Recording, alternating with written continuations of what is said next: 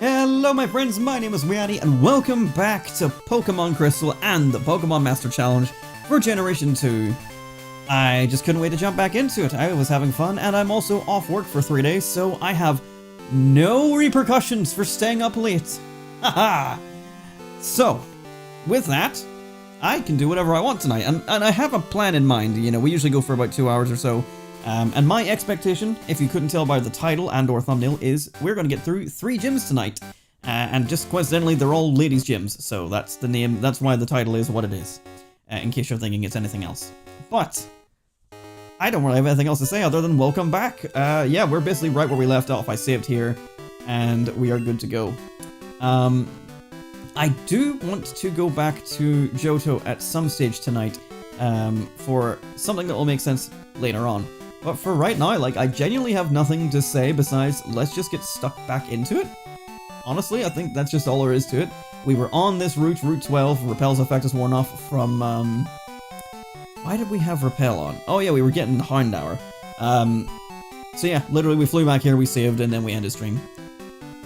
Hello. I don't know what that is, Dark Flare. But hello, welcome. Straight in. Straight in. What's most important in our everyday lives? You know, this has just reminded me, it's like a really old Game Grumps bit from like when they played Fire Red, so like really old. But it just takes me back to like whenever they did the whole bit about like the things they say before a battle sometimes are quite weird when you think about it. And they made a whole bit of like you know, she will be missed dearly, and she lived a life well lived. Gravedigger Ted wants to battle. I didn't quite get the quote right, but it's just something completely random. Or it was Aaron saying to Dan, like, do you think you are the way that you are because of how your mother treated you? Psychiatrist Ted wants to battle. It's like, yeah, they say some weird stuff, and that was one of them. That's why it came to my mind there. Chowder as a Cartoon Network character. I misspelled that horribly. You did. I did think you meant Chowder, but you said Chowdy, and I'm like, is that something I don't know? I don't know. But hello, welcome. Sorry, I jumped straight into gameplay there for once. This time around, I had nothing to sort of pad out to start with. Oh, I had a prop. Oh, it's over there. Damn it. I have had a very lovely evening so far because I went out with family to mini golf, and I won. The scores were 55 to me, 56 to my brother and my uncle, and then 62 to my mother. Or 64 to my mother, actually. So it was very fun. So, won by 1 point, and I got on the board. So this mini golf place, it actually is 21 holes instead of 18 holes. And if you get a score, if you get the lowest score on the day, week, or month, they put your name on the board. And I got the lowest score of the week and the day, so I'm on the board, and I put my username on there, WeeAddy, so that feels great. A little bit of self-promo, and I also won. The highest score of the month was 50, so that's a shame, I couldn't beat that. I believe there's a cut tree here, so I could dump off a Pokemon temporarily to use that, but I don't think I will, although Heracross did just level up, so let me switch him out there and give him his pink bow. And you know what, like, Heracross doesn't really have anything that we need to keep on us, so I think actually I will. I'll go get Paris, because for some reason there's like a small amount of things that can be cut down still in this game. We'll lead the charge with Espeon, even though they only need 1 level. But I'll grab Paris just so we can open up any trees that we need to get into. Thought I'm doing this in the wrong order. Yes, I won mini golf, and the reason we were mini golfing is because, and I don't like making it a thing, I did mention it last episode, but it is my birthday this week, and by this week I mean in 30 minutes, March 27th, I will be 30 years old. Granted, I won't quite be 30 because apparently I was born in the afternoon, so plenty of time still to go, but the date is the date. But one of the things my mum got me was novelty toilet paper that says, holy shit, you're 30, and some other shit-related puns, and it's sitting over there, and I did have it on my table ready to use it as a prop, and then I forgot to do so. Oops. I also think my Paris is in a different box. Yes, I'm mentioning it purely for the story of tonight, rather than give me adoration and praise, because I hate that shit, so don't sound off about birthday. I don't. If you say it, then thank you, but I don't really care. It's not a big deal. No, not that I don't care about you guys saying it, but I just don't care in general. Let's see. Box 3? Right, hang on. Let me withdraw something that I don't need from here. Murkrow. Hang on, this isn't working. Hang on. And we're gonna deposit... We'll deposit Kingdra. I'm making a big balls of this. Because I like to bring... what is it called? Paris. Along to the later boxes so that they're just easier to get to. So let's deposit... No, let's withdraw. Not again. We're not doing this again. I nearly bit my tongue there because I was trying to say not again as I was actively sneezing and nearly bit my tongue. There it is. Okay, and then we'll put Murkrow in here because we don't need Murkrow for anything. And then we can change back to box 4. And then Paris is easier to access. Hooray. I'm happy to possibly go out. Oh, you're about to possibly go out. Wanted to at least say hello. Well, that's not a problem, Darkflare. Hello. Welcome. And if you have to leave, then goodbye. But thank you for stopping by all the same. As always, these videos will be available as VODs, as you know, on the YouTube channel. So you don't have to miss a thing. If you want to catch up on it, you can. But if you don't want to catch up on it, you also don't need to. Or want to. Or, no, you don't need to. Unless you want to. But watch it if you can. Like, subscribe, other shit. What else is there? Is it just like and subscribe? I guess notification bell, that's still a thing people say. I don't really keep up with what the YouTube meta is anymore. Not that I ever really did, but like, you know, memes and stuff. But thank you for the birthday comment. Brain is not functioning. Okay, I think I'm good to just progress. We're going to use Espeon, then we're going to switch into Kingdra, and then everyone else up until we get to Heracross again. So this is going to be fine. Paris is just on here to use Cut. With no new encounters in this area, which is lovely. Lovely stuff. We don't have to be kept up to date, or we don't have to be held up by anything. We found a Calcium, which I believe is to increase special. I think. Yeah. Well, you gotta go on Espeon, I think. Wait, is that the amulet coin? Did I do this wrong? For fuck's sake. I think, yeah, I took the Miracle Seed, and I think I re-equipped the Miracle Seed or something like that. Wait. There's another cut tree here. Huh.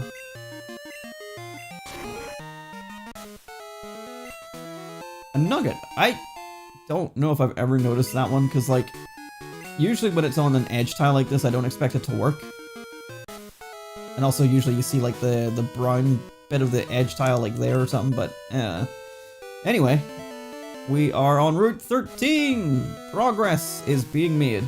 But yes, I'm pretty sure there's a cut tree up above here. I can't show it without triggering these battles. There it is. So that's another reason why I was getting it. I don't think there's anything unique in these pieces of grass. But still. Yo, yo, yo, yo, birthday. Tomorrow birthday, which is in 24 minutes. But technically born in afternoon, so not really birthday, but birthday. But we don't care about birthday, we just play video game. But welcome, Brisk, hello. We are going to be just absolutely plowing through this game tonight, I think. Just wrap up these 3 gyms easily. And honestly, like, here's the thing. I predict I'll get through 3 gyms. I think I might still have loads of time left over.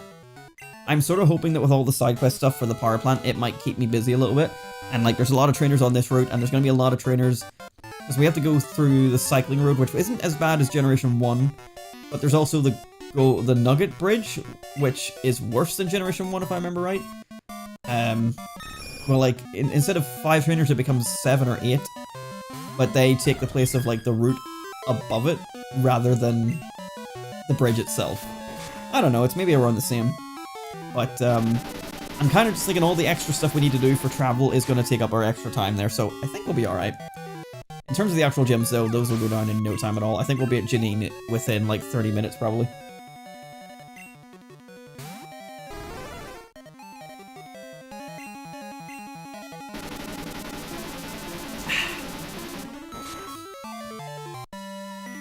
Whew. Happy indeed, yes. Brett! I will never forget the 7 days to die world that we played on, called Brett Has Big Dick. And boy, did Brett, who I never met, have big dick. He was an inspiration, truly. Where's my calcium? I hope I don't run out of inventory space while I'm doing this. Here you go, Espeon, you can just have it all, because you will be the best person to use it.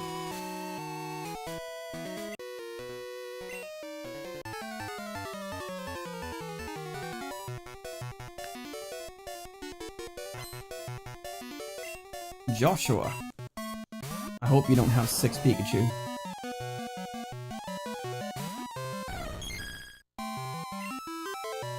I wonder how much... Is it 16 levels lower than us, but also is it Pikachu? Yeah, their defense is pretty brittle.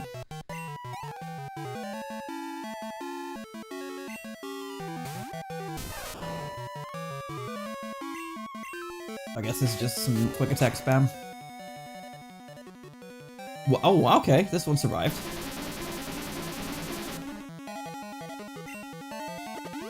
And has a berry?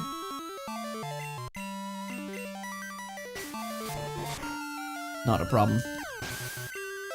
But yeah, I kind of feel like I'm, you know, throughout the whole process of doing this challenge, you know, Generation 1 and then up to, you know, today, day 14 for this challenge, I think I've very rarely had a spot where I was sitting here thinking, God, I don't know what to talk about.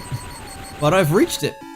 And I think it's just because we've jumped in so immediately into this episode tonight, and I've just kind of like, wow, I don't know what to say. Because in recent episodes, we've always had like a plan, and there's been a lot to do to get to that plan, but tonight it's literally just blast through the routes, the trainers, and then get to the gym leaders. Like, there's really not much to what we're doing tonight.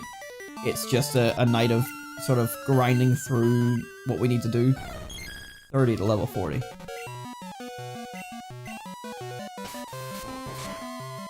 But I'm sure I'll think of something. I usually find something to rant about, and at the end of the day, just like we talked about on DualShock, the golden silence is also a valid way to do this. We can just not talk for a while. That's perfectly acceptable.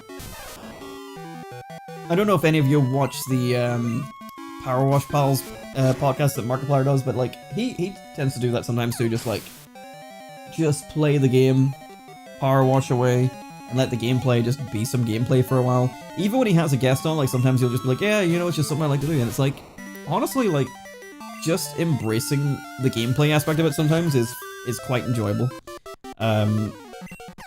There is a Let's Play I have that's like currently still ongoing, and has been ongoing for a while, that is my entire intention for a specific part of it, is to just let it play out as it is.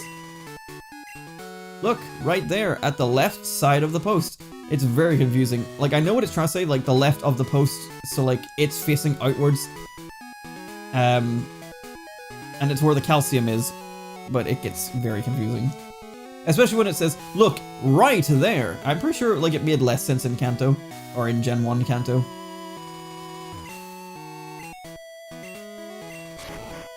But yes, anyway, the golden silence, it's quite nice. It is quite nice to just let gameplay be gameplay sometimes. Obviously, I don't want to let it be all there is, because I know that the stream needs to have something to it. But a Quagsire. So this route, as far as I'm aware, doesn't have anything new for us. There is one thing that is interesting, though. For one, that Quagsire was a 19% encounter. This route has, for us... Is that right? Oh no, that's wrong. I was looking at gold. This is 39% encounter. So this route has Quagsire, Venonat, Noctowl, and Venomoth. So nothing new that we need, but there is also the only location for Chansey. And Chansey is an interesting one. Now technically I don't need one because I have one in silver, because I absolutely grind it out like crazy. Like multiple hours a night, probably around 1 to, like, maybe like 2 hours at most, really, per night for a good number of nights, looking for a Chansey. Specifically, holding a lucky egg, which I believe is a 2%. Let me see. Yeah, a 2% chance to get a wild Chansey with a lucky egg.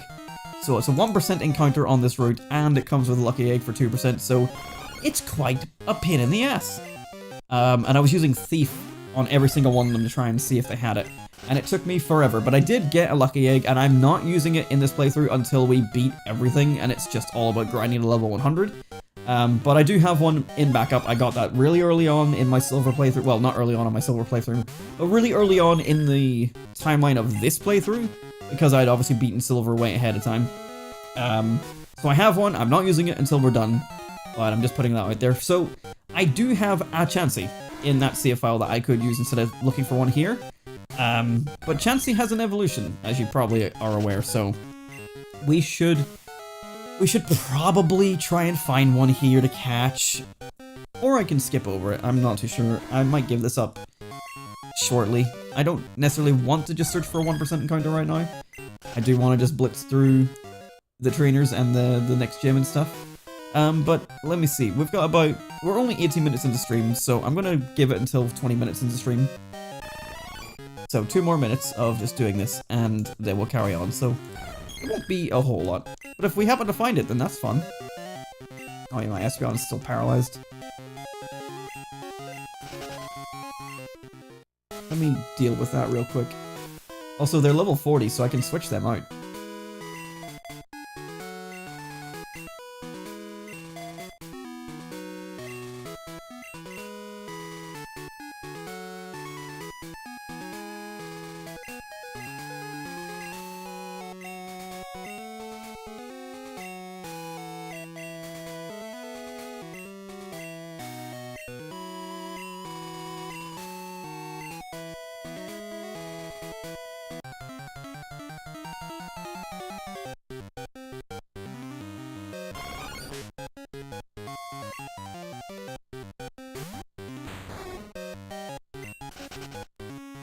Danger has a really good back sprite in Gen 2, surprisingly.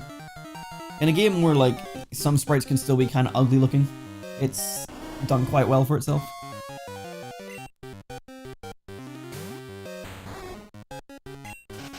I could never get over the fact that its nose looks like a key, though.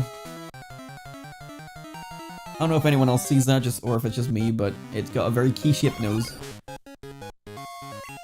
Okay, with my amendment of the items there, we now have about 2 more encounters left in us, so I'll do 1 more after this one and then we'll carry on. As I said, I just wanted to do it a little bit, just to see if we could find it, just by chance. Chansey. But I might trade it over, or I might trade it over and braid it so I can get one that's from a lower level, because then it will be easier to level up. So it's a friendship evolution we need to do with it. So it's gonna just take a bit of time. So if we get it from a level 5 and an egg, it might be a wee bit easier to get those friendship levels. Might be. I don't know. I don't know what my plan is. Ideally, I take it from the wild and do it that way, so it's the full authentic experience, rather than trading it from a separate game that I already played.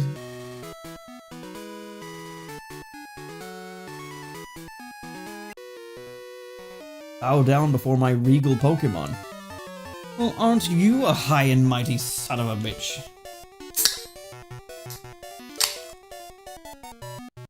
I'm gripping it and ripping it, gamers.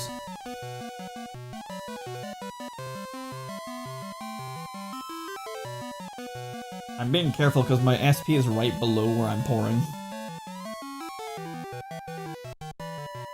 Is it?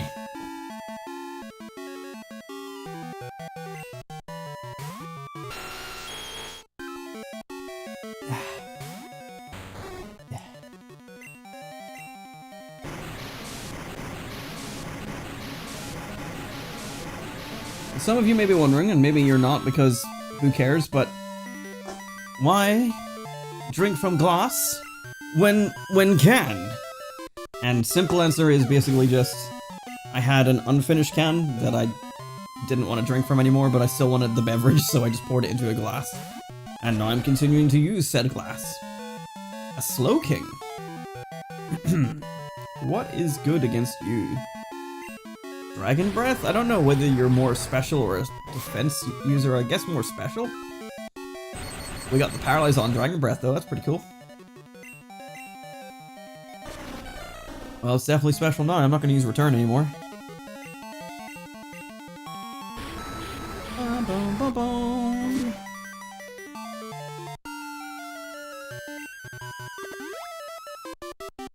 I'm noticing more held items by the wild trainers, at least. The wild trainers, by the random trainers? I don't know what to call them. I mean, it's all just berry, but it's better than 0 item at all.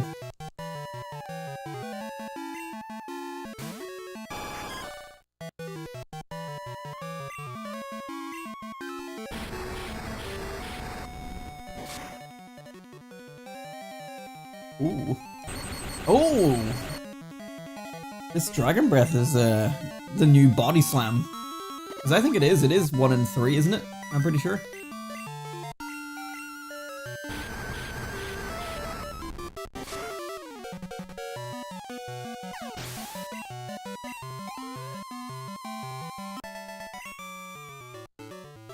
Oh, dare you mock royalty! Oh yeah, that's right. What was he using? A Sea King? And Slow King, and was it Needle King as well? Or was that the previous trainer? I don't think I ever put that together. Because I am not the smartest tool in the shed. You're gonna block me off from this side, aren't you? I knew it, you piece of shit. I should go to Rock Tunnel and get myself an Onyx. You should get out of my fucking... Why did that happen?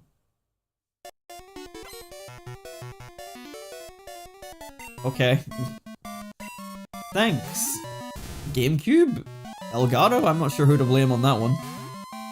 Need to see if we're still synced up. Bah. Bah. Bah. Bah. Bah. YouTube, tell me, are we still synced up?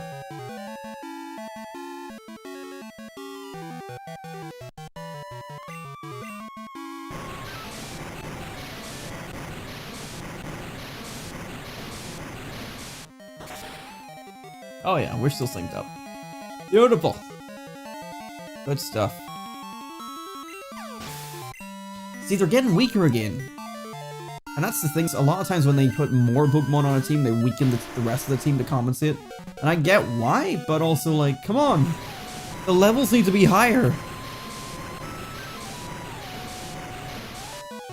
It's not enough. It's just not enough.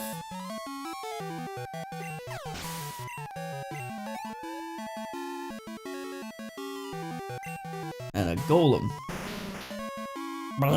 Look at me! I'm Golem!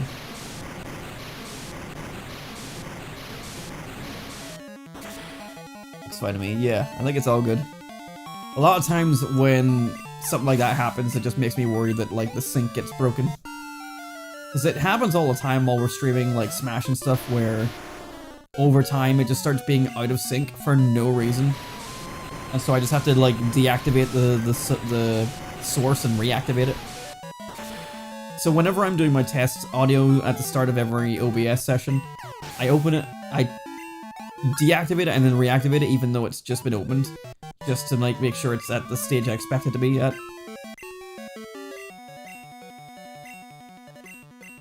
Oh, thank you. I lost.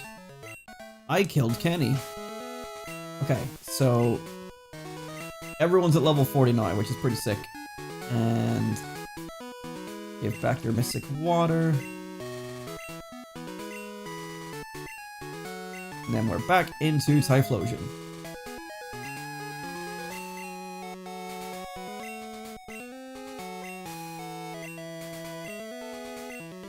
I don't know if we've talked about it yet, because, like, I don't really talk about, like, upcoming game sort of related stuff a whole lot.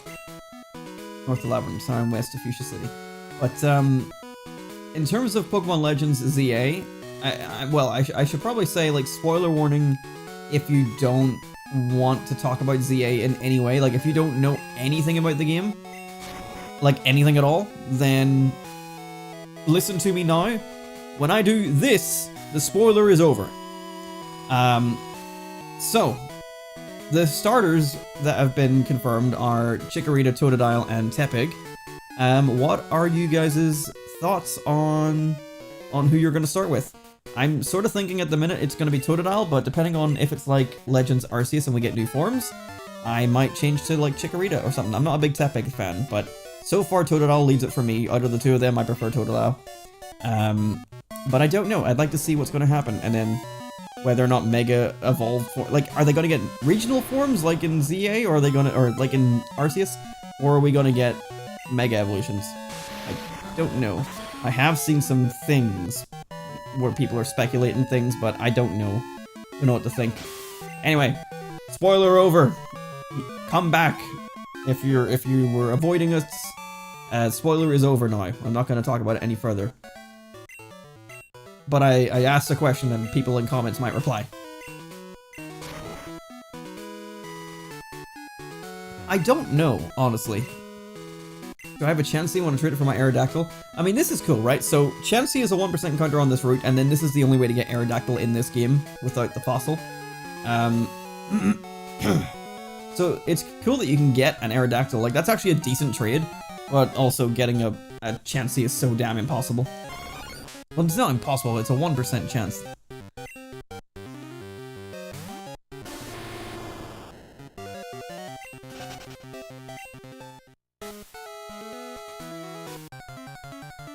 And I know I said it would stop, but we found new grass. I have to check it, even though it's the same grass as before.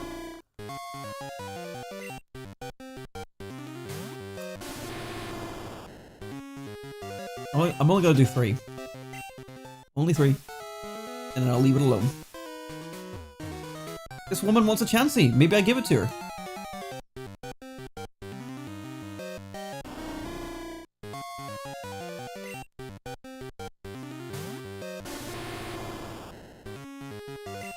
Alright. I'm also just avoiding trainers. We've done a lot of trainers already. Like, I don't know if I mentioned it enough in the last episode, but I really do not do, like... Well, when I was younger, especially, I actually tried to avoid trainer battles a lot. Like, I'm more into the collection side of the game, more than the... If you couldn't tell by the whole premise of this Master Challenge, I'm more into the collection side of things, but, when I was younger, I'd really try to avoid battles where possible, you know, mainly only doing the ones in the gyms and ones that I couldn't avoid. I would avoid all the optional ones, essentially, and I still got through the game okay, you know, obviously I would use items and stuff, but, you know, I just didn't go with every possible fight that I could do, even though I could do it. I don't know why, I just was not a fan. And I'm not, like, I'm still not super much a fan. I do understand it better now that I'm older and obviously know how the battle mechanics work. I already knew how type advantage worked, but now I understand, like, stats and IVs, EVs, DVs, whatever the hell. Like, I understand all of it. So it all makes sense to me. But, you know, it's like, well, it gets a bit slow sometimes. Certain games especially, like, really slog. Like, I do appreciate the older games because, like, they still feel quick and snappy.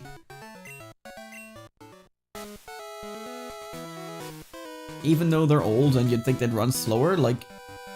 I think I remember when I started playing this game for the Master Challenge, like, it felt stiff to begin with because they added a delay so you could input left, down, up, right, and turn your character without moving off the spot. And so, like, that translates to the bike as well. Sometimes it can feel a bit stiff. But, like, once you've been playing it for a couple days, you really get over it. I spammed the A button there. I wanted to use my Thunder Punch, because why would I use Flame Wheel when I have Thunder Punch? Damn it!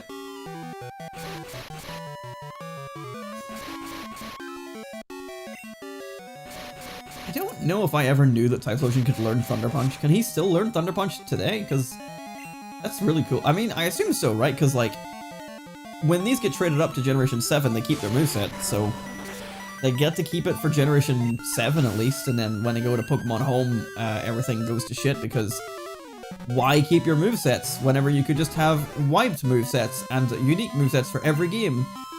Is that not more work than just letting everything go through? I don't understand what the hell Game Freak were on when they made that decision. Like, I get it, they wanted to cut things out because, like, the amount of things in it were getting bloated. But then they keep bringing certain things back and then removing other things. It's like, oh, okay, so this wasn't about the bloat. It was about you just removing things arbitrarily to re-add them later and then remove other things later. Like, what the hell's the fucking plan here? I don't know. I still love modern Pokemon, but, like, I really don't understand some of the decisions behind what they do. PP up! I'm not making a joke. No joke here. Route 14, Route 15. Oh yeah, well, is there anything new on Route 15? I put on... Hang on, Route 14. Was there anything new there? Hang on. Route 14, Pokemon Crystal. Oh, there is something new. Piss off, Gina. Oh yeah. I know. Right, guys, remind me, like, an hour and a half from now, Route 34. Okay, yeah, there is something new. Once again, it's during the daytime only. On the previous route, Route 14. I was going to stream during the day today, and then I didn't because I got busy with other shit. And then this route has nothing new, okay. But I might stream over the coming days, because again, I'm still off work. I'm off work for 3 days. For the whole birthday thing. Just as an excuse to have time off. And the, I might stream either tomorrow afternoon, Thursday afternoon, or Friday afternoon, so one of the next 2 days. Just so we can at least get some of the daytime captures that we need. I don't know if there's many of them, but I know that there's at least 2. I need to switch into Crobats next. It's 11:59, gamers, I'm about to do it, I'm about to cross over the 30. Is it Tentaquill? What? Oh, hi, Sludge King. Hello! Did you see I got my Ho-Oh after 16,000 encounters? Good to see you. Hello. It's my birthday in a matter of seconds. Yes, but I don't really care, but it is just a fact of the night. It's midnight. There we go. I'm 30 now. Technically speaking, I was born in the afternoon, so I'm not 30 for another like 12 hours minimum, but not the point.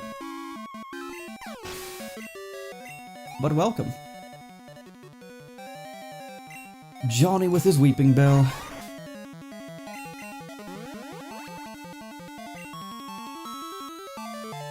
Happy birthday. I did it! I made it to 30!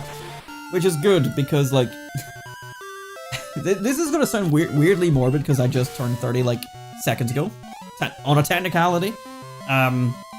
For the longest time, because of my health, and when I say my health, I just mean, like, I'm not a very fit person.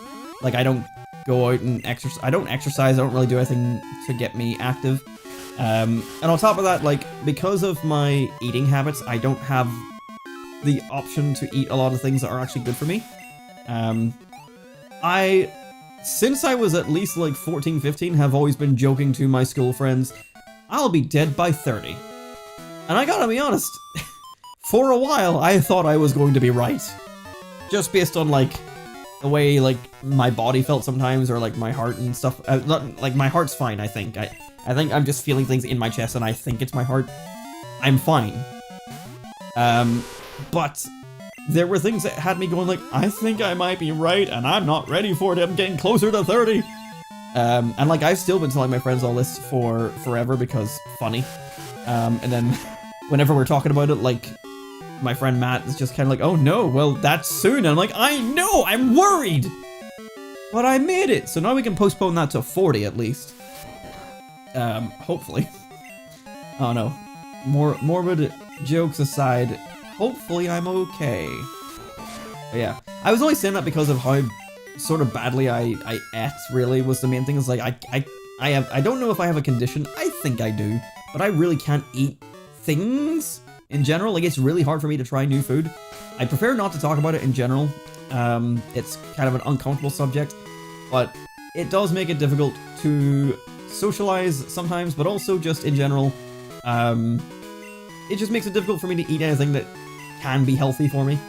So I just stick with what's comfortable, and I just go, fuck it, as long as I'm alive, I don't care. And hopefully it remains that way. Where... Do you still have the amulet coin? You do, okay. I made a mistake. Don Fan.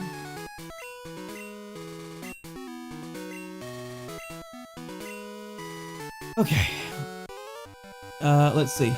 I did see the whole in my recommended below the chat box after clicking on this. I don't think it got recommended to me because the past 2 weeks I've been watching nothing but Family Guy. Ha!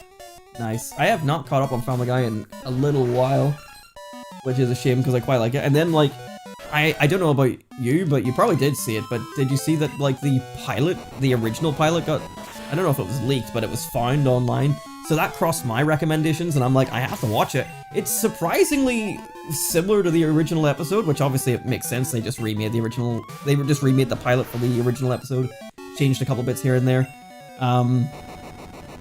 Chris's character in the pilot was weird as hell. Like, it was like just a complete dude bro. But I don't know, I find myself laughing even though the first episode is kind of shit, like by today's standards, but like, I had a good time watching it again. I was like, man, you know, I miss Family Guy.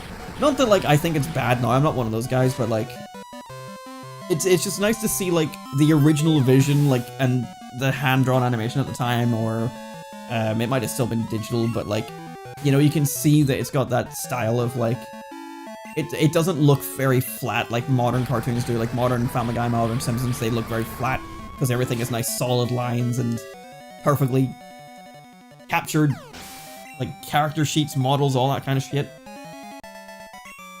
And not that there's anything wrong like that. I don't think those shows would still be as popular as they are if they maintain the same crappy art style for 20 years, but yeah, Family Guy good. I do miss it. And like when I was sort of watching them back like a couple of years ago, it's like, man, people really give the show a hard time, but it's quite enjoyable. And like sometimes there's a good amount of heart to it, and like, who doesn't love the Road 2 episodes with Stewie and Brian? Like, they're some of the best. Do another one more encounter, because I want to see if we can find the Chansey. Sorry, excuse me.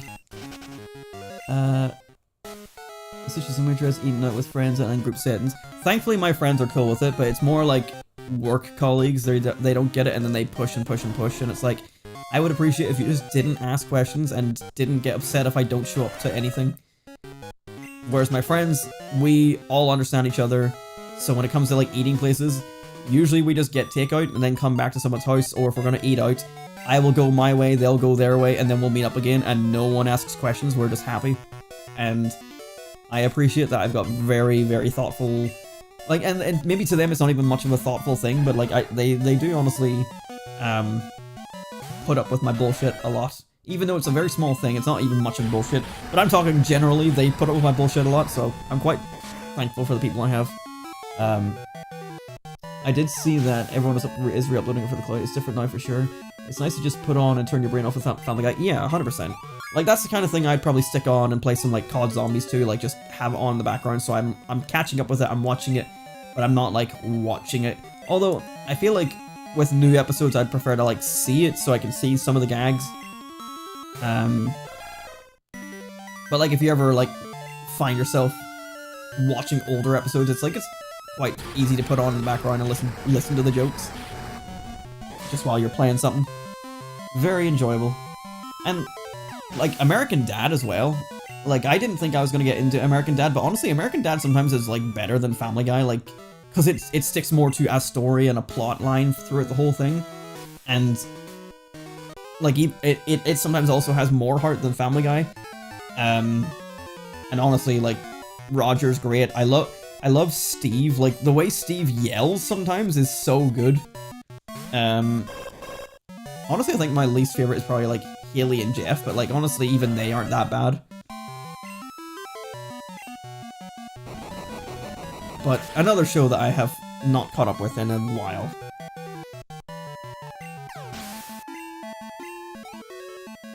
But what I do want is more South Park. They have been off the grid for a while, and that's obviously because of the... I think they're in a lawsuit right now because of the whole streaming service deals thing that they did, but man, I love South Park. It never misses for me. I mean, like, going back to older episodes, it definitely misses on repeat watches on some of them. But, like, a lot of the new ones, when they come out, like, they hit quite frequently. I love South Park. Oh yeah, I should trade off of Donphan here, because level 41. Oh, never mind. I've been jump scared. Where am I? I hear the lore for that is nuts. I think I watched a video about some golden turd conspiracy a year ago. Holy shit. Are we talking about American Dad still? Because, like, yeah, that sounds familiar, and I forgot all about that. And I'm sure, like, once I saw, like, see clips from the episode, I'd be like, oh yeah, that one. It might not have been a golden turd. I do remember there was an episode about a shit that Roger took, and it was, like, jewel encrusted, and then everyone went mental and killing each other for it, because it's a jewel encrusted turd. That was a very, very funny episode, actually, yeah. And then it turned out, like, because, like, that was the whole bit, was, like, by the end of it, it was just Roger taking a shit. Or something to that effect. I think. I can't remember. Yeah, American Dad's good stuff. And obviously, like, you know, it's good for those people who are not a fan of the Family Guy cutaway gags. Which, like, I feel like over the years, the cutaway gags have gotten worse. But, like, they can still be good at times. It's like one of the, like, older ones is, like, the whole Conway Twitty bit, and, like, that one was not funny at all. I remember watching that for the first time as a teenager and just being like, what the fuck is this? Why is this what they decided to do as a joke? That one was terrible. But I think it's that kind of attitude towards them that has Seth MacFarlane going, alright, double down on it. Absolutely. Yeah, that does sound familiar now. Right, I think I'm right at the end of the route here anyway, but let's, fix up Donphan here with soft sand.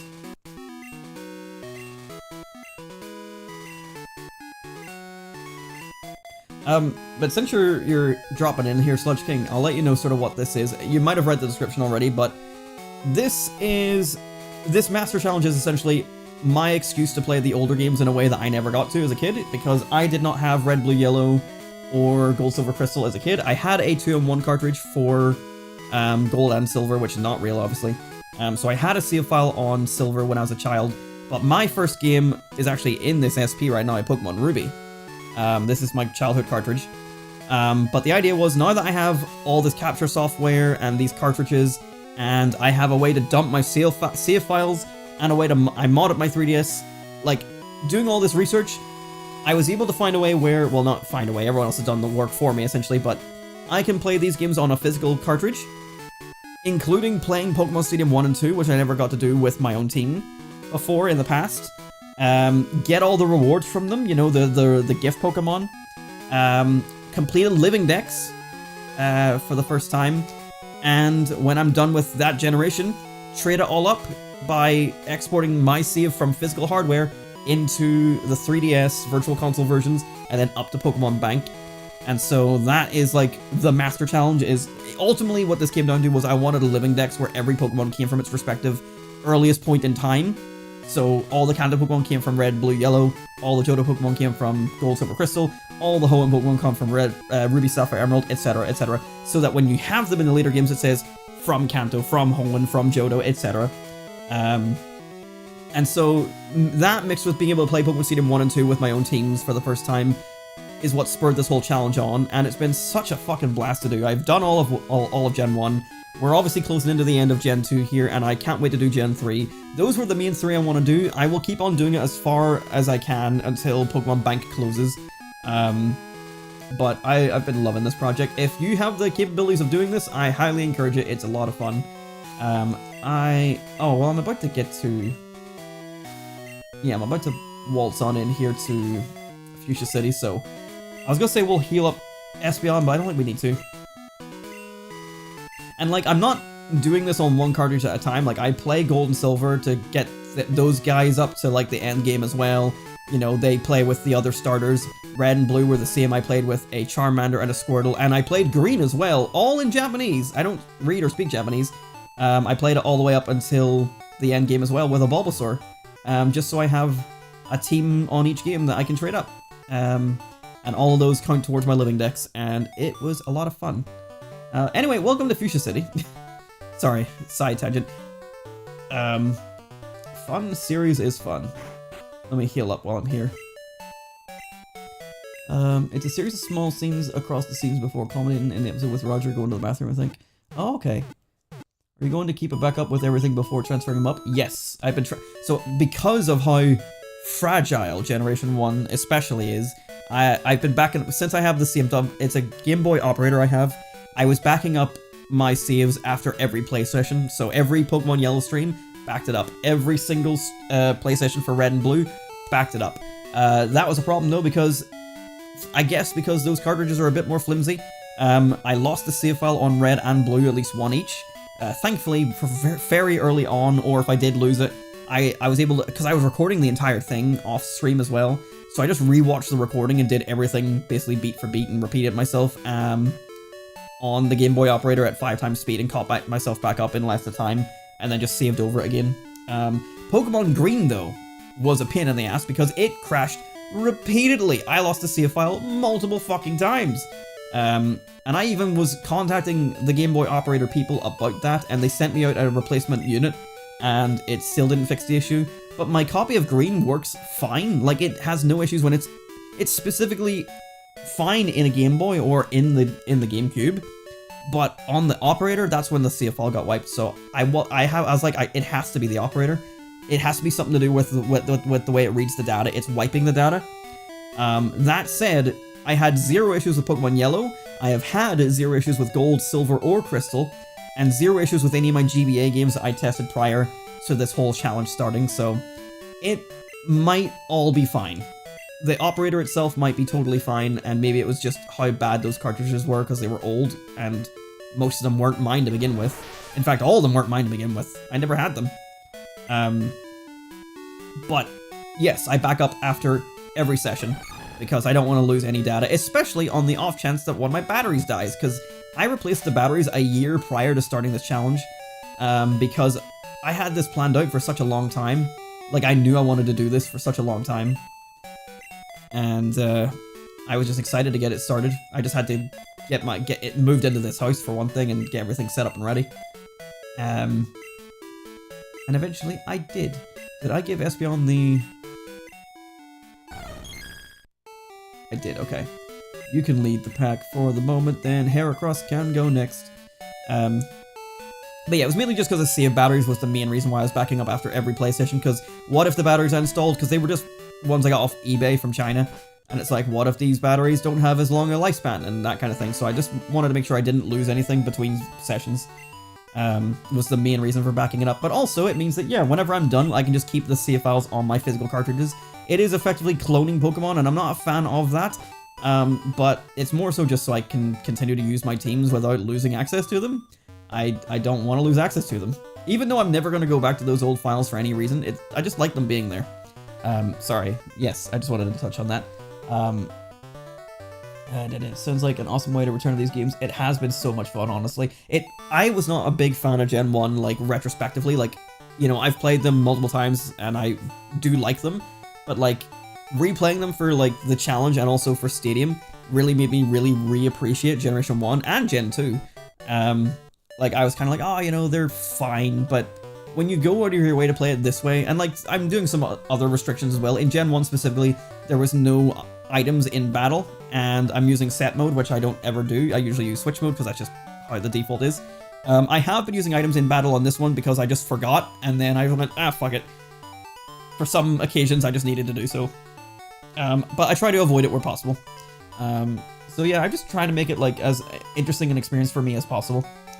I want to do something like this, but I've got like a billion other projects I'd like to do for YouTube first. Yeah, absolutely. I mean, prioritize just what you want to do, obviously, and then get around to it when you have the time. The operator keeps it back up of every session, I think, also, if you did it on there. I've been playing it only specifically on the GameCube because, again, I want this to be as authentic as possible. I don't want to use emulators to play it or speed it up in any way. The only exception is in Stadium 1 and 2 for the official way to speed it up, which I will be doing at some stage to do level grinding, but honestly, like, I wanted to use my Game Boy player because I have it. I modded the GameCube so that the Game Boy player plays in stunning HD from a video from MV G? Is that what they're called? The guys that have like the old Game Explain guy on it, John. Like I followed his tutorial and like this is using official hardware completely, no emulation, and this is why it's so exciting to me. I don't have to emulate my gameplay to save it. So like I could play it on the operator, and I kind of had every intention to do so if I wanted to or needed to, because I'm still plugging it in. But the way it works is it's still effectively emulating it, so I just voted against it in the end. But this is effectively the same thing, and like yeah, I can do the Game Boy Advance LNR thing. Just it's completely legitimate, and it's just better quality because of whatever this mod is, and it's so sick. I've been playing so much TF2, dude. The people that play this game have no lives, including me. This has been taken away from the work I've been doing. Please help. I can't help you, Brisk. Unfortunately, I know what it's like to have crippling addictions like that, so I'm afraid you're stuck. No judgment from me. I keep bags of PK hex files for every shiny I get on like every Sword device I have. Every drive and thumb drives I have used my Gmo player like once. Maybe you should add it to your setup. I mean, if you can, yeah, absolutely.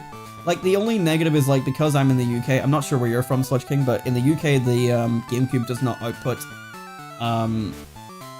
like, we have a worse, like, output, I believe.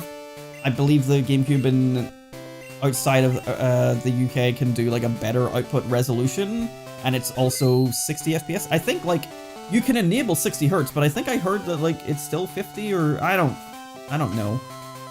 I think it's more the resolution, like we cannot, even if we got component cables, I think that's what it is, we cannot output the full resolution of what GameCube can do. I think it's the issue. But honestly, for something like this, you don't really need it. More noticeable in the actual GameCube titles, like Mario Sunshine and Double Dash and stuff, but honestly, with the Retro Tank, which is what I'm using to play this all on, it's a upscaler, which is another thing, like just looking into this whole project, I was like, I need an upscaler that works on this TV and makes all the games look spicy as hell. I use a SCART cable rather than the component or composite cables. A SCART cable and a Retro Tank, and everything looks gorgeous. And even the GameCube games, even though they look a little fuzzy, they still look gorgeous.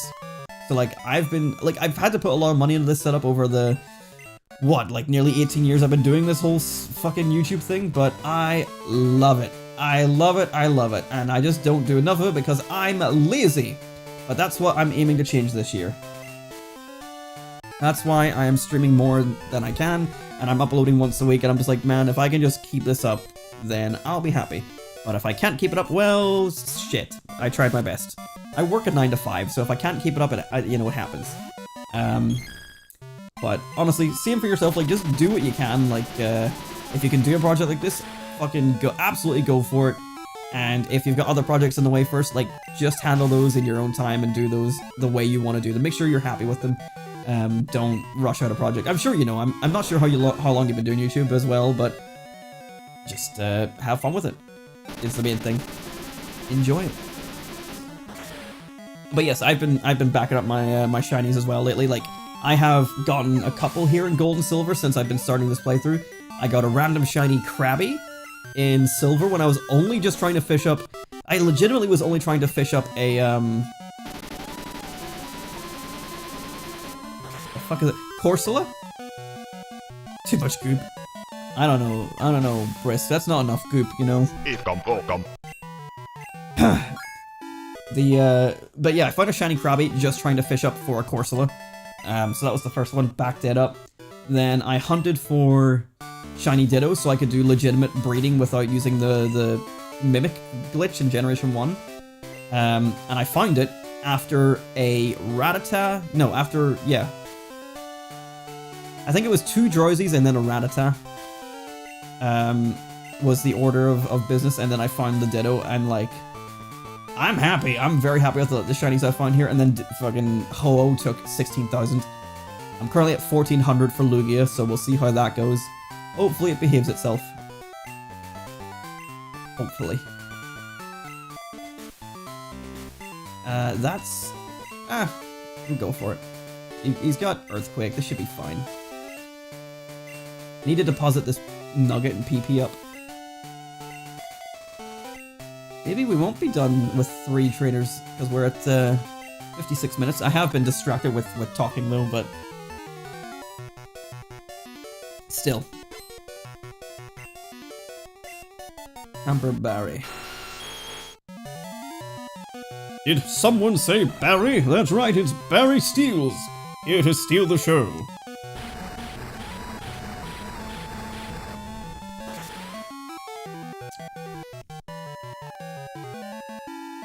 Thank you, Heracross.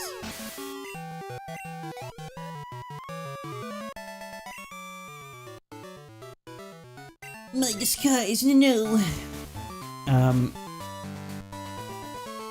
I am pretty sure that this one is Janine. Let me talk to this one next. Yeah, because you can reach this one from the front. And I'm pretty sure if we talk to Janine first and get her right, then we don't get to actually do all the trainers, so... just making sure. Yeah. You didn't fool me! Absolutely accusatory language out here. Am I in the right place? I'm like kinda off-center.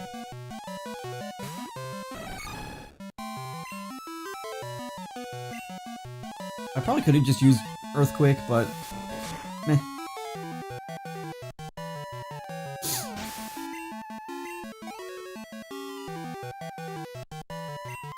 Linda!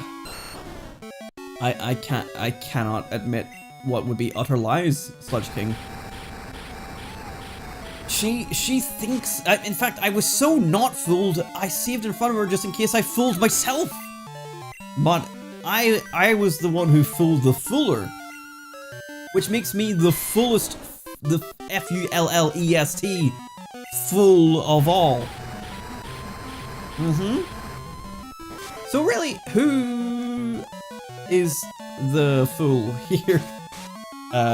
This woman, whose name I forget. Janine, no. Jenny. I don't know. I don't know what her name was. Linda! That's right, I did say that, say that out loud. You're not weak. Nope. This is not an infinite situation. I'm not weak. I'm not weak. But I'm actually not weak, unlike Infinite, who was pretty weak. Janine! I'm so sorry to disappoint you. Wait. I'm only joking. I'm the real D-Bones. What the hell? Oh, no. What is happening? Did stream die?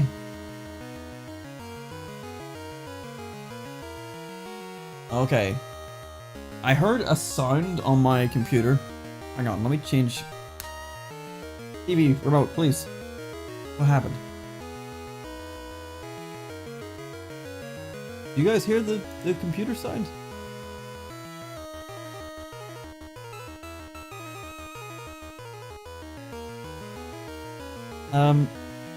I don't know what happened, but I heard a sound. I looked over and OBS had said that my kilobytes per second had just like dipped, and the YouTube stream was like, so I'm glad it didn't die, because I like these all being in one video whenever they're uploaded, so I don't want to have them split up.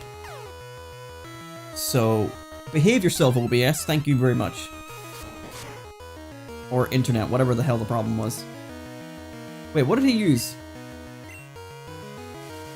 Oh, he outspeeds. I probably should have went with Endure. I kind of just forgot what the hell was happening after the whole stream nearly dying thing. Don't hit yourself. Oh! We got the turn 1 drop confusion. Hell yes. Okay, good stuff, Heracross. Good stuff. Alright, I think a switch out is coming. Venomoth is next. Right, let's switch into... I mean, Kingdra's next. I'm gonna go Typhlosion just for the fire damage, even though it's not gonna be very good against anything else, but still. A Dire. Why would you use that?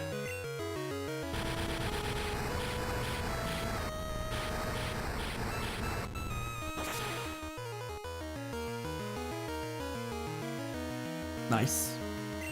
Good stuff, Typhlosion. I feel like Typhlosion's been struggling to kill for a while, so I'm glad that worked. To be fair, this time around it got to use it with its charcoal and not with an amulet coin, so that definitely helps. Wheezing, are you going to explode? Just go Flame Wheel. Who's my bulkiest Pokemon? Donphan, I guess. Haha! It's direly. I think it's the one that got hit direly with its poor speed. I always find it interesting whenever the AI uses items like dire hit and X accuracy and stuff. I'm like, pfft.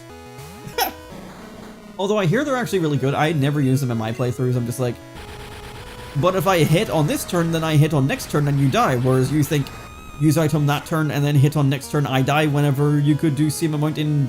I mean, I get the idea. It's essentially a stat buff, but like... And that can cover more than one Pokemon, but as you can see by my moveset, damage equal win, stat boost equals stall. But I know how it works. I know how it actually works. Like, I just like having the various amounts of type coverage. Oh, and an Ariados to finish. And it's not even as strong as your Weezing. Why did you have 2 Weezing? At least she's got a Johto Pokemon. Alright, I was not expecting to just end this with Typhlosion. I was half expecting to switch into Espeon at some stage, but there we are. Janine has been defeated. You're a tough one. You definitely won. Here's Soul Badge. I always find it weird. I know it's done because of localization stuff, but here's Soul Badge. Take it. Instead of here's Asshole Badge. Also, apparently the localization for these games were like really difficult just because of the amount of screen space available to the text. You're so tough. I have a special gift. It's toxic, a powerful poison that steadily saps the victim's HP. It is interesting that you still get toxic here. Because not all the gym leaders here give you any TMs. So it's weird that like some of them do. Seizure warning for poison. We are going to make it to a Pokemon Center right away though, so just avert your eyes.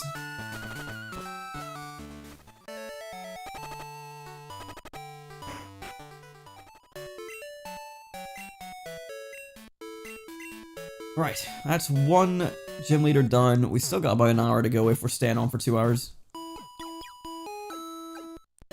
And I'm not sure if we're going to get them all done. So, obviously, as usual, I'm going to stick to the plan. So if it goes over 2 hours, then so be it. Excuse me.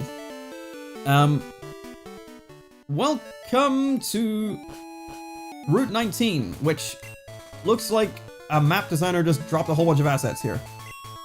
Who knows how long it would take to move this boulder. Sorry, this road is closed for construction. If you want to get to Cinnabar, you better go south from Pallet Town. I don't remember if I ever noticed this prior to like playing these playthroughs, like Gold, Silver, Crystal for this challenge. Because obviously, as somebody who played Gen 1, I want to go from here to to Cinnabar the normal way. But then these guys actually tell you, no, go the short way from Pallet Town. From this arbitrary roadblock, but they clear it up once you go from Cinnabar to here again. I don't know at what point, if you have to beat the gym first or what, but this does open up again. But at that stage, what's the point? I don't understand. Anyway, just something interesting.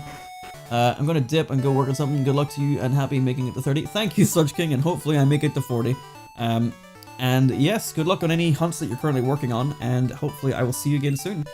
Whether that's in stream, in comments, or in your next upload, because I'm looking forward to see what you're working on. But thanks for stopping by. My neck is not in good standing today. Hang on, I need to see if there's anything new in Fuchsia City. I don't think there will be. Cerebi, don't produce hidden ads for God's sake. Go away. No, there's nothing new, okay.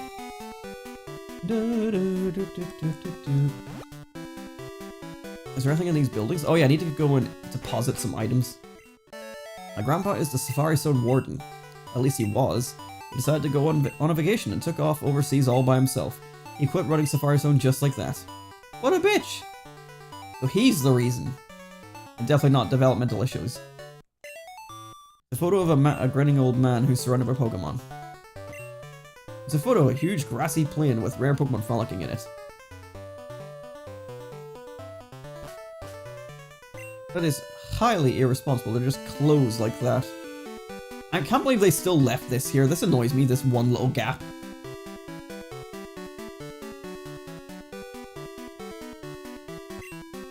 I know the Elite Four used to be the leader of Fuchsia's Gym.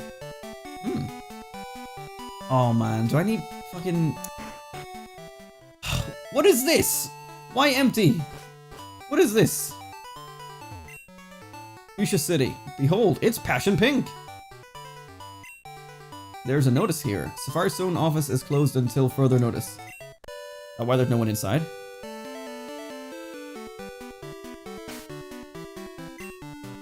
Who is... I'll just stick with Heracross until it hits level 42. Hello! I'm a bit early for you guys. Cycling Road is a quick shortcut to Celadon. It really isn't though, because you're making me go uphill, which is just slow. Birdkeeper Bob.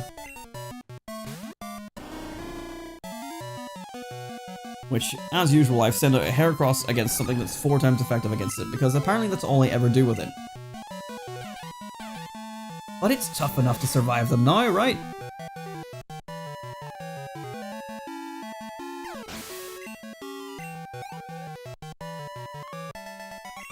Birdkeeper Bob. We're not doing this again.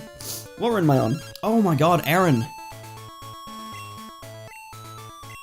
No. I don't want to battle you, Aaron. Right, is there anything new on this route? There is, during the day. Oh. Can I ever just get, like, nighttime only to be a thing? I mean, like, sure, I can adjust the clock and be a dirty, sinking little cheater, but I'm not going to be. I'm a good boy. Like, not unless I absolutely have to when we're, like, near the end of the series or something, but, like, ugh. If you're looking for Pokemon, have to look in the tall grass. I know. I have 11 gym badges. I know. Birdkeeper Boris. Boris the Builder. Boris the Builder.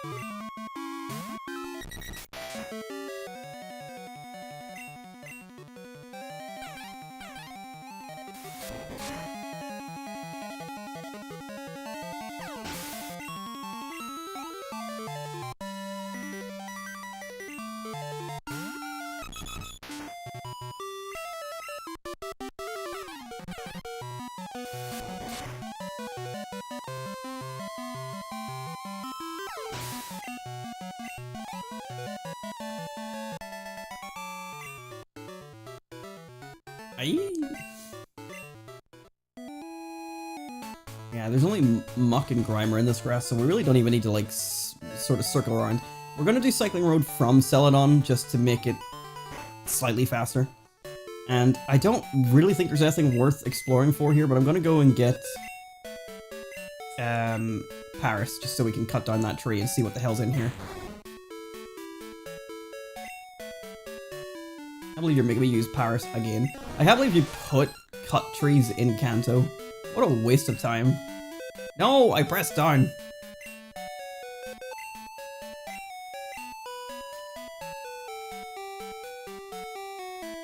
Oh good.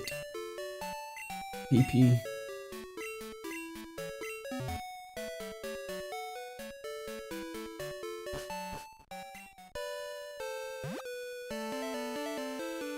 Right. Better be something exciting here. Hello, woman. The Safari Zone is closed. It's sad considering it's Fuchsia's main attraction. They're self-aware, they know. Pokemon. Anything good here? Great Ball, Ultra Ball, potions, flower mail.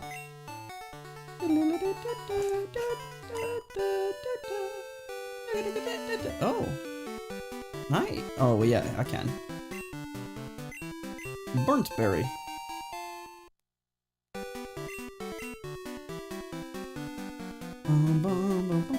Hello, sir. Oga's daughter succeeded him as the gym leader after he joined the Elite Four. Yes, I gathered as much. Thought they removed doors and everything. The warden is traveling abroad, therefore this virus zone is closed. Man. Each side. Yeah, so there's like nothing here. There was, what, a berry? Wow.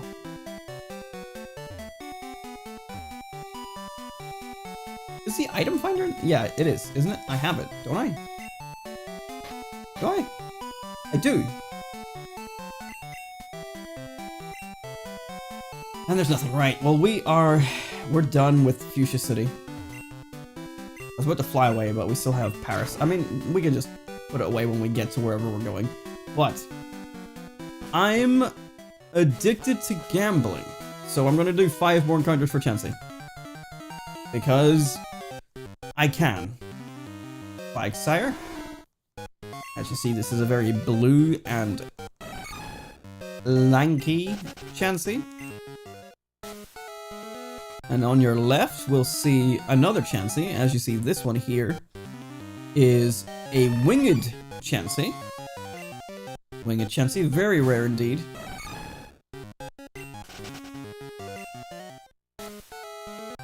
And you'll all know it from your pamphlets, but you'll see this one is the furry Chansey. Obviously because it's fuzzy and furry and not because it likes animal creatures. Animal creatures? Animal drawings? I don't know. Making a furry joke. Anyway, you'll also see the other winged Chansey. So what, we found everything on this route except for Chansey here. Fuchsia City. Route 15. Yep, we found everything. So, on our 5th encounter, we find the actual Chansey. Okay. Well, can't say I didn't try. Bonus Chansey. I have a problem. I like finding the rare encounters. I'm sorry, I like to find wild Pokemon. It's fun. There's a reason why shiny hunting appeals. It's like, even though you're just finding the same one over and over again, it's whenever you find the sparkly one that you're like, oh, dopamine! Okay, anyway, so we're done here.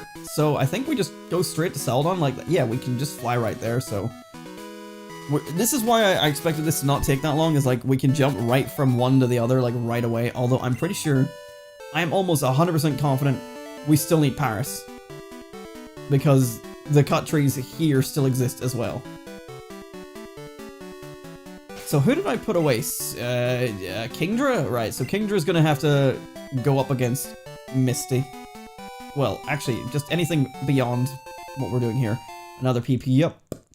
PP up, PP up, PP up, PP up. Can I get a PP up? No. Have you experienced PP up problems? Hello everyone. Hi! We're holding an eat-a-thon contest. We can't serve you right now. Ooh. Very nice. Did that man just take from the trash? I'm pretty sure these guys are all just... Wow, I can't believe you'd say that out loud.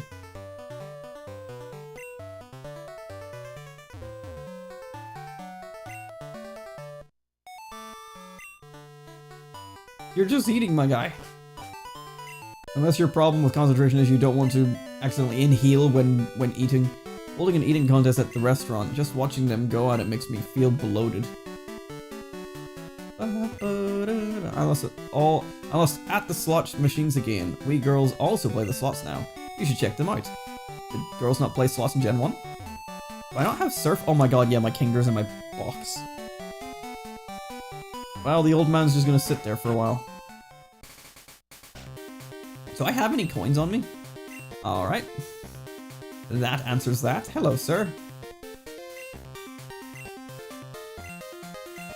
But I don't have enough coins yet. Hey, underneath this poster, there's nothing. There's a psycho coming in here and lifting up all the posters.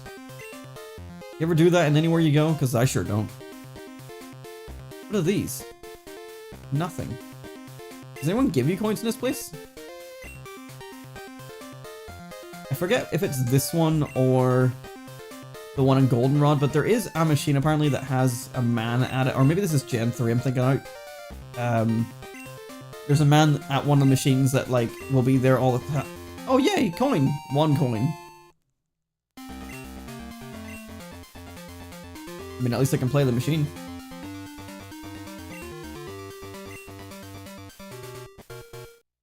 Well, I can have one singular go so we can play the slots. This was the one when we played Gen 1. It was always this one. Wait, oh, he gave me coin, but it was actually coins. Okay.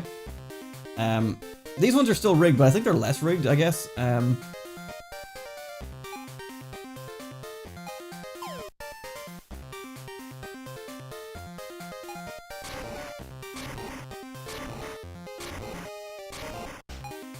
still pretty rigged, but they do shit like that now.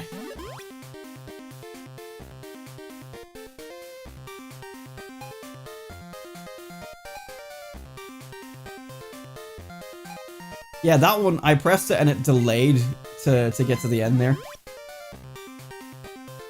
Just like real slots. YouTube, by the way, this is video game gambling from the 90s or early 2000s. You can't flag me down for this. Hey, hey, hey! Ah! What are you doing, man? You're just making shit up.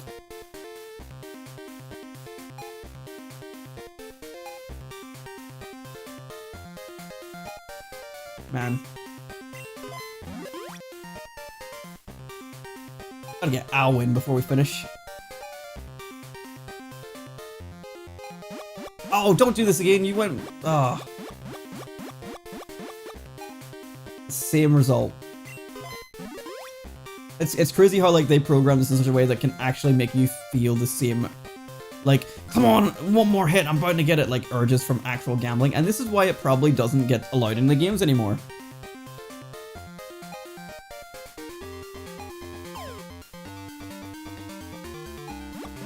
Not again, man, come on. Well, all the coins. Well, I am broke. Will you let me see what prizes I have even without coins? TM32, TM15, TM29. I don't know what those are.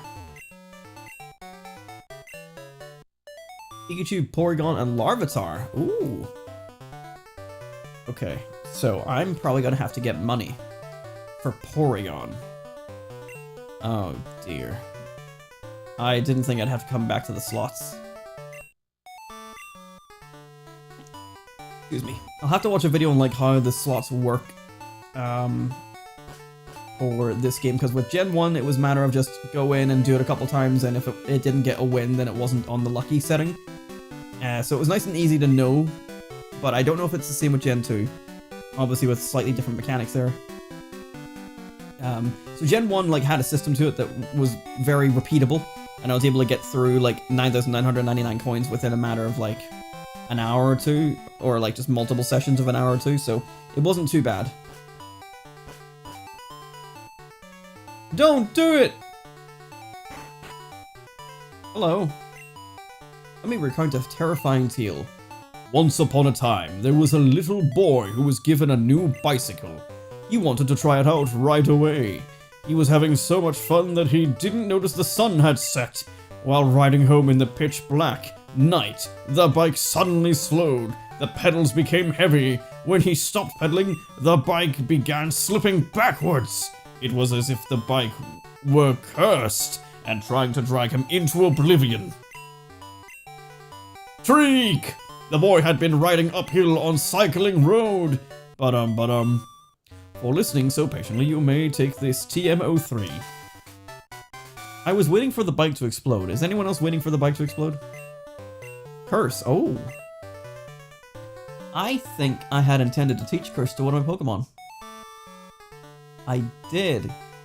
So I had every intention of teaching Curse to my Crobat, according to my thing here, because Crobat has 3 physical moves, and Curse boosts the physical attack and physical defense by 1 stage, which is just good. It lowers your speed, but his speed was already good at 130, so like by 1 stage, like I think it's just you get half of it, isn't it? You reduce it by half, so like 130, half of that would have been what, 65? So, and then same with the attack and defense, so like 90 for attack, so that goes to 135. So I just sort of thought maybe like the speed difference might be better for the better attack and defense stats. Maybe, I don't know, because like maybe speed is his best asset, and maybe I shouldn't go for that. Maybe I should maybe weigh up Curse versus Swagger, which is the other option I was going with. Any other Pokemon want to learn Curse on my team? I don't think so. No. So I don't know. Obviously, I only have 1 of each, so it's like I don't want to waste it. But it's good to get that at last. I mean, it's more for Pokemon Stadium 2, that's my thinking. I think Swagger can be useful, but boosting an opponent that might hit me for the physical damage is the problem. But that's why you use it more so on special type users. Right. Gym? Well, I mean, we haven't finished exploring the town, but Gym. Wanna know a secret? Celadon Mansion has a hidden back door. No! No, it couldn't! I think that's illegal. Don't you have pension? Who's this room? Someone was in the middle of composing an email. I hope you'll come visit Kanto. I think you'll be surprised at how much things have changed here. You'll also see many Pokemon that aren't native to Johto. To the producer. I think we just broke the law. Game Freak meeting room. Oh, we definitely broke the law. Is this how the leaks happen? Is that right? I'm the game designer. Filling up your Pokédex is tough, but don't give up. You're right. With me, I'm the programmer. Play the slot machines. That's a bad thing to say. Aren't the twins adorable? Jasmine's pretty too. Oh, I love them. I'm the graphic artist. I drew you. Thanks. I did it. I'm alive because of these people. Not me. I mean, like the character. I place this. I do love them so. I'd say the only thing that loves heights as much as me is smoke. Okay, I did read that right. I always find these to be weird because it's just a void of blue, but I know it's meant to be like the top of the building. But like, it's so strange looking.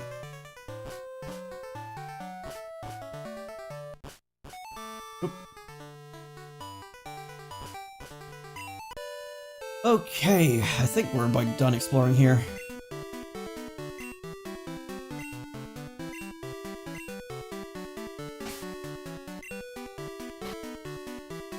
I think I'm doing okay on balls and stuff. Looking at the ground while I was walking made me dizzy. It really does, and honestly, whenever you find like the section of tiles like this, it just reminds me of the 8F glitch we had to do at the end of Pokemon Yellow. And I'm like, shit, am I back there? Have I relapsed? Okay, where are we? What route is this? Route 16, okay. Anything new on Route 16? Oh, nice! Good stuff, Wrist.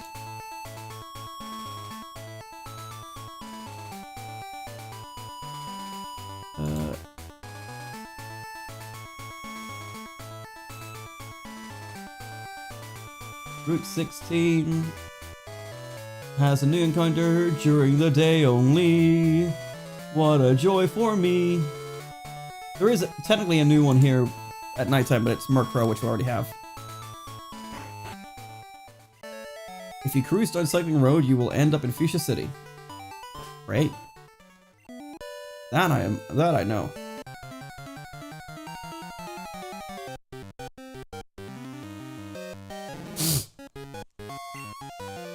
Alright, I think we'll jump straight into the gym next. I've done enough wandering around aimlessly in the city. As I said previously, like, the Kanto side of things I haven't really explored in depth. I usually just go for the gyms and then get out of there, so that's why I'm going everywhere, talking to everyone, doing everything. I'm not trying to just pad out the stream because, honestly, I looked at how long we've been live and I'm sitting here thinking like, man, I thought 2 hours was going to be plenty, but honestly, I think it might not be enough. I think it's going to be like 3. This gym is great! Only girls are allowed here! You can tell why I gave him the Master Roshi voice from Dragon Ball Z Abridged. And why that man got censored in later versions. We're going to protect Erika!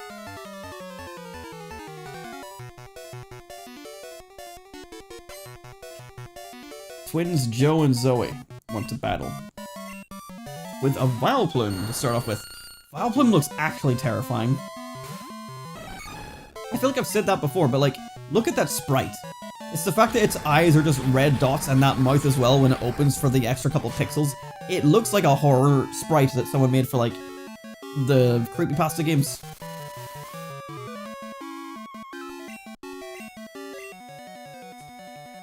Oh. I mean, Petal Dance is whatever.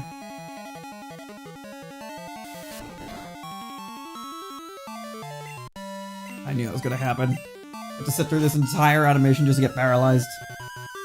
Ay ay ay.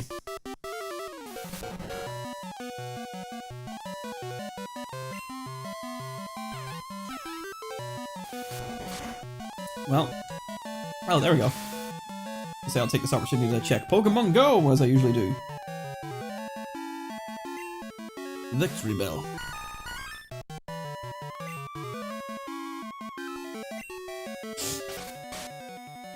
Thought about using Counter there, but they're using special moves with the grass type, so no point there. I've been hit with Paralyze.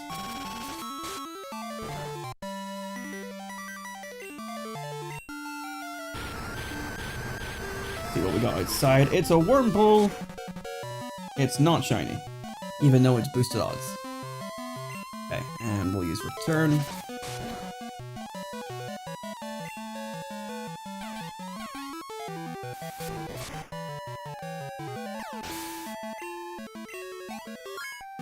Very good.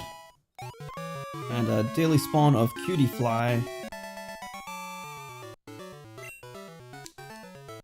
We couldn't win, I'm so sorry.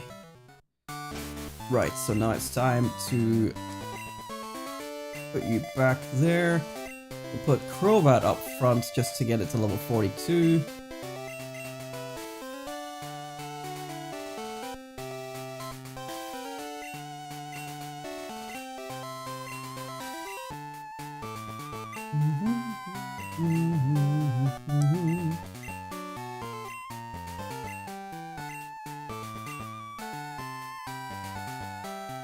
I think, honestly, I might go with Swagger, because with the speed difference, I can hit them with Swagger, and then on the following turn I can then hit them with a Fly and avoid whatever they were gonna do to me. But I don't know. I liked the idea of Curse for so long, but it might honestly not be that great in the end. I'll need to consider my options.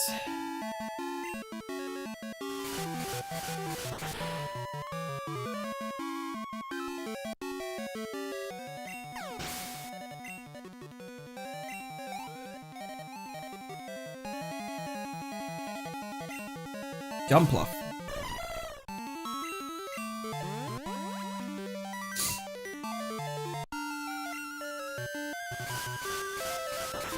Jumpluff was a Pokemon I considered for the team purely on the fact that it's a grass type.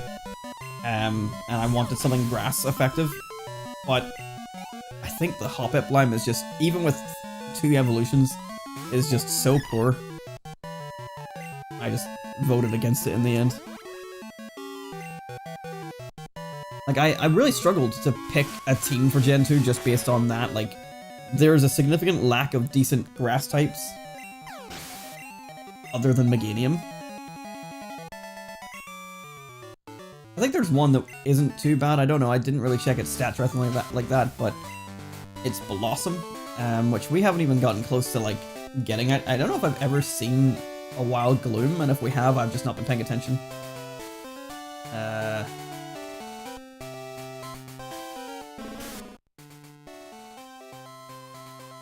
Well, I can find them.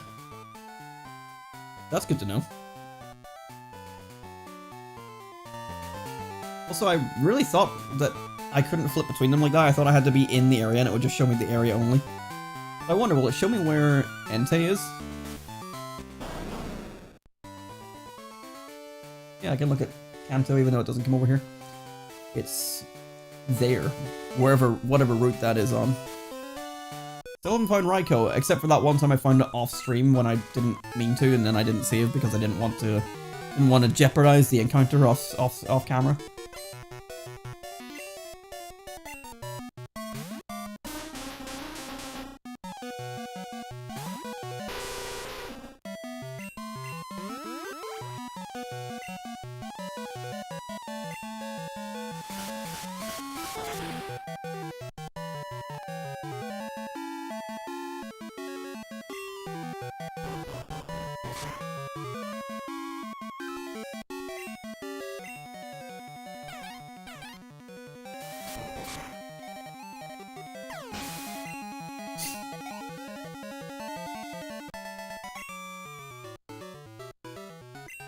That's it. Don't sound too disappointed.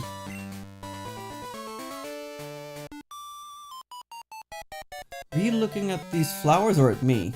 I wasn't looking at you at all. You looked at me, yelled my name, well rather yelled at me, and forced me into battle. Why do you have an unevolved Paris at level 32? It's going to be absolutely annihilated by this Crobat.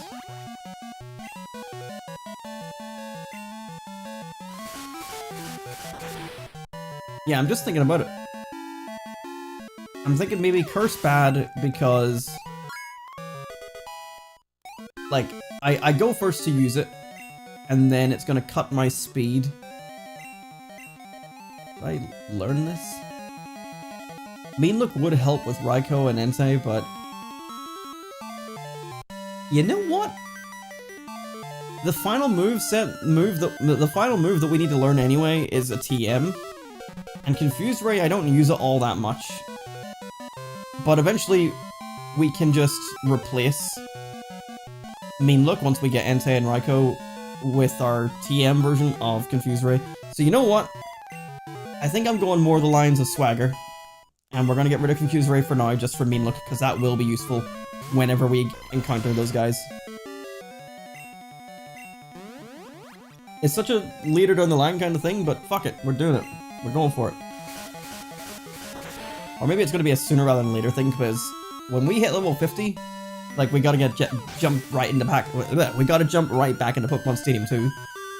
So, like, right before we finish Kanto, I think we're going to be jumping back into it. Because we're honestly, like, doing okay for levels. We might actually be in the 50s before we reach the Elite Four again.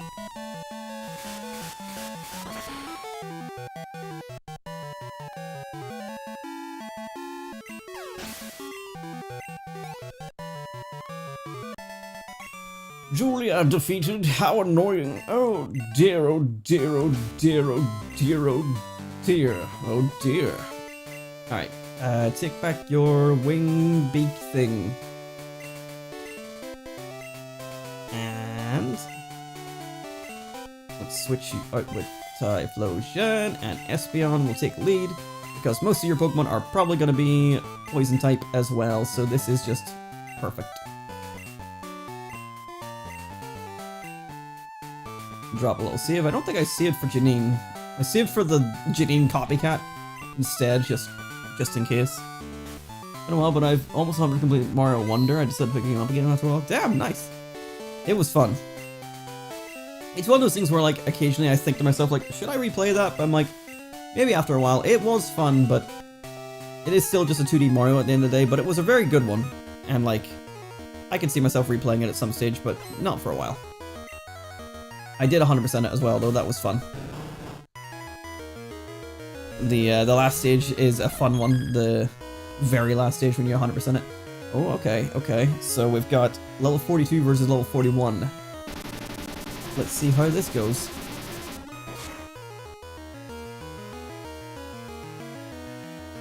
Espeon, what the hell? I was not expecting you to KO it. That's good. That's some good damage. Jumpluff. That's... I mean, if Tangela didn't live, you're not living. Is just how I look at this, quite frankly. What is your special? I made it a point to collect all coins and all seeds or whatever to get all flagpoles. I mean, flagpoles and seeds, yeah, you'll need those, but coins, I don't think you'll need that. Unless there's a special coin in the game that I don't remember. Is there like 3 coins in a level or something like that? I honestly can't remember. But flagpoles and, oh yeah, we have to buy all the standees, yeah. You have to. Or part of it. Just for the sake of it.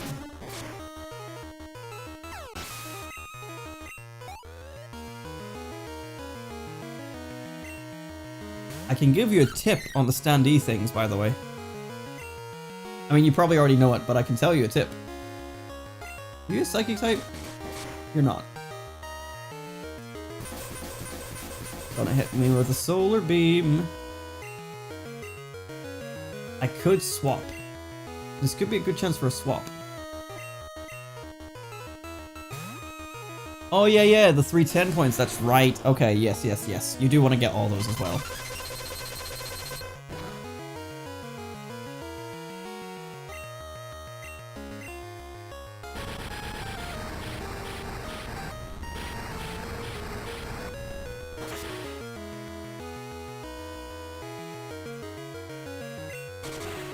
Oh, we got a burn off. Another solar beam, really? All you've got for me?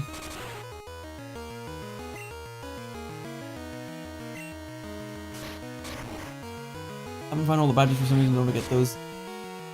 I'm sure you'll come across them. I can't remember myself, like, if there's some you need to, like, find or buy or earn or whatever.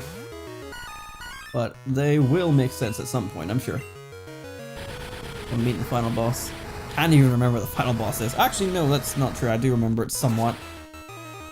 It has been a number of months since I beat Wonder, so like a lot of it has left my brain.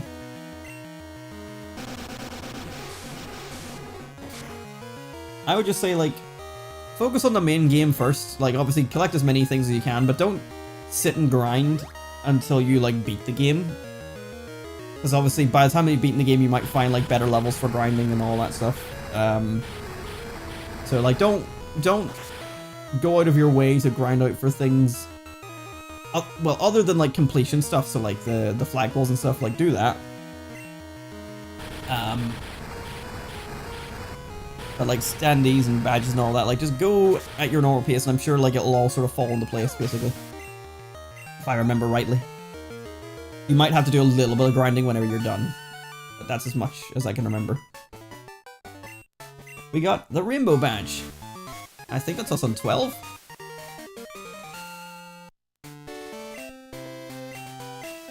Another TM for Giga Drain this time. I got Giga Drain. Am I teaching it to anybody? I don't think so. Yeah. Right, now we can go and get back our... Excuse me. Go and get back our Kingdra. You know what? It's honestly quicker just to fly from here to here.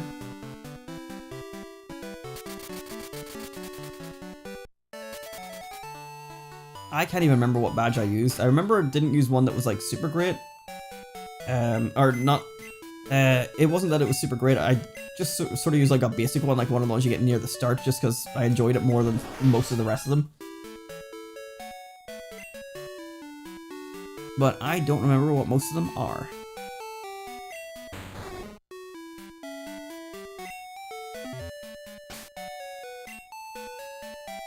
Right. Roll bat. No, wrong. Espeon. Stay up front. I thought you were going to level up, but you didn't. And then we'll switch to Kingdra after that. The floating cap one, unless it was a water level, yeah, the dolphin kick one obviously becomes mandatory at some stage. I didn't use the floating cap one myself, because I kind of didn't like that it replaced like the twirl in your jump or whatever it was that you have normally.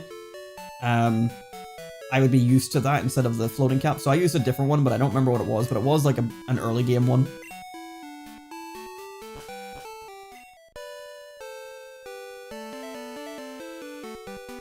Right, let's have a quick little detour to talk to this man. I'm sure it's just another TM if I remember rightly. Grimer, I've been appearing lately. See that pond out in front of the house? Grimer live there now. Where did they come from? This is a serious problem. Oh. It was in Gen 1 that he gave us stuff. Wait, it's a serious problem, we just fucking leave? Alright, well I thought there's gonna be more than that, but supposedly not then. Right. Let's go this way. Route 16, I think I saw already. Route 17? Yeah. Okay, let me check if Route 17 has anything new on it. Route 17 has... At nighttime, nothing new. Once again, daytime only. God damn it. It's just Muck and Grimer. For some reason, they decided that this is the Muck and Grimer space. But I mean, well, actually, it was slightly different encounter rates on Gold and Silver, but I did have to find one of these Grimers and train it up, as I remember, for one of my breeding Pokemon. I don't remember which one it was. Hey, you're from Johto, huh? Some may say. You've got me curious on what badges I was using in Wonderlast. But I don't remember. I don't think I'm going to turn it on to find out.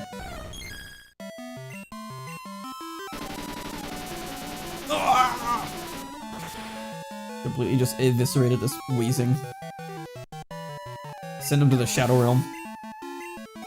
Alright, that didn't take long. Thank you, Espeon. Oh, Psych Up. I thought it was Psychic. Nope.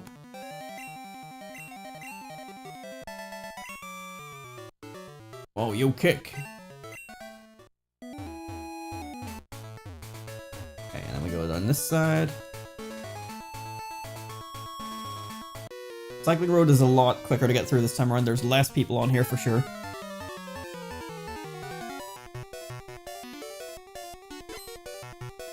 It's Glenn in there with a coughing.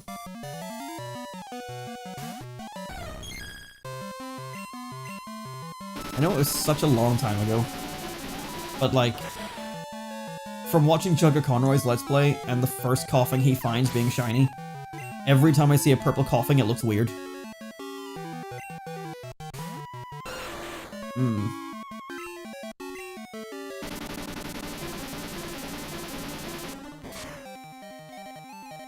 Well, crazy luck as well, that. Like, I've had some crazy luck with my shinies as well, but like, getting it while he's doing his Let's Play and it's the first coughing that he finds. Which was also the first encounter that he did while looking for it.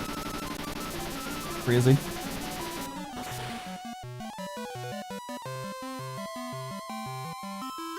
Shit, I should be using other Pokemon right now. I just got it in my head of like, oh shit, I need to get Espeon's Psychic, but that's gonna take way longer than I realized. Gina, I know you have something for me. Thank you. Yes, I know.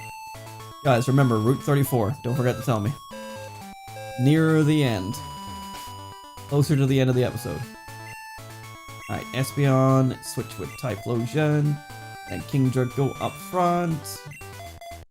Espeon, give me that shit. I want the amulet coin to give to my thing.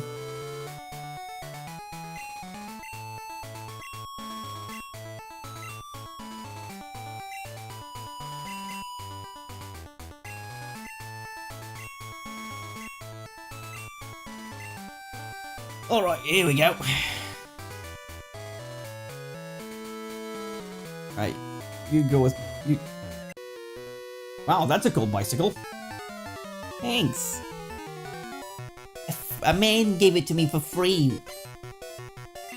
It's Billy Joel with Magmar.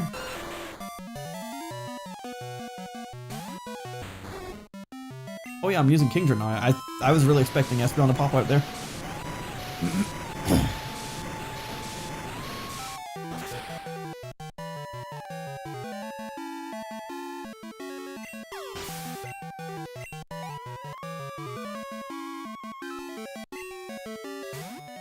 Magmar.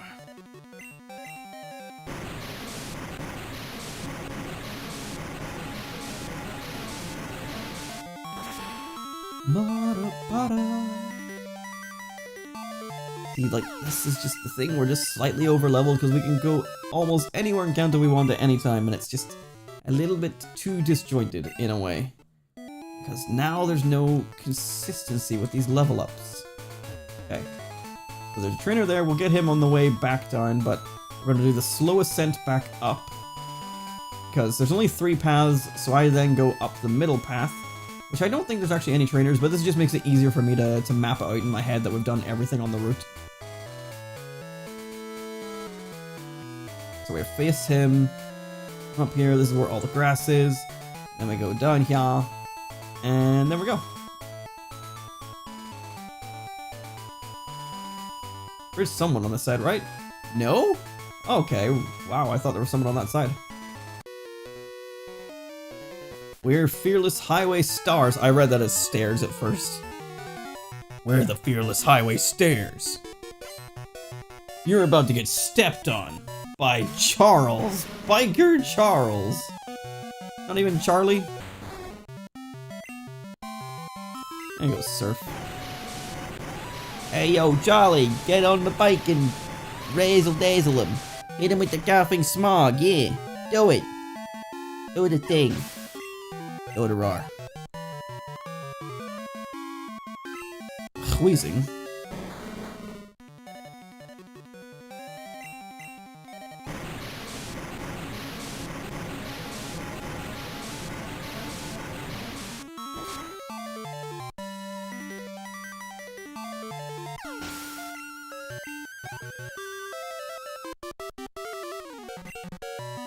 And a Charmeleon. A unique way to finish, but not really gonna do much for you. So I think with this then we're actually just good to like fly to Saffron, then head north up to Cerulean, and then we're pretty much good to go for the rest of this episode.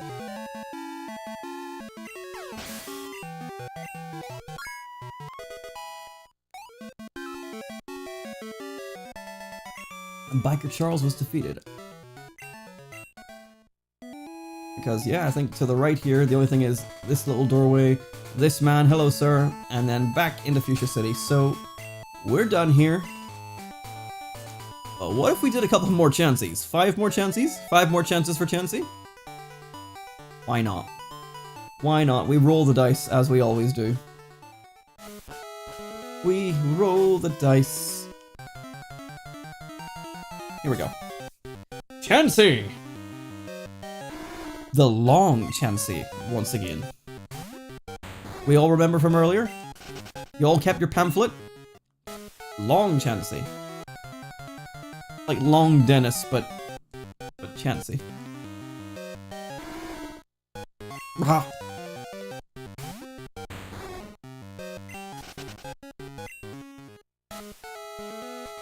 Three more goes, and then I will go to Saffron. I'm not gonna take up all the session with this. I promise. That's 3 Quagsire in a row. What are you doing to me? You're making me look like a fool. A damn fool.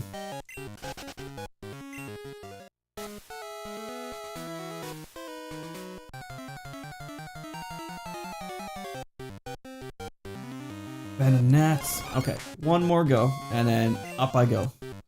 But at some stage, depending on whether I decide to just trade it over from Silver or just go for a catch here, we might be back. But today's about progress, so I will spare us having to sit in this grass for much longer. Another Quagsire. Alright.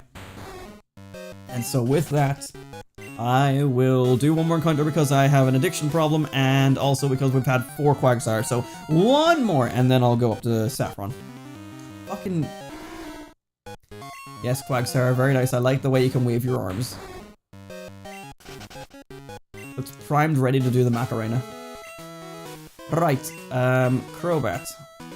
Let's go to Saffron City, please. Take me away from here. Everything all healed up. Yeah. Right, and let's go to the north. Wait, hang on. Do I have things I need to throw on the PC? I mean, it's not a big route anyway, so I don't think it's gonna matter. We can do this whenever we get to Cerulean. But, oh wait, did I ever... Wait, no, yeah, this isn't an actual place to battle in here. Yeah, it's okay. Wait a minute, hang on, was that a sign? Yeah, there is a sign there. What the fuck? Where am I?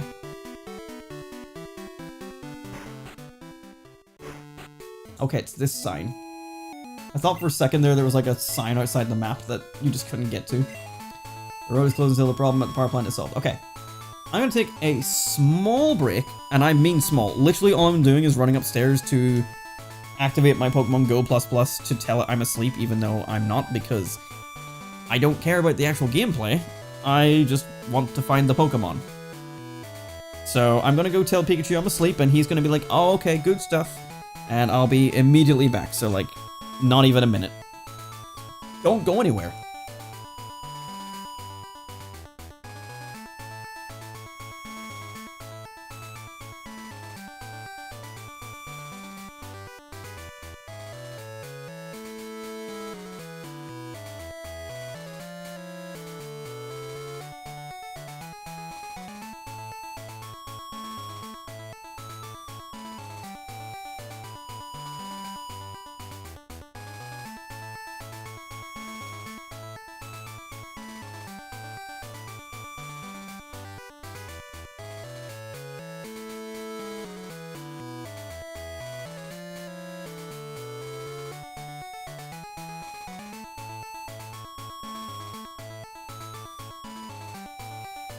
How long was I? In a minute? I believe so. I have brought comfies because I'm sitting in jeans, so excuse me for a moment, I'm about to get nude. Don't look at me. Don't look at me. Hear that? No, it's not picking up on the mic, but it's belt noises from the belt of my sexy jeans. Please don't click away. It is just uncomfortable in jeans.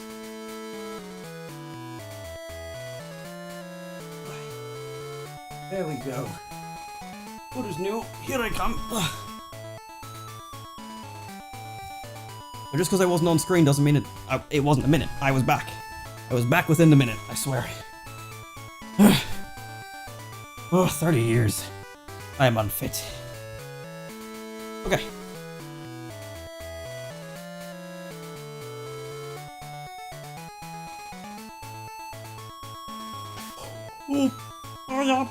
Okay. Yeah, I don't even think there's anything, like, to do on this route. There is patches of grass, so let me see if there's anything new. And if it's at daytime only, I might have to shoot something. Perhaps something explodable. Like a barrel. South exit, Route 5. Route 5 has an encounter. No, it doesn't. It has nothing new for us at all.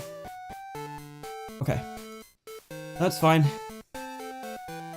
But Route North 24 in Crystal. Have we found that yet? Hang on, what number are you? Okay, have we found that before? There's another daytime spawn. We haven't found it. There's a daytime spawn. Ugh, God. This is why we're going to stream on Thursday or Friday afternoon. There's so many daytime spawns. But anyway, there is something we can find. It's a 5% encounter. In fact, we mentioned it already. I'm just going to tell you, it's Gloom. Because that will give us a new Pokemon when we evolve it with a Sunstone. So. I'm going to go down here anyway because... Is there anything new in this building, or is it just still a daycare? Yeah, I sense a sinister shadow hovering over you. What? Well, cleanse tag. I've just frightened this woman thinking there's a demon in her house. You were in mortal danger, but you are protected now.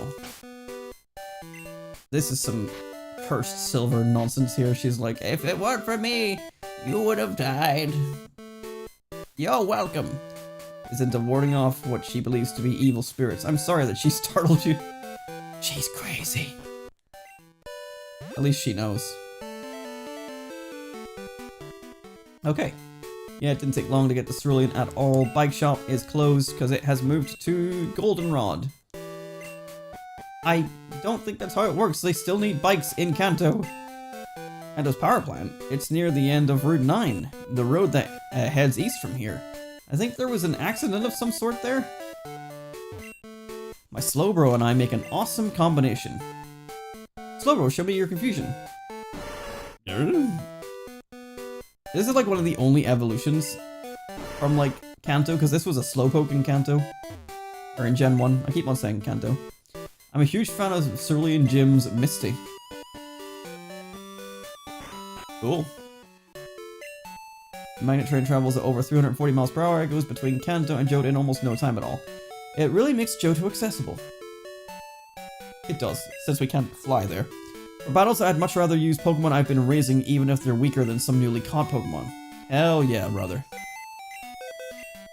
Oh yeah, we're not depositing Pokemon, we're depositing items that we don't need. Like this. Nope, not that one. The cleanse tag. Leftovers. And Peepop. And I think we're still healed. Right, now the important question. Do I still need a cut user? Oh, I can't see. Just show me.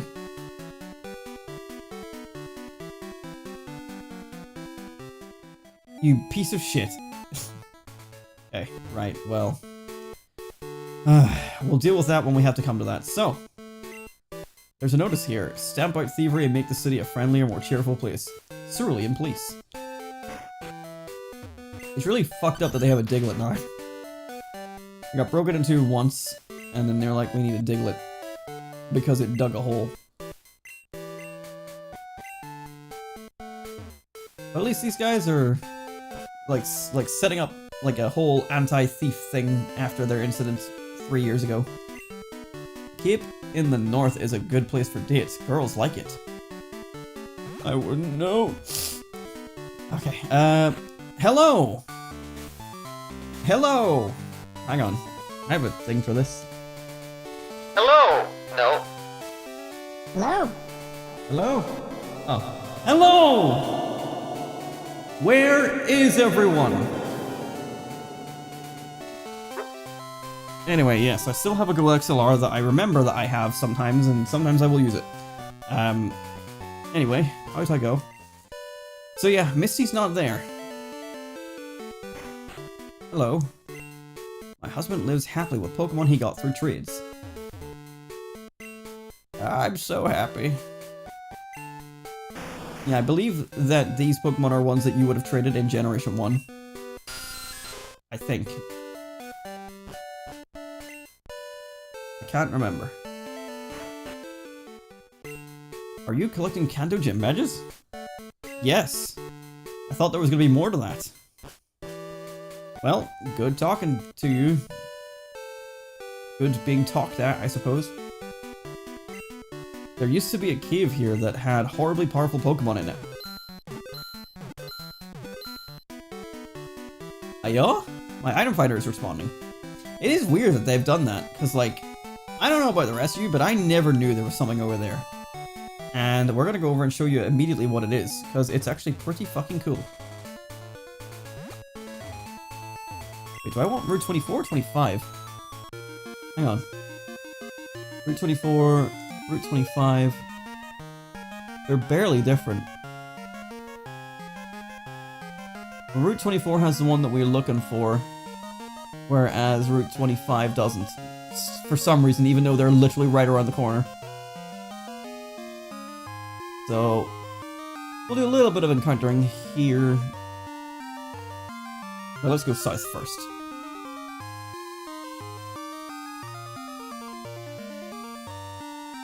So yes, Cerulean Cave doesn't exist anymore, but right here is the Berserk Gene, which I never knew was an item. I never knew. I heard about it like maybe a couple years back. Boosts attack but causes confusion. But like the name Berserk Gene, it's like clearly Mewtwo related, but like this is the only one that you can get in the game, and it's not an item that they ever brought back to my knowledge. I don't know if it's in Heart Gold, Soul Silver, but yeah, it's just such a weird thing to put there. Obviously, to put it there for you know, the replacement of Cerulean Cave, which in itself is just a really sad thing to lose. Ekambokum indeed. Brisk Ekambokum. But yeah, so this will be going swiftly into the PC. Anyway, Route 24. Let's see if we can find what we're looking for.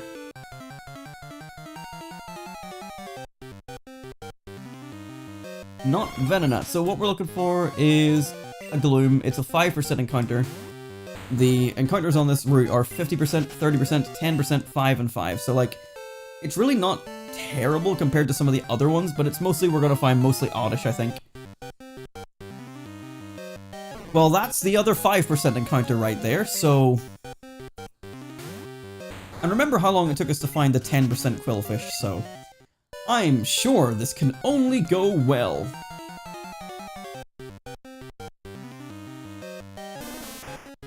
He looks like he's mocking me. She looks like she's mocking me.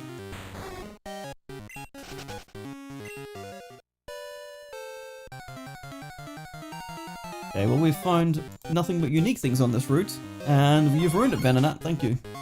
The only other thing we haven't found besides the target of Gloom is Abra at 10%.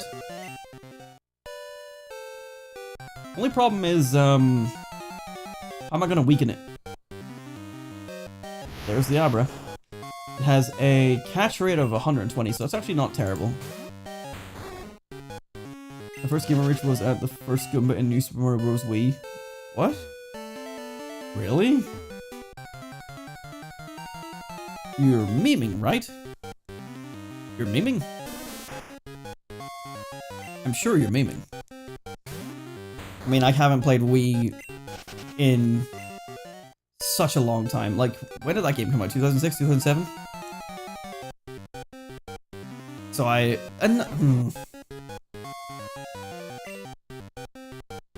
So like, I can't even remember it. And like, something weird about New Super Mario Bros. Wii for me, and this is not about the game, this is about just me and the copy I have.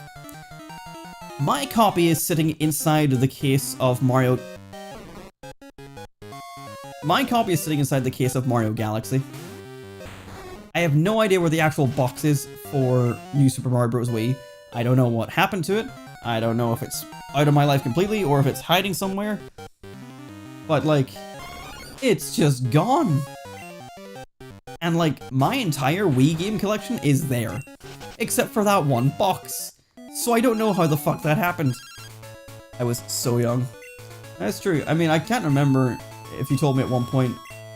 I knew that for a while that you were sort of keeping the things to yourself. And obviously you should do. It's the internet. It's not my place to know anything. But I don't remember how old you are. But, yeah, like, I was at least... like 10 plus when that game came out, so obviously by that stage I've been playing Mario for quite a while already. Well, like, hang on. Yeah, 2006, so yeah, I was like 10, 11, 12, give or take, when it released. I was single digit in age, and it was generally my first video game after Wii Fit. Oh damn, nice!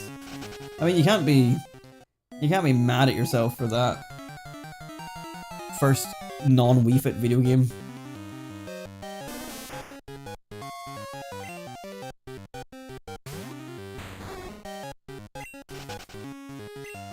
Like, by that point in my life, I was like re-buying Super Mario World because I loved it so much, so like, I liked my 2D Mario at that time. I still do, but like, you know, New Super Mario Bros. Wii and New Super Mario Bros. DS and all that, like, they were great, and then it just started to get really stale really quickly. It is a funny story. I mean, everyone starts out terrible at video games anyway. Like, that's just how it goes. And, like, put a video game in front of an old person that has never played them before, it's basically the same thing. You're like, I don't understand what's happening. It's like, you just press a button and it reacts to what you press. And if you press this button, you jump. And they're like, right. And then you watch them as they fail to understand the concept of holding a button to run and pressing a button to jump. And it's like, this is stuff that children pick up within a matter of minutes. And you, a fully grown adult, are struggling. Not to say that people shouldn't struggle if they struggle, but like, I really feel like some older people really struggle with technology and video games, and I don't understand why. And not to call her out because she's asleep right now, but like, my mother, this is like our 4th or 5th Bellsprout, and it's the same percentage as the Pokemon we're looking for. My mother played video games whenever I was a baby, or whenever I was a toddler. Like, you know, she would play our Super Nintendo, my dad would play our PlayStation, and she was good at Super Mario World and Donkey Kong Country, and in like the last like 5 years at least, I know for a fact, I have sat her down in front of those games and she has been like, oh no, I don't know what I'm doing. I'm like, Mom, you beat these games when you were younger? Well, I don't know if she beat them, I'm pretty confident she beat them. But like, she acts like she has no idea how to play. And granted, she hasn't played video games in maybe, I mean like not like proper games like, you know, mobile games and Wii Fit and stuff like that. She's played plenty of those, but she should know better, is what I'm saying. She understands how to game.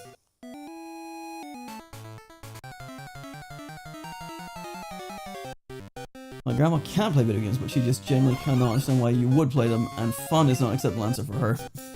I mean, I get it, like, in the sense of, like, everyone's tastes are their own. So for a lot of people, like, I don't know if this is quite the same, because obviously, like, I enjoy movies, but I was gonna say, like, people who go to the movies on a frequent basis just to watch a movie, and not to watch a movie they specifically want to see, I don't know, maybe, like, the two do overlap, and people do go to see movies they want to see, but, like, I don't know, like, I enjoy video games, I enjoy playing them, and that's the thing, is, if you enjoy it, then that's all there is to it. But some people, like, they can see why people would play them, but they maybe don't understand why they play them, if you get me. I guess, I don't know, I'm trying to see it from her perspective of, like, she probably sees that there's something there, because, like, it's interactable and it's something to do, hand-eye coordination, yada yada yada, but she might also find no joy from what she's doing because it's just meaningless to her. Whereas I think it's more meaningful to the rest of us, because for a lot of us, this is stuff that we grew up with. Like, if we just got into gaming in our 20s and 30s for the first time, I don't know if these games would hit nearly as hard. It's because we grew up with them as well, I think, is part of the reason. Why don't you go outside? I mean, yeah, I mean, like, that is a thing, though. Like, it makes sense, like, especially from the older generation, like, that is the thing, that outside is more valuable to them, that more human interaction. And I always say, like, you know, I did go outside, but then when I was done being outside, I was inside playing video games. And sometimes you don't want to go outside, and sometimes your friends don't want to go outside, and sometimes you're not allowed to go outside. Like, there's aspects to it. And also, like, if you've got free time, like, say you've got, like, 4 hours to kill, are you gonna just go and sit outside in a park for 4 hours? Or, like, walk around for 4 hours? No, like most people, you're gonna sit and do something that doesn't take a whole lot of energy or brain power, and that's gonna be either watching TV, which is, this is the thing, right? A lot of people like them, and I'm not trying to call out your grandmother specifically, but, like, a lot of people will be like, you know, oh, you know, video games are unproductive and you're just wasting your life and all that. But these are the same people that, when they're finished their job for the day, they just sit in front of the TV all day. It might not be productive, but at least it's something engaging, like you're using parts of your brain to play the video game. Hand-eye coordination is a big thing as well for it. Reflexes, I think, as well, like I think I have, like, decent reaction timing because I've been playing video games my whole life. And then, yeah, the hand-eye coordination is a big one as well. And just in general, like, it's a way to kill time whilst, you know, just feeling fulfilled in your own way. Like, you get to complete this thing, you get to experience this thing. It's art as well at the end of the day. So, like, it's no different than watching a movie or listening to music, you know, reading a book. This is just the art that you choose to consume. And it can take up those 4 hours easily. You can get lost in it. Whereas if you go outside, what are you gonna do? Going outside is an answer for children who have friends to play with. Not really for an adult who's like, or even like a teenager half the time. It's like, what are you gonna do with 4 hours to kill? 2 hours to kill? I don't know. That's sort of my outlook on that, but I mean, it's still valuable. If you can go outside and do something, like, go for it. Like, you know, Pokemon Go has helped me get outside, and I know it's still video games, but like, it has given me an excuse to go outside more. There we go. Finally. Right, I don't think I can weaken this reliably.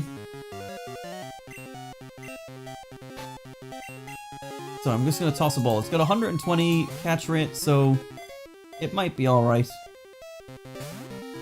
And again, it might bust out and not be alright. Poison powder, that's a problem.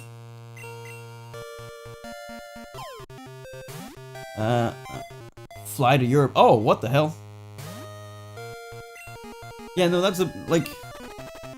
Does she understand that that costs money? Like, what, are you, like, I know video games also cost money, but like...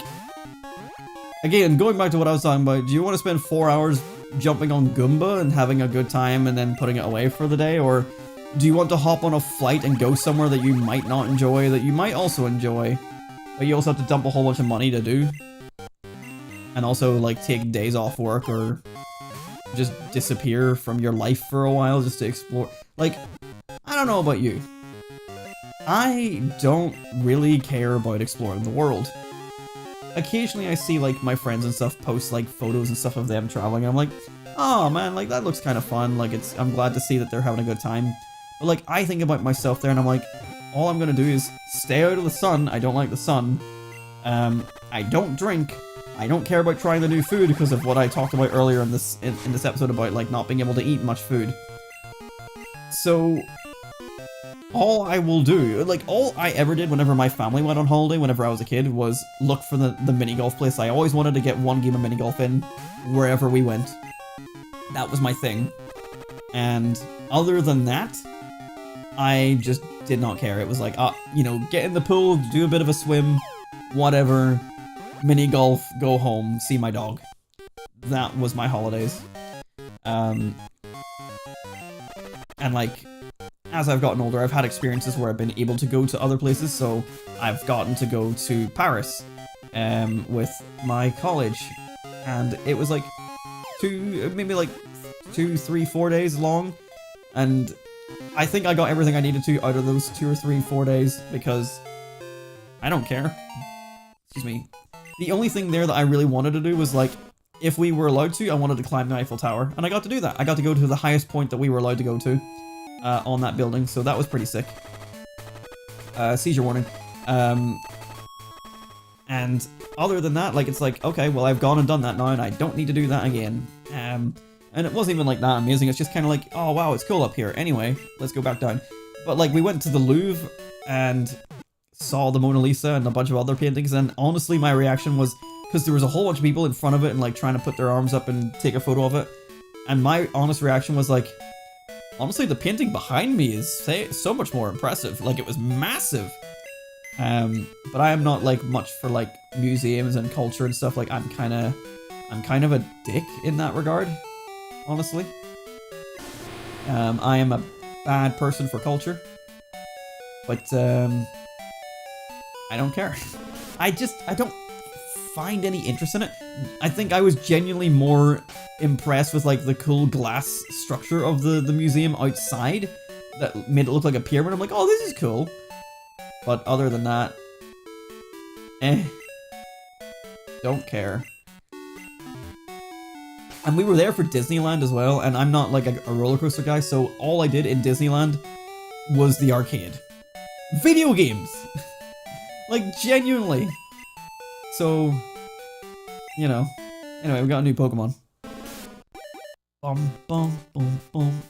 We have... Where is it? It's Blossom!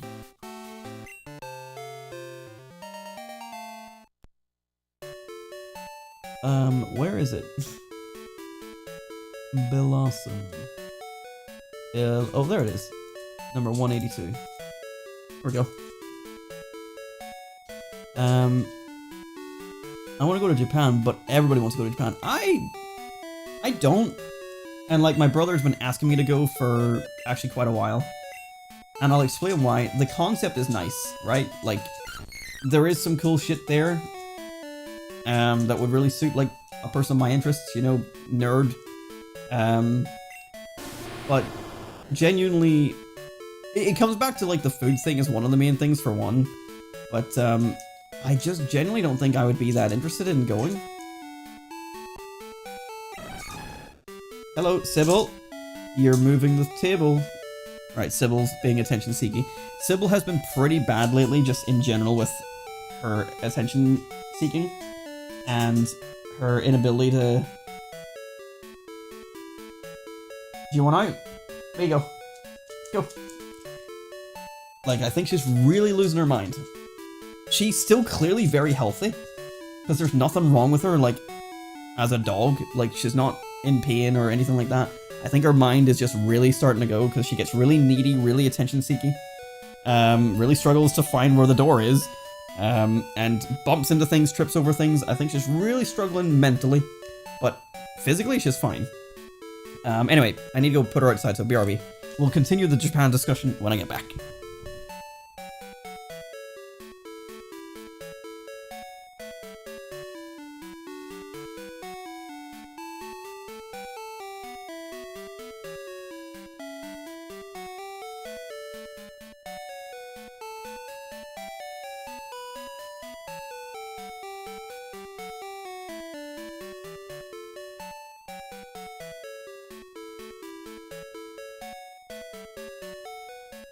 Okay. So my brother has been asking me to go to Japan for years at this point. And like, again, the concept is fine. What am I doing? Yes, I need fucking Paris again. The concept is fine, but I worry about like the whole food thing. And honestly, like, when I think of Japan, like, obviously, probably Tokyo is sort of where he's going, like, that sort of area. It's the big hustle bustle. But I honestly think, like, Tokyo, when I see, like, footage of it, it looks far too busy for me. I really kind of just don't want to be there, just by looking at how busy it is. I don't know, like, there's nothing really for me. Like, you can be like, oh yeah, the arcades and stuff, but like, man, at the end of the day, an arcade's an arcade. It's not gonna be like the one reason I need to go to Japan. It's a lot of money, it's a lot of time on a plane, and it's just not worth it for me personally. And since I'm not an anime guy, like, you know, anime is a big thing in Japan, clearly. So like, I don't even have that going for me. The only thing that would be going for me is like video game stuff, and like, even at that, like, what, am I gonna buy a whole bunch of Japanese video games, take them home and not know how to play them? No, at best I'm gonna buy Japanese versions of, like, Sonic, Mario, or Pokemon, which I can already do by importing them. Or, in the case of Pokemon, I already have them for every game up until the end of Generation 3. So I don't need anything else, in terms of video games. So, like, I don't know, I've got no personal reason to go to Japan, other than just to say I've done it, but like, that would literally just be to go there, play some arcades, and then be like, yep, I've been to Japan. But I don't think that's a good enough reason for me, personally. For me. Like, for anyone else, it's fair enough, because like, I can see a lot of people that would go and actually explore the culture, which again, I'm not a culture guy, so like, I'm not gonna go and like, look at the temples, or try out like, Japanese experiences like that. I'm literally just gonna be going to play video games that I can't play here, like arcade machines. So like, there's just nothing for me. I'm so not fun and interesting. It's just not for me. But again, the concept is nice. It seems like a cool place to go. And my brother, like, after finally, like, after years of telling me to try and to go with him, finally he's figured it out, like, he's gonna go with he was gonna go on his own, and then the two people that I keep telling him to go with decided they're gonna go as well. So after all these years of bitching that he had no one to go with, they're gonna go with him anyway. Because the problem was, there was, like, a deal where it was, like, you could go for 2 people, and it was a decent price, but going with 3 people meant that 1 person was paying the full price. So I don't know what he did in the end to end up going, but all 3 of them are now going anyway, so it's like this whole time has just been for nothing. But he's getting to go in September, so good on him, and he's going to have a good time, because he is a massive weeb. So he will enjoy Japan, as well as the video game side of things as well. Hello, Sybil. Welcome back. Yes, bless you. And you bumped into the table. You do enjoy Japanese culture? Yeah, so like, for someone like you, you'll have a reason to be there, like, but it's just, for me, there'd be nothing. Ugh.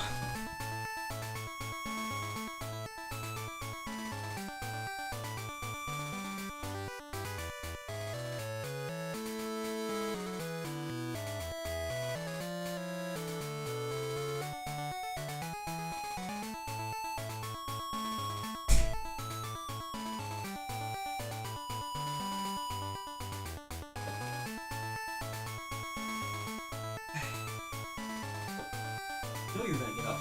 Go. But while we're on the topic, if you can even hear me, while we're on the topic of this, so I was out today, before stream, so it, as you know, as mentioned, birthday today, so, me and the family were out doing stuff for my big day, just because it suited better than actually on the birthday. And we did a mini golf place, which was pretty fun. And then we went next door to the bowling alley, which they have now taken over. It used to be 2 separate buildings, and now they've merged it into one. I mean, it's all one building, it always was, but now it belongs to 1 person instead of 2 people. But they're doing a full, like, mix-up of the place now. Like, new owners, they're selling off a bunch of arcade machines. They have a light gun machine, and I really want to buy it. They're selling it for 100 quid, and the only thing wrong with it is they need new screens. I just have nowhere to put it, but oh my god, I want to buy it. But anyway, so they've got a whole bunch of new machines, and one of them I looked at and I was like, Martin, my brother, I was talking to him and I was like, Martin, this one looks very Japanese, like one from an actual Japanese arcade. And I have a card from it, because it was a pachinko machine that you earn tickets from, but you could also get these cards that have QR codes on the back, and whenever you scan them in, you got some bonus in the game. So I got like a takeaway card from it, so hang on, I'll go full screen here. This camera one. So there you go. And it's called Astro Story. But yeah, so that's pretty cool. My brother got a couple, like I think he got 2 or 3 cards. So that was good for him. And like the way the game worked is like as you go down, like more things appear in the pachinko machine, and there's ones where they have like spinning card symbols, and I managed to spawn in 3 extra cards on top of 2 cards that were also already in the machine. So now there's just a pile of 5 cards sitting there, and I'm like, man, I wish I could keep on going, but oh, I'm spending a lot of money. I spent 8 quid alone on that machine, and I'm not really one to play for the tickets, but I was having fun. I like pachinko. And also, like, I just wanted to come away with at least 1 card, because, like, it's just kind of a cool novelty to come away with something like this. And out of the list of characters, this was one of the goddesses. So it's like, this one might be rare, or maybe it's not, I don't know, but I now have Aphrodite, the goddess of love, from Astro Story. So there's my 1 Japanese arcade thing. And since I'm doing show and tell, here's the toilet roll my mom got me. Thank you, mother. Happy 30th birthday. I love the shit out of you. Holy shit, you're 30. And she's told me not to use this for actually wiping my ass. I must use it as decorative only. Which is fair, because it's 1-ply, so like that wouldn't be very comfortable. But also now I have decorative toilet paper. Thanks. I guess. So that's pretty neat. That's my day today. Okay, let me see. Let me go back to this screen. The biggest reason I want to go is basically just because it's nice there. It's the only place I can think of that sounds like it'd actually be pleasant to walk around in. Honestly, like, I mean, if you can find a nice area, Northern Ireland's actually pretty nice to walk around in. Like, me and my uncle were talking about it, but like, it's a really nice country, all things considered. Like, it had its problems in the past, with the... Where is she? Where did she go?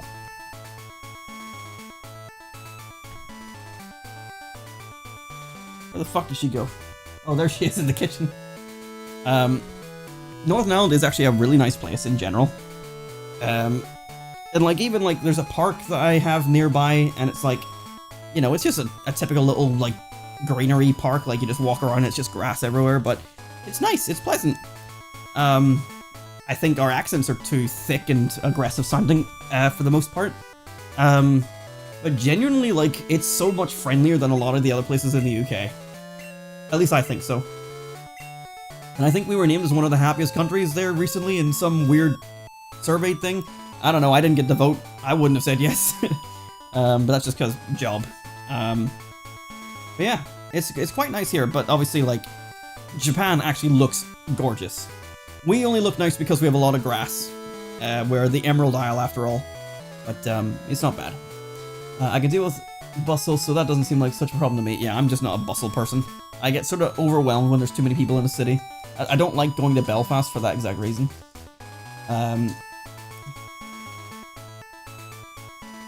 100 could be a good deal, but it depends on how much the screen actually costs.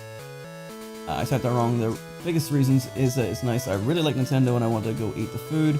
The food is a big thing for me. This is a really shitty joke. I want to go to England, kind of, mostly because I'm making Doctor Who and I want to actually know what it's like to be around those people. The actual problem is that I generally do not know what to do there. Like, what the fuck there's to do in England. Honestly, I'd wait until EGX, or like a gaming convention, or something that you can go as an activity, because that will give you an excuse to do something while you're there, because I don't know what you do in England either. To be fair, I have friends that are going to London, and they're all like, oh man, I'm gonna go see, like, you know, live shows, like, they're gonna go see, like, musicals and stuff. I'm not a musical guy, so, like, I'm not doing any of that shit when I was in London. My friend Sophie talks about this place in London called Chucky Walkie Doodah, which is a chocolate shop thing, I believe. At least I think it's called that. It might have been something else. So, like, I've had recommendations, and then also we had a Pokemon Center for a while, and then it closed, and it might be open again, I have no idea. So, like, London has things, but also London is London. I don't think it's an amazing place to be. I actually really enjoyed, like, Birmingham, and when my brother lived in Middlesbrough, I really enjoyed Middlesbrough. Like, it was a nice place to walk around. But, like, other than just doing stuff that you can already do in your current country, I don't know, because, like, when we went to Middlesbrough to see my brother, we would just do the same shit we do here, but over there, you know, bowling, arcades, you know, but it was just nice to have a change of scenery. So I don't know. All I've ever went to England for has been, conventions, and to see my brother. I feel like I had more to speak on, but I don't remember. Oh yeah, I'm gonna return to what you were saying. Yeah, the arcade machines being 100. It's a cracker deal. Genuinely, the only reason why I haven't bought them is I don't have space for them, because they're so big, they would need to go, like I have sheds out the back, but they're not big enough for an arcade machine of that size. It's a double screen, thing. Let me see if I can find them.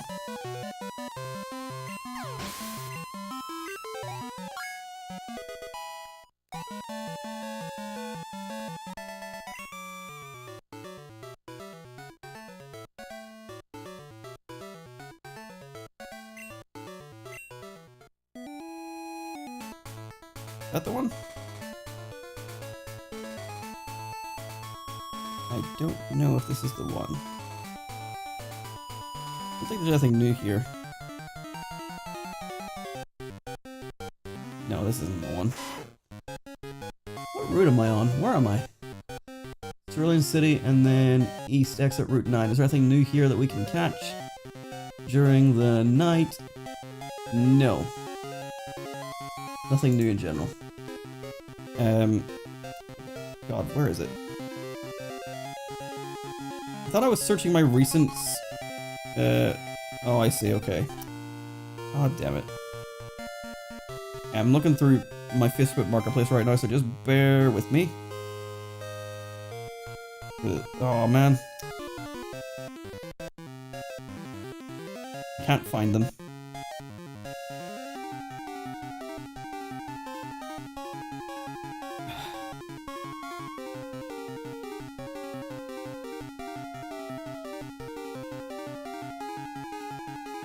I just need to find one of the listings. Although I think they were all marked as sold, even though, like, I was there today and they're not sold. I don't know if they just took them off.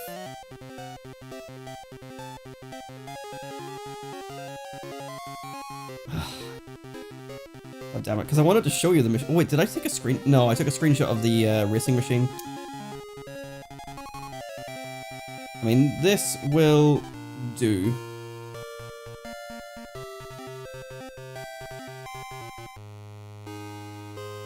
Right, so let's go back to this screen. So, like, this isn't the one I want, but, like, these ones, so this is... Oh, maybe I can see who uploaded this. Oh, damn it, it's just cut off. So this is a Sega Rally machine that they're selling, and it's 250. It says one side working.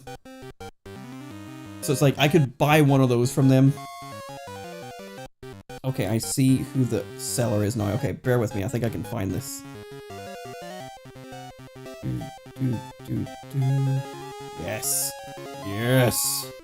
I have found it. There. This is the one I want to buy, and it's 100. Oh no, all it says is needs new screens. It is Time Crisis 2. So every time that we went here, like whenever I was, not necessarily when I was younger, but like maybe just a couple years back, me and my buddy Paul would play on these machines all the time. We enjoyed it. So it's a light gun game, and they're selling it for 100 quid. But I can't buy it because it's just too big to put somewhere.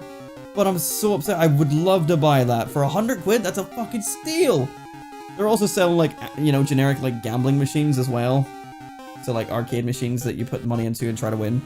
And, like, some of those would be cool just for the novelty of it. But, like, man, I really wish I could buy the Time Crisis machine. But there's nowhere to put it. Nowhere to put it. And like, yeah, even if the screens need to be replaced and they would cost a bit of money, just being able to have the machines so that I had that opportunity would be sick. Because like, a screen is a screen. I'm sure it's easy to replace. Maybe not with me, but like someone. So it's one of those things where like, I wish I could do it. Can I save this? Yeah, I'm gonna save that listing. So they were still there with the for sale signs on them today. So if there was any possibility that I could get a hold of them, I would absolutely eat that shit up. But I don't know what I would do other than like having to rent out some sort of space big enough to be able to house it, but I have no idea. That wouldn't be worth it in the end. EGX could work, but I don't really go to conventions. Really? I could go see Stonehenge, that'd be cool. Even I haven't seen Stonehenge, but like, that's me. I'm not a culture guy, so I'd go there and be like, yep, that's Stonehenge. Moving on. Like what? We have the Giant's Causeway here, and I saw that when I was a kid, and even then I wasn't blown away. Oh, Sybil's back in her bed all sleepy. Alright, sorry for getting broken up there. Let's do one more encounter. There's nothing here to find, but, you know, the screen itself would kill it for me. Would kill the purchase. I don't know. I would do it. I would do it if I had the space. Like, everything in me is like, man, I wish I had the space. It would fit in a back garden, but that's out in the elements. We'll go see all the stolen shit in the museum. That'd be funny. Yeah, I suppose that's one thing. I mentioned I have friends that are going to London soon, and they were asking for like advice from like other friends that have been. And they were saying like, yeah, go to the museums that are free, like just go, because they're free, so do it. And I'm sitting there thinking to myself like, but museums are boring. Again, I'm a very uncultured person. I I like doing activities, so I want to be actively engaging in something. And I don't find a museum very engaging.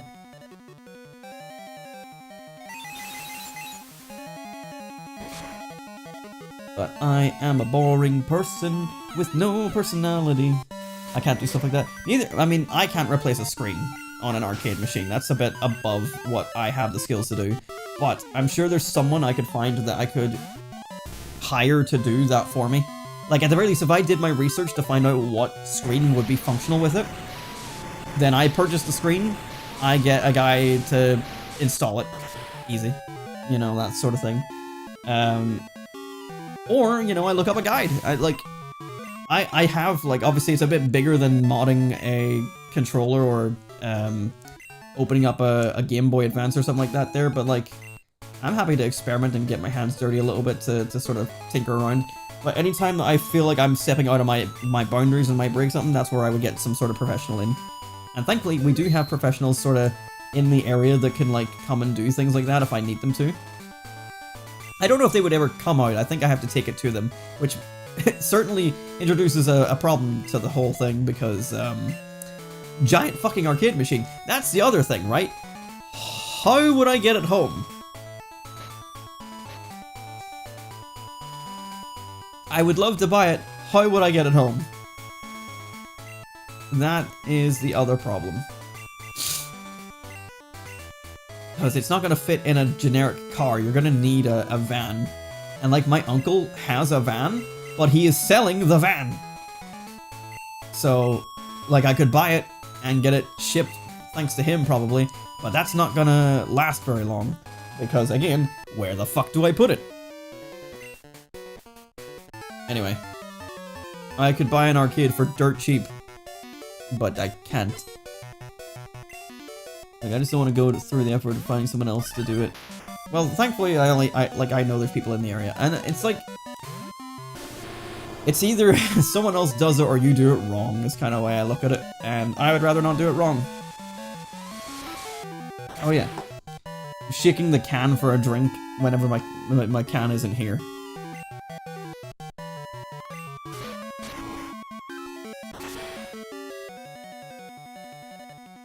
Like, something that I was looking at before I moved into this house, because I saw it on Marketplace, was a prize grabber machine. Because I fucking love prize grabbers. And, like, once I own one, I could go into it and, like, tinker with it and make it so that it actually, like, grabs. But my mom and I came up with the idea that, like, this would be a good idea to store my plushies. Because I have a lot of plushies, and not a lot of places to put them. So why not put them in a prize grabber and just have fun with them? But, against my better judgment, I decided against buying a prize grabber when I realized how little space I had in this house, and how much shit I had that needed to take up that precious, precious space. Power plant is across a small river. That's your secret, you piece of shit.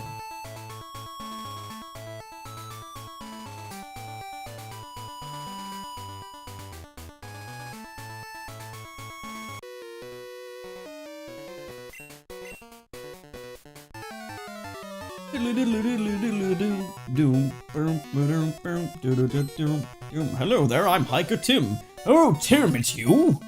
My god, I haven't seen you in years, and that explains the beard, quite frankly. Now, Tim, I'll have you know we haven't recorded any episodes together in quite some time. It's time that we got ourselves down and buckled in for a good old grand time. You okay, Sybil?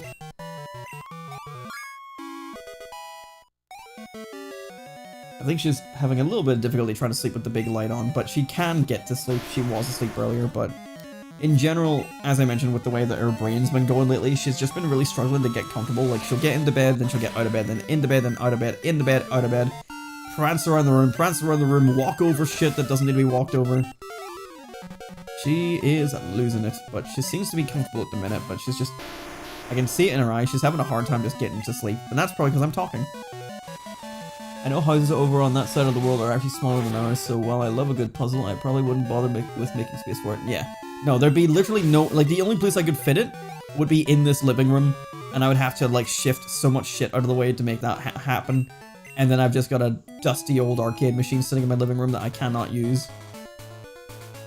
So it's not worth it in any conceivable way, unfortunately. Again, the only thing I could think of would be if my uncle wasn't selling his van, I could maybe leave it in his van, but presumably he'd like to use his fucking van. My aunt does have a garage, so I could leave it there, but I think it's full of other stuff. Like, there are options, but not good options. Not options that are sustainable. Or attainable. There isn't options. Is basically what I'm concluding.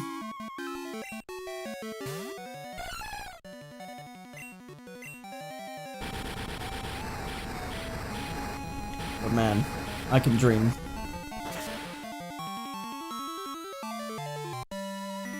And I have dreamt. I've dreamt for a long time. Because like out of all the video game things I have, an arcade machine is one thing I'm missing. And that would be sick as fuck. And like you can get those like arcade 1-up machines, which is like, it's not quite the same, but it's something. Does this place require flash still? God, I can never get rid of Paris, can I?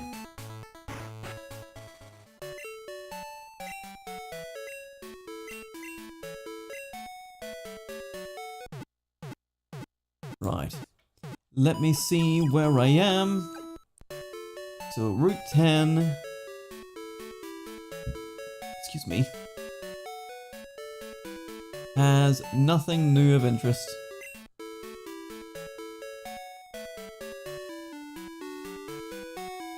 And Rock Tunnel has nothing new of interest. Great. But I'm gonna have to go in there anyway. Because I think there's trainers and items in there. Hang on.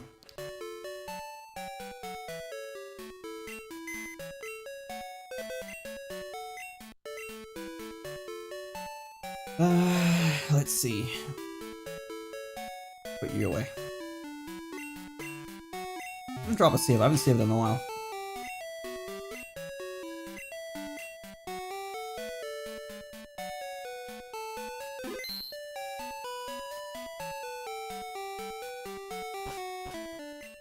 Okay. One random encounter. It won't hurt. I do like the quality of this card though. Like it's a good piece of card. I just keep on seeing it there and I'm just like I like the feel of the card. I think that's part of the reason why I enjoy like Yu-Gi-Oh! And stuff. Like I enjoy like the feeling of the cards in your hand. Which I feel like sleeving the cards kind of removes that a wee bit, but I know it's a necessary evil because the cards when played with get worn out pretty badly. I have so many cards from my past just sitting over there in my my games cabinet thing, because I was sort of like looking at them like months ago, and you can just see the difference between like the new cards and the old cards where the yellowing of the sides just begins because of overplaying. And it's like, I can't do anything about that. I was a child and didn't have sleeves back then. It was just play for fun back then. I wish that the Switch 2 wasn't coming out so soon because I straight up cannot buy anything because of that thing. You can, sure, like... Switch 1 games are going to be backwards compatible for it, so... Any new games for it, or for the Switch 1 are essentially Switch 2 games. Unless you mean you can't buy anything else while you wait for the Switch 2, but like, it might not be coming out for a while anyway. Okay. Hello, power plant, let's find a Zapdos. A thief broke into the power plant. What is the world coming to? This power plant has been abandoned in the past. We got it back up and running to provide power to the magnet train. Someone made up with a part that's essential for the generator. Without it, the new generator's useless. Can I look at this? Can I hack into the mainframe? Nope. I collect Pokemon. Do you have Dugtrio? Want to trade it for Magneton? No. Not a good trade. Power plant's manager is up ahead. But since someone wrecked the generator, he's been both sad and furious. Magnet train consumes a lot of electricity. It cannot move if the new generator isn't operating. wires everywhere. That's the, yeah, bottom of the map here. I'm ready to blast someone. Who would dare ruin my generator? I spent so much time on it. If I catch him, he's going to get a taste of my zap cannon. It's another one of these things where, like, if you didn't think to come here, you might have got stuck. Like, they tell you to come to the generator, but like, or they tell you to come here, but like, without talking to him and then trying to leave, this doesn't trigger. I just got word from Cerulean. It appears that a shady character has been loitering around. Could I ask you for your cooperation? I'm a child and you're the security guard guy. Aaron, I've told you I will come and see you eventually. Or no, I'm talking about the picnicker. Gina? No, you're also a picnicker. Who? I think it's Gina. Route 34. Route 34. Remember Route 34. If it launches November, my most likely opinion, then that's not a problem. I will just get a job and then I can buy what I want. I thought you had a job. Unless that's changed over the last however long it's been since we last talked about that. I don't know, sorry, because the last time we talked about having a job, I'm not sure. It's probably been quite a while. But I thought you had one, so I'm sorry.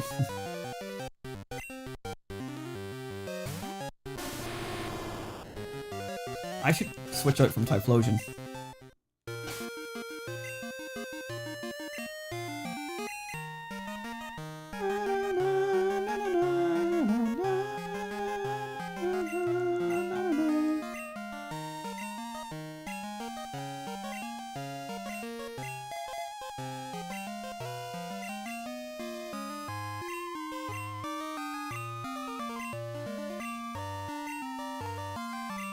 Hang on, did that get given or did it not? It did, okay. But I heard June get tossed around, so I'm like, fuck. Honestly, like, thankfully, doing my 9 to 5 and having not a lot of expenses, I'm in decent position to just buy it when it comes out, so I'll take it whenever. I just want there to be some stuff to play on it. And as much as, like, Mario Kart 8 bores the shit out of me, I'm hoping Mario Kart 9 is fun, and therefore I hope it releases pretty much day one. That's the thing, if the Switch 2 launches was like nothing to play, then it's not really gonna go anywhere.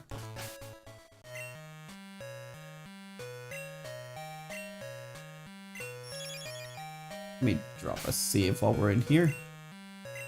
I quit the job a while back because while I had a good couple of years, I started getting really fucking bored with it, and I started slacking off.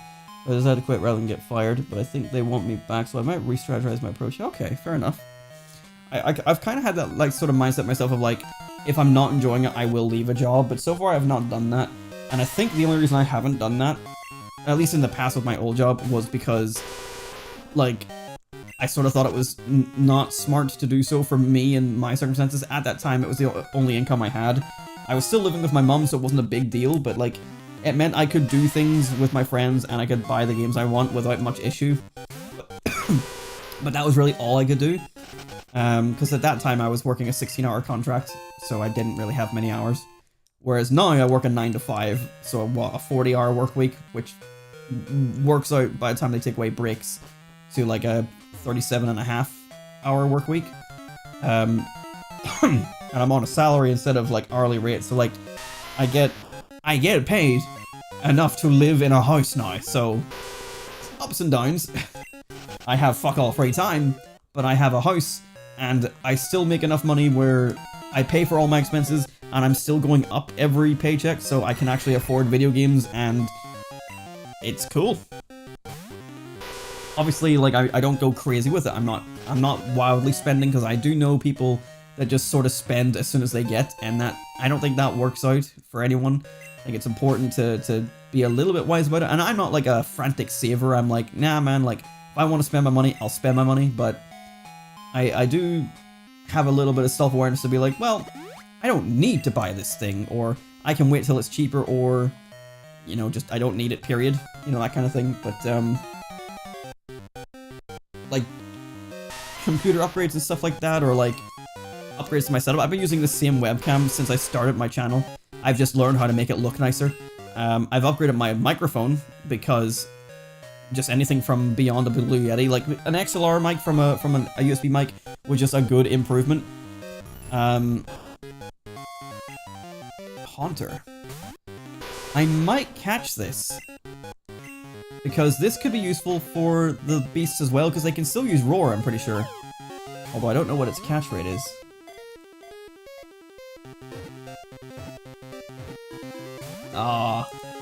You had me going for a second there. Wow, Haunter's shiny sprite looks sick. Okay, capture rate is 90. By the way, this is a 10% encounter. We got this without even trying. Can you believe this? Although, it tells me it's meant to be level 17, unless that's a different floor. Oh yeah, there's different floors. Okay, yeah, this one's level... This one's actually worse. This is a 5% encounter. The room above us is a 10% encounter at level 17. This one's a 5% encounter at level 15. What the hell? And during the day you can find Kangaskhan, but we don't need that. But yeah, I'm only catching this as a potential thing to use. Like, I maybe won't. We'll see if Crobat can work on its own with its mean look, but Haunter might be an idea, because at the very least, if they do have Roar, which I'm pretty sure they do have Roar, it means that it won't affect us at all. Thank you.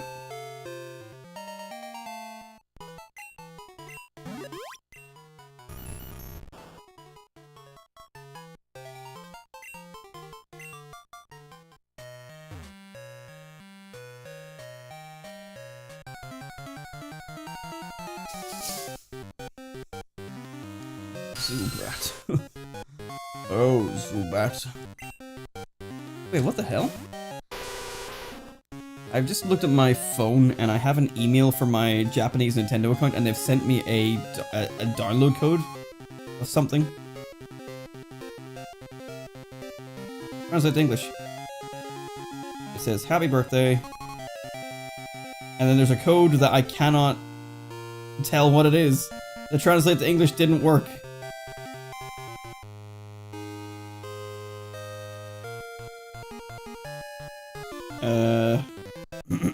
Translate to English. This is doing nothing. Help. Well, this is unexpected, because, like, yeah, the UK and... Well, I don't know about the US one, but the UK one doesn't send you anything for your birthday, so that's pretty cool. They're usually like, hey, it's your birthday, why not buy some games? Or, like, have a discount maybe at best, but... What is this? Where's the translate app? Translate.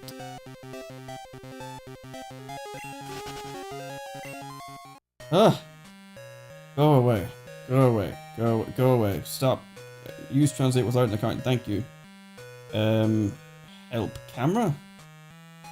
Translate with your camera. Open camera. Oh, that's not what I wanted. I mean, it is literally what I just said I wanted, but... Oh, Jesus Christ. Can I not just take a screenshot? Can you not just translate that way? Right, okay, I have an idea. This is just crazy enough to work. Okay, you know what, let's do that.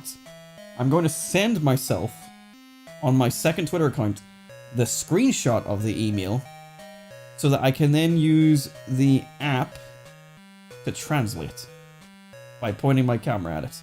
I am so smart. I am the smartest man alive. Right, okay, so Japanese and English. Bear with me, gamers, I am translating. Oh, that's less... Okay, it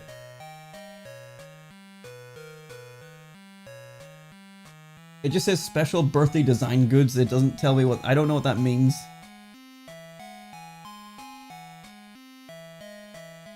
Well, I guess I'll find out later. Thanks, Nintendo Japan.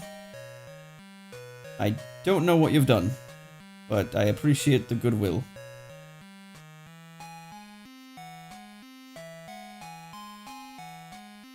Okay, sorry about the sidetracking there.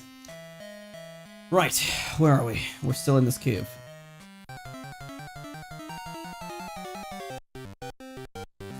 Onyx, hello.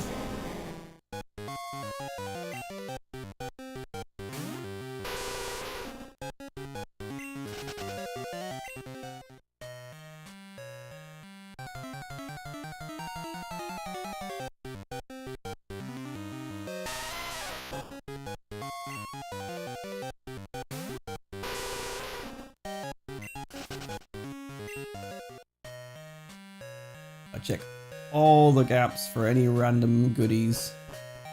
Yeah, thankfully this cave is a lot smaller in Gen 2, so it's not as dreadful to get through. And there isn't any trainers around this time. I thought there was, but I guess not. There is on the outside, I'm pretty sure, just before Lavender Town, so we'll deal with those, then we'll fly to Cerulean City, finish off what we gotta do there. Oh, wait, what? Oh, yeah, this is correct.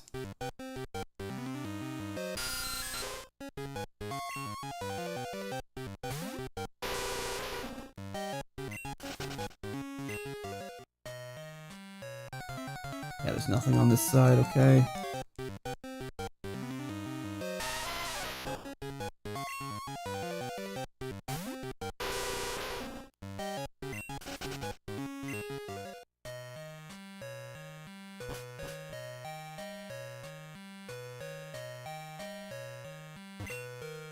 Revive, okay. Lovely. That's lovely stuff. Oh yeah, this is the part that's like, yeah, okay.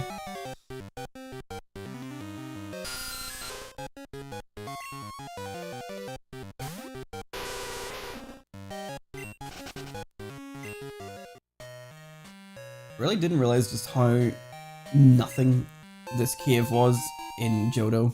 Or again, Gen 2, not Johto, but like there's a couple things in here, but like it's kind of just not worth the trip.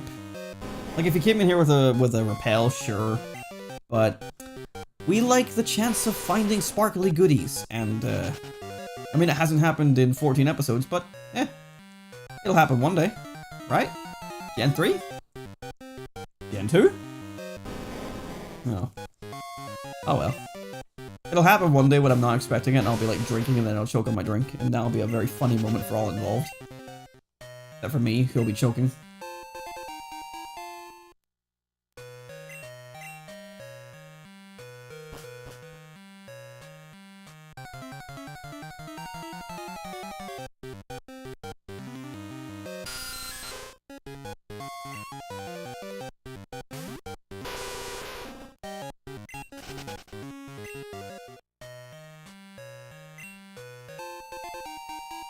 It's almost too easy.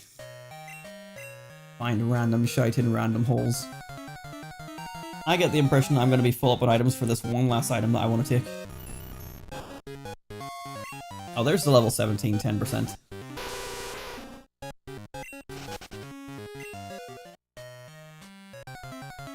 Oh, I'm so close, just give it to me.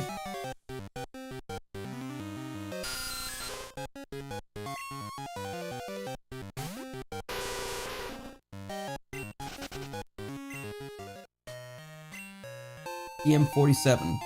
Is this what I think it is? I think it might be.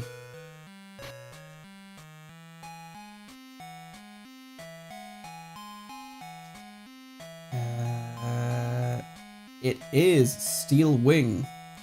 I have been waiting for this forever. Excuse me. Yep, okay. Crobat. We have been waiting a long time to give you this, because every time you come up against a rock type, you've been missing this move the entire playthrough.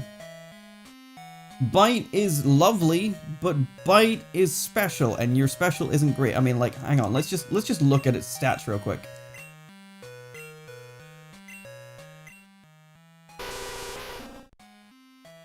Its attack is 92, its special attack is 74. Honestly, it's not much of a difference, but like, it's a difference of 18 points. And Bite is a 60 base power move, and Steel Wing is higher. So like, the difference between them, like I think if Steel Wing was even just 80 damage, it's effectively 92 by being a physical move instead of a special move. We also have like plenty of coverage. We've got Bite on Espeon, we've got Ghost on Donphan. This just makes sense to me I've been waiting for this for the entire game. Goodbye, Bite. You are useful in very limited circumstances, but Steel Wing is what we've been waiting for. And there we go, finally. WeeAddy plays Pokemon the live stream experience. I mean, this is every session. You know how these go by now. I do worry that they get Steel quickly, but like, at the end of the day, as I said from day one, like, whilst I hope people enjoy this series is honestly more for me. I could be doing all this in my own time, but I wanted to stream it just so that the experience was captured. And like, someone out there might find it interesting and want to join me on it. So I don't blame anyone if they get bored from just watching what is very essentially just vanilla Pokemon gameplay. But it's what I wanted to do, and it doesn't detract from what else I'm doing. Because right now, I wouldn't be streaming anything else. And for this year, obviously, I'm uploading once a week, so it's not taking away from those. Those are thankfully still going strong without any issue. I am coming up to the part where there might be an issue, though, because I'm running out of previous content. I'm going to have to record something new very soon. And that's the part where I am running out of things. Oh, I did fight these guys already. I think. It looks like it. Yeah, I did. Okay. Just go heal, my guy. Okay, so we are done here. So, Cerulean City. Here we go. Do I need to heal? Not really. So, shitty character. Okay, so. Oops, I'm so sorry. You're not hurt, okay? I'm very busy. No time for talking with you. Not good for me if seen by somebody. Oh no, you seen me already. I make big mistake. Hey you, forget you see me, okay? You see, here, no, nothing, okay. Bye kid, nothing. Bye bye, go. I love his accent. It's, like, I know there's, like, no intentionally designed accent with it, but I like him. He's my favorite grunt. Hey, okay, I thought you had to go and find him to get told where that was. But yeah, he randomly dumps this machine part in one of these 4 random tiles. Which for a machine part seems very irresponsible, and we're gonna just go give it back and they're gonna put it in the machine like it's okay. And it's not okay. Right, we're gonna continue to keep Paris on the team here because we are gonna have to go back through the right. We cannot fly to the power plant. For some reason in Generation 2, they still didn't make it possible to fly to the power plant, despite there being a Pokemon Center right there. That still fucking annoys me. Like, they have the little red dot and everything, just let me fly there. Ugh. Oh, hello. Hey kid, me I'm a Team Rocket member kind of guy. Come from another country and train on #1, me. Think I did if stop the energy big panic for here people. Secret it is my mission, so tell you I not. But if win you do versus me, a man I be in mine secret to tell to you I tell. Hey kid, battle begin we do. I love what they've done with this guy. Funny guy. Rocket Grunt. He has Golbat. He has only one Pokemon, he's Golbat. Boom, boom, boom, boom, boom, boom, boom. Return. Oh, Sybil's awake again. I was not expecting to not KO. I was not expecting to not KO.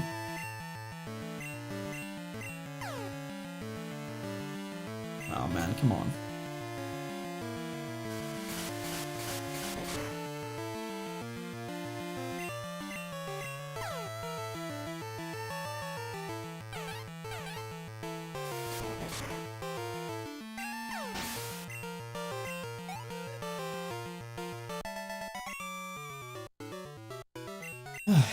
Oh no, I didn't read his text. Hang on. YouTube to the rescue. Because it's always way behind. Okay. I'm gonna be reading this after the fact. Pay no attention. Although I might be spamming through it too quickly. Hey, no, believe it. Very strong match, you, I not you. Ah, damn it. I spammed through that way too quickly. Okay, tell you my secret, will I? Machine part steal by me, hide it I did in gym of the Cerulean. Inside water put it I did. Look for in water center of gym at. But you forget me not. Beat you for sure will Team Rocket. Come from Johto, will they? Mine friends, yes. Will revenge they are. You say what? Team Rocket, bye-bye, Gogo? Broken it says you? Oh no. Should I do what now on from me? Oh wow, I thought there was more to that. That's kind of like a sad ending. We find a potion. Did I put the stuff away that I got from the other route? I haven't. Okay, so I might fill up on items here. Okay, so now we're into the big replacement for the Nugget Bridge. Oh my god, I thought my game just crashed. Fuck you, Huey. Did you say, were you asleep? Why? If I was asleep, why did you try to call me? It is 2:33 AM, so yes, I should be asleep. No, I'm not responsible. No, I don't care. Right, I'm gonna go and put the items away that I have, because I don't need to hold on to them for right now. Sybil has changed beds.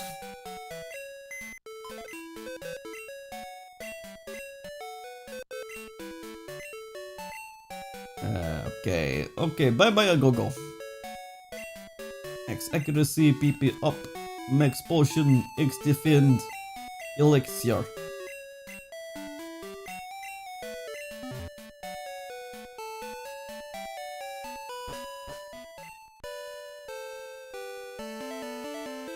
Okay, here we go. I wonder if this guy says anything different.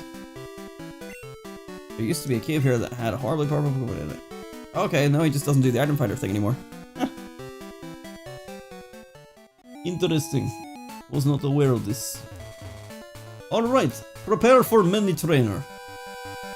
Beat the 6 of us trainers to win a fabulous prize. Think you've got what it takes? Bitch, I'm champion! I always have what it takes. Dudley. Oh dear. Oh dear, oh dear. With an Oddish. We're not really getting much opportunity to use our Steel Wing, but the time will come, Ed boy. Many doors, Ed boy. Many doors, Ed boy.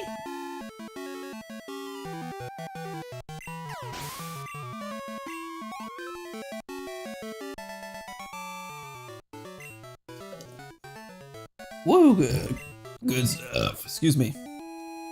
I'm a disgusting fuck. I'm sorry that you have to see me like this. I'm trying my absolute best. Ellen with Wigglytuff. That's certainly an upgrade from Oddish. I would never have thought so until, you know, Pokémon Stadium 2, but let's use Steel Wing and see how much damage it does. The Steel Wing doesn't have the greatest accuracy, but it is still going to give us more coverage. And that's what I like. Let's see how much Return does.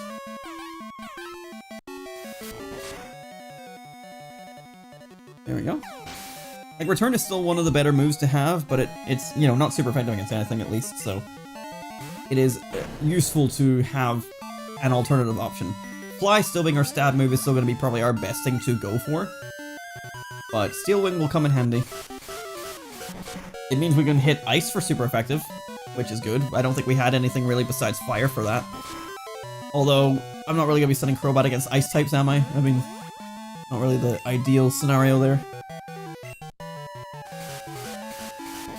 But for Rock types it comes up against, again, same idea. Like, I don't want to have it happen, but we could outspeed them, use Steel Wing, bing, bada, boom, last Ellen. How could I lose? Skill issue. What's the HP, or the, it's 16 XP. EXP. XP. There's no 3. I won't be easy. I'm a funny boy. In a funny world. I'm Schoolboy Joe. Hey, I'm Joey Wheeler. Tangler, here we go. This is Crobat's territory with all these grace types. What was I doing recently? Oh yeah, it was Lance's voice I was doing, wasn't it? That was the Joey voice? Because it's the same voice actor. Hey, yeah, it's the champion of the Johto region, Joey Wheeler, whatever. What am I fucking talking about?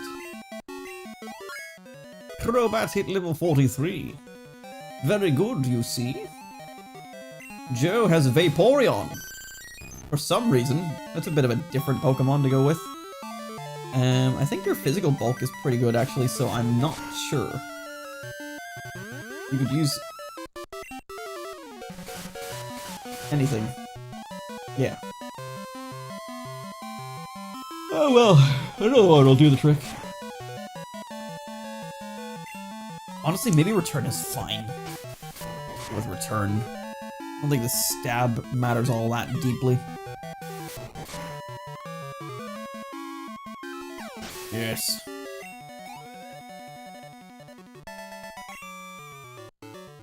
Stumped Flake. Okay, we can swap off of Crobat now. Feels like we've been on him for a while, but I don't think we've had many battles. We went through the cave, and so we didn't have anyone to fight. So Donphan is up next. And then it's coming up to Heracross's turn, but once again, we have to keep this Paris on our team for a moment. And I think we still need to... Oh my god, we have to keep Paris on our team for quite a while, actually. Piece of shit. Right, well anyway. No, I'm not getting tired. I mean, I did just yawn, but that's unrelated. Yeah, this has taken longer than I expected, but then again, I did sort of dick around near the start. Not entirely intentionally, but I did sort of think like, oh, maybe I need to, like, pad it out a little bit. But, like, I very quickly realized that that wasn't necessary. And I've tried my best to just sort of focus on what we need to do and just keep on going, but damn. Wasn't expecting to take this long. But we're not far away from finishing. Basically, I wanted to get the Magnet Train up and running before we wrap up, because I do want to go back to Johto temporarily. So we'll end the episode by going to Johto, and you'll see why when we get there. Can you hit Earthquake? Ah, you resist it. You don't resist it very well.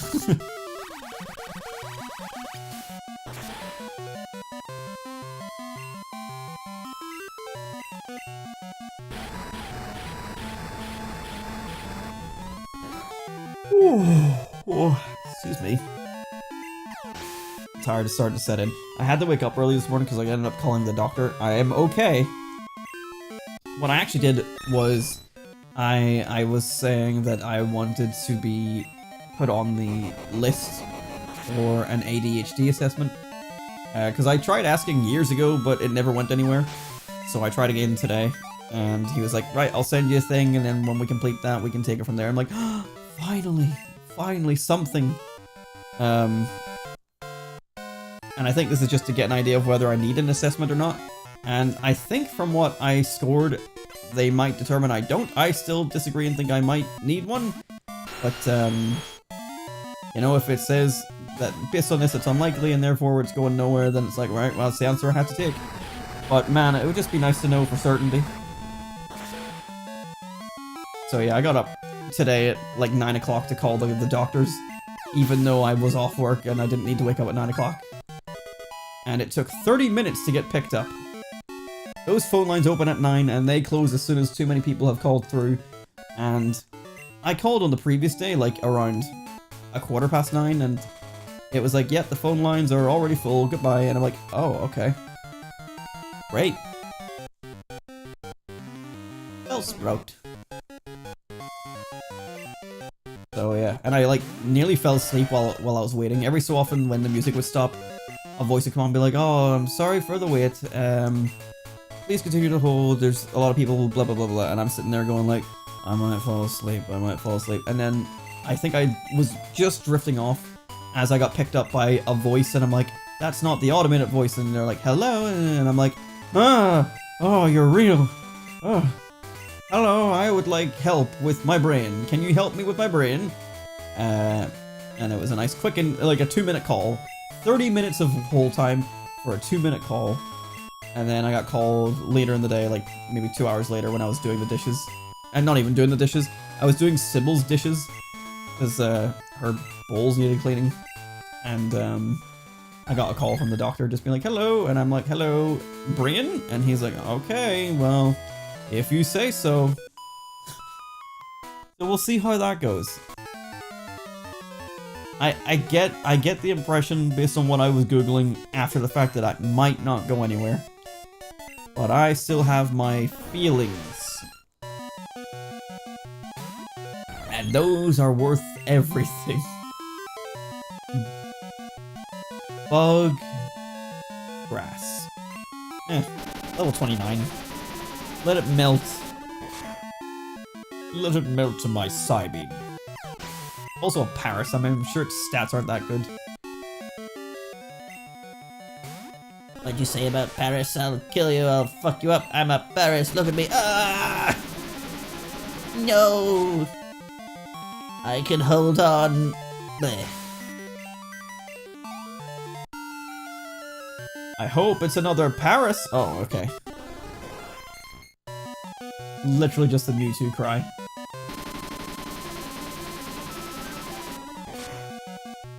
Sometimes the gut is right.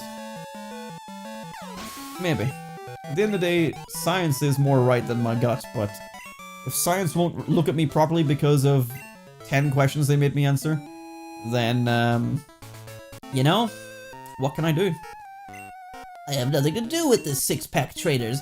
I waited here to beat you when you were tired out by all the battles. That would maybe be a thing had you, you know, proper level scaling, or accounted for the fact that, you know, I'm going to be higher level than all of you. I don't know what the plan was here. And like, I do feel like kind of bad because like, if I get diagnosed and it's like, yep, you have ADHD, congrats.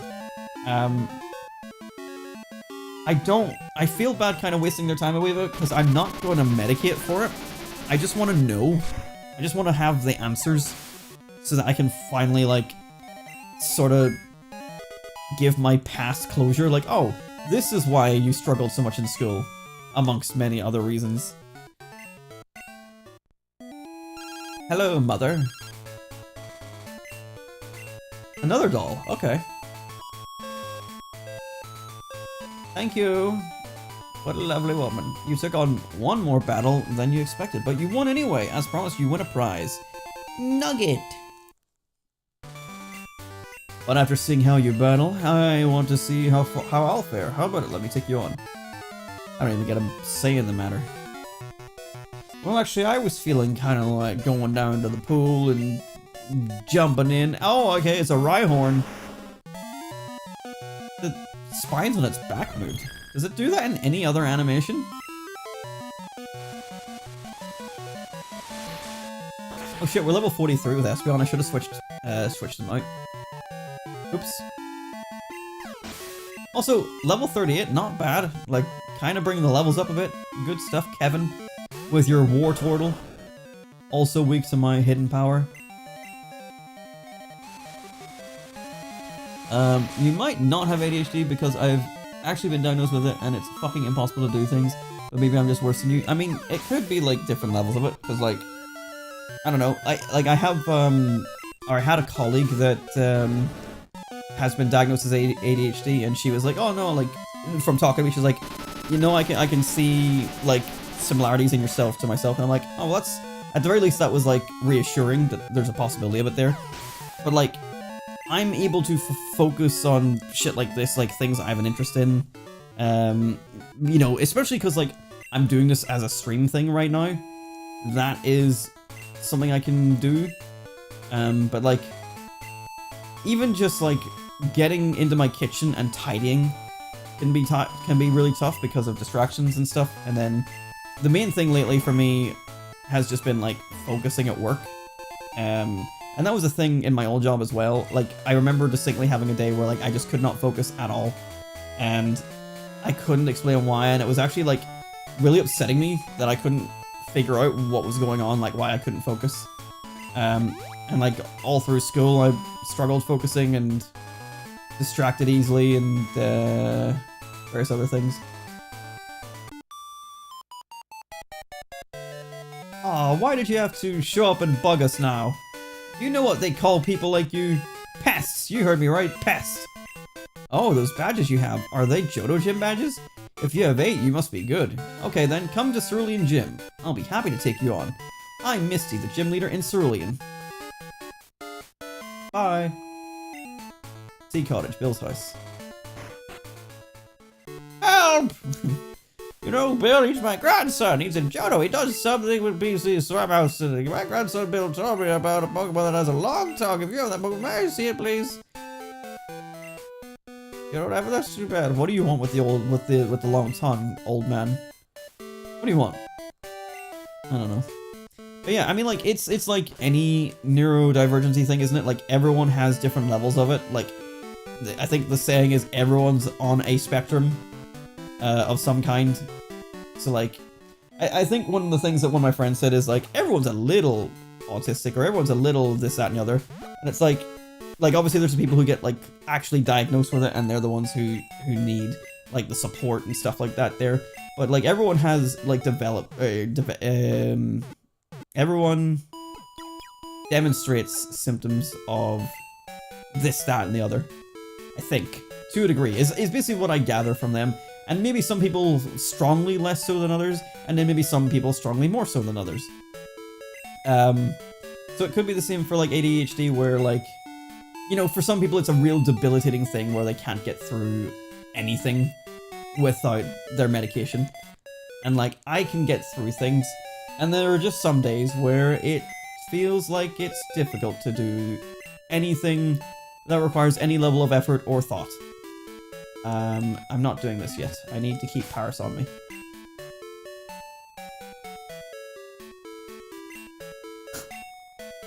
And then there's times like just having little brain fart moments.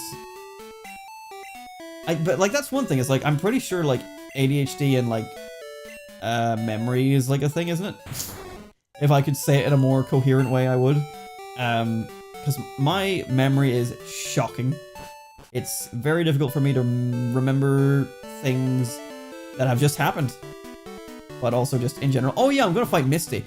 I mean, see what the fuck I mean? I was like, I went into the Pokemon Center like to do something. And then I completely forgot that Misty existed. It's just what happens. Right, Misty's gym thankfully isn't very big to my knowledge. Okay, it's 4 trainers. 3 trainers and a Misty for 4 total. Don't let my elegant swimming unnerve you. I mean, you've got your back up against the wall. I don't think you're doing much swimming. Brianna. I've heard her songs on the radio. I love Brianna. I'm my Briella. Return. See, Kingdra's stats are kind of like the same across the board, so that's why it's not really negatively impacted by having a physical move. I'm just trying to determine whether it's fighting a special or a physical opponent. But the majority of Kingdra's moveset is going to be all special. Just do another return, why not? Okay. Oh, look at this net that I just found. When I say go, be ready to throw. Go! Throw it at him, not me! Let's try something else. Sorry. I don't know. There was like a certain way I did my voice there, and that's all I can think about for a split second. And I had to get it out of my system before it overtook me. Sybil is nice and cozy looking in her bed.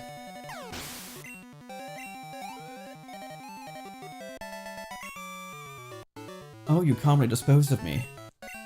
Like a Kit Kat rapier. Like a Kit Kat rapier.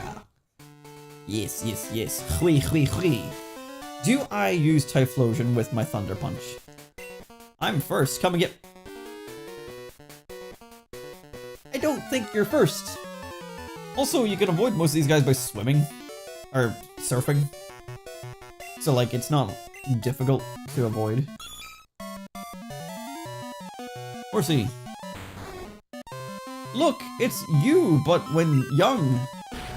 Kill young you. Kill you. Good. Excellent. Level 43, hell yes. Everyone is climbing the levels faster than I expected, so we might have to call the next episode early to make sure that no one goes over the levels needed for Pokémon Stadium 2, but I'm kind of thinking it'll be alright. There's not a whole lot of Kanto left, really, to do. Like, what, we've got, like, Route 1, Route 2, Route 3, and 3 gym leaders? I suppose the water routes as well near Cinnabar, like, there's really not a whole lot left. And if we're splitting out the levels this evenly, I think we'll be fine. So next episode might be taking us up to level 50s just in time for Stadium 2. And then we'll jump back into Stadium 2, do the Poke Cup, which will probably be like 2 episodes. And then back into Crystal to finish Crystal. So like a little pause right before the end, just to like tease the balls a little bit of the finale of the game. But it is what it is. We can't go past it because we need to use our team on like one of the challenges that it allows us to use it on. We didn't get to use it on the Challenge Cup because obviously it's randomization, but Ow! Ow. Genuinely, that sucks to have in your ear. Like, thankfully for you guys, the audio is nice and quiet, but for me it's loud. Because I expect not to be screeched in my ear. Is there another? No, there isn't. Okay. Hi, Misty. Alright, let's drop a sieve here. Not that we need it.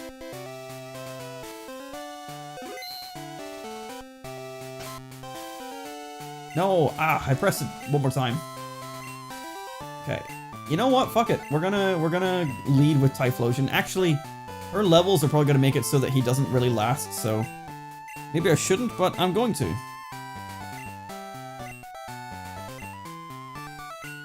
And yes, I might be on Pokemon Go again. There's a Wurmple! It's not purple!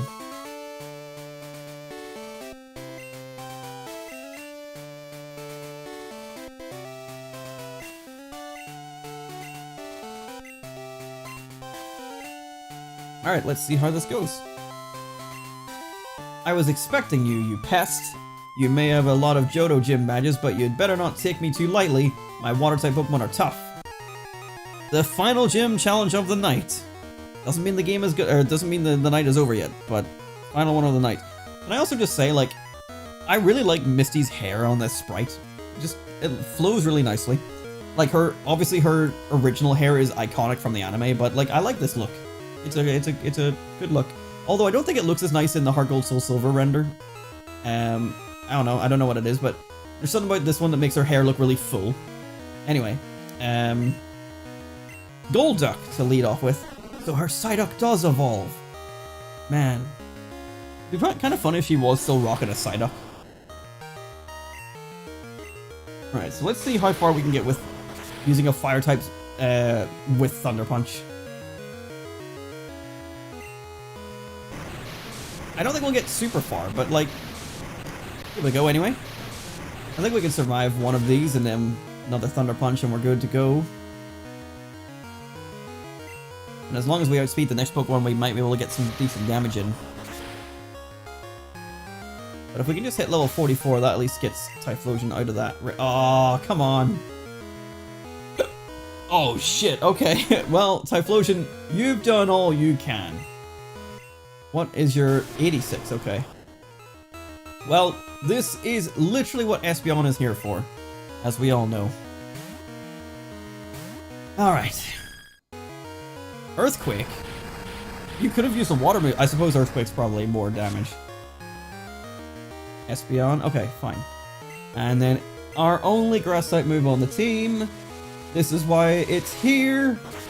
To just absolutely annihilate any Quagsire that comes in our way.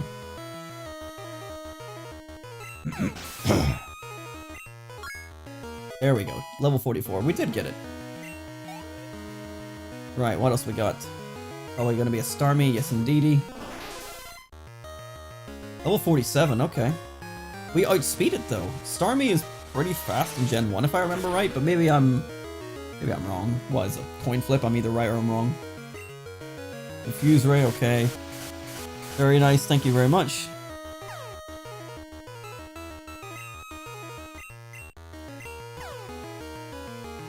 Good stuff, Espeon, thank you. And what is your last Pokemon? Corsola? Do they know you were going to have a Corsola in the anime at this stage?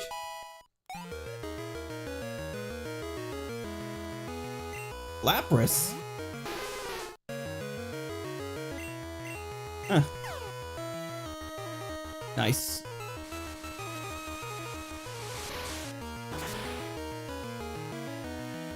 Come on, big damage. Not quite big enough, but enough for another hit. And that's a dead Lapras.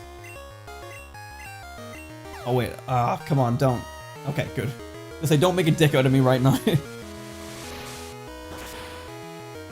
And that's a dead Lapras. Very good. We won it with a Typhlosion and an Espeon. Mostly Espeon.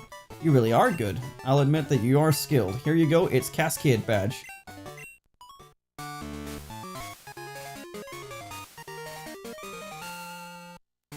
Are there many strong trainers in Johto? Like you, I mean. I'm going to travel one day so I can battle some skilled trainers. And that... Hang on. Okay. I thought this little pink pixel to the right of her was the pixel of this, like, tile, this ground tile extending, but it's just her bubbles, I guess. Alright. We are now on, what, 13 badges? So we got 3 left to go, which is going to be for next episode. So we're pretty much winding this down. We just need to return the machine part, hop on the magnet train, go back to Johto for the one thing I wanted to do, and then we'll call this an episode. But this has been fun. So we're in the wind down phase here. And I believe we still need to keep... Okay, we're going to do one additional thing before we wrap up. Because I don't want to have to keep this damn Paris on my team the entire time. Oh yeah, what am I doing? I can't fly there. Hello, I pressed the button. Thank you.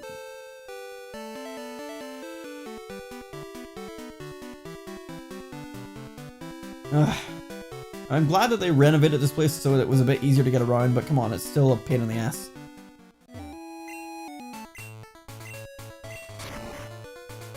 At least we can fly through this route without needing to encounter anything or anyone. Oops.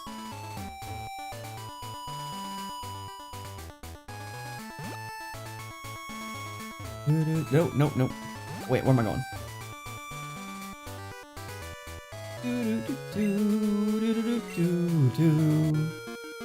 Oh. Golding! More like Pink Dean. Very pink. I can switch out of Typhlosion now as well.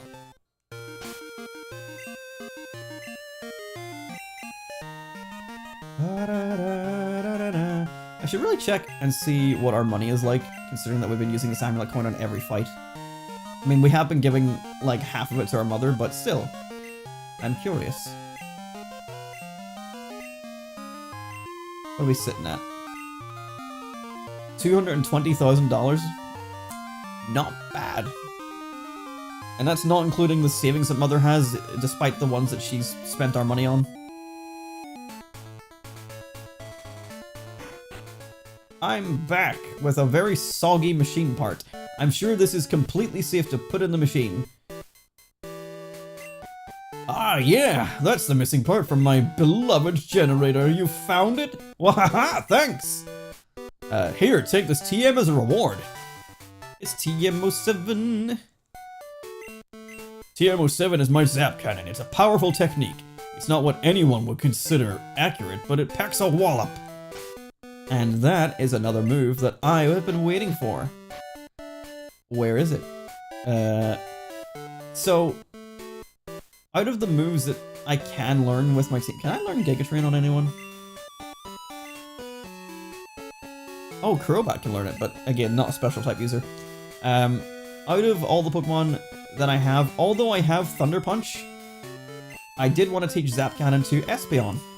It is a 50% accuracy move, so it's not great, but it is a really good amount of damage. and Espeon being a special user, just having access to a high damage move, even on neutral damage, is just going to be good. So, I believe, although Quick Attack is useful in scenarios, it is only a 40 power move, and it's also physical. So, we're going to be getting rid of this for Zap Cannon, and this completes Espeon's moveset. Now, it might not be super effective, but we'll see how it comes in a pinch. Like, it might just be useful to have another alternative to handling water types and flying types and stuff. But there we go. Psybeam, Zap Cannon, Bite, and Hidden Power. Grass type, so Psychic, Electric, Dark, and Grass. I think it's alright. I think it's a good setup. And, like, let's just go through these guys for a minute. Like, this guy has Fire, Electric, Normal, and Water. Flying, Normal, Steel, and what will be a status move that helps us in battle. We've got Ground, Rock, Normal, and Ghost. We've covered you already. And then Water, Normal, and that third slot is going to be replaced in this episode. We're going to get another move later in the episode. And then Dragon. And Heracross is elsewhere. But we are going to go and sort that out pretty soon. So now that we've done this, the radio tower is working again. So let's go back to Lavender Town.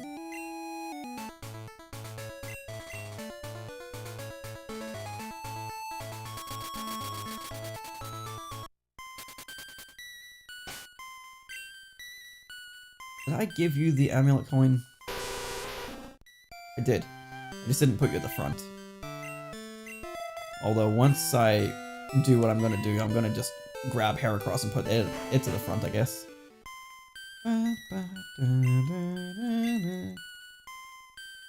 Alright, are you the guy? Ah, so you're the Adam who solved the power plant's problem? Thanks to you, I never lost my job. I tell you, you're a real lifesaver. Please take this as my thanks. The Expin card. That thing you can tune into the radio programs here in Kanto. Gahahaha. And now, finally, this means we can return to Vermilion City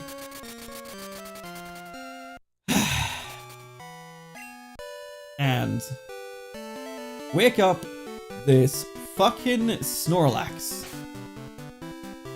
Let's drop a save. Oh yeah, I caught a Haunter. I need to add that to the Pokedex, even though it's not really important. Haunter. And we'll be adding this guy to our Pokedex as well. Again, not that he matters, but he's gonna be on it. Okay, so we need to go to our Pokegear.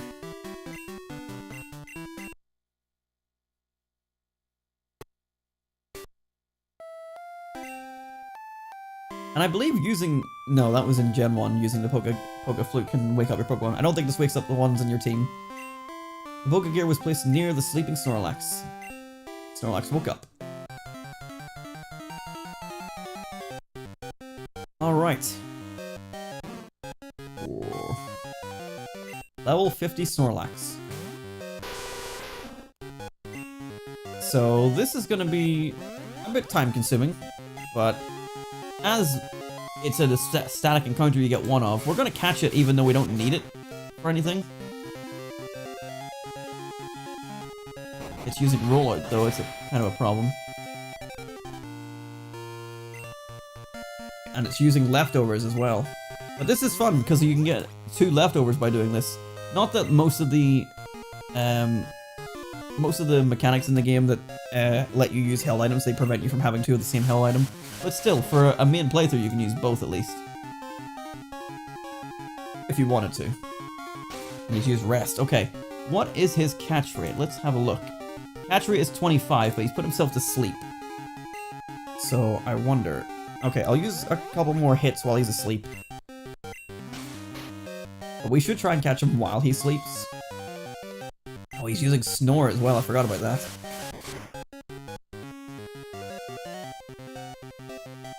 Alright, I'm just gonna toss a ball while we have a chance.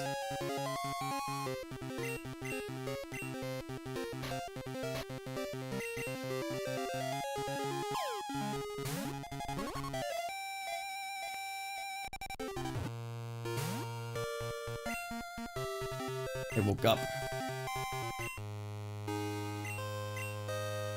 Is there anything more effective I can use? Okay, I'm gonna use Kingdra to use Dragon's Breath. See if we can paralyze it. It doesn't help our catch rate, but it might stop it from being a pain in the ass.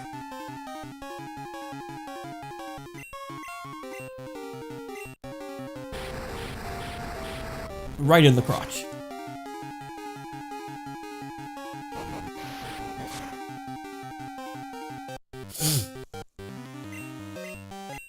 God, we're just not doing enough damage.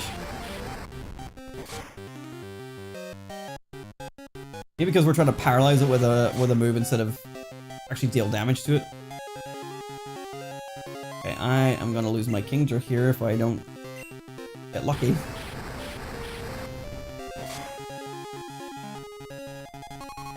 Wow, out of all the times I was getting the 1 and 3, how was this not any of them?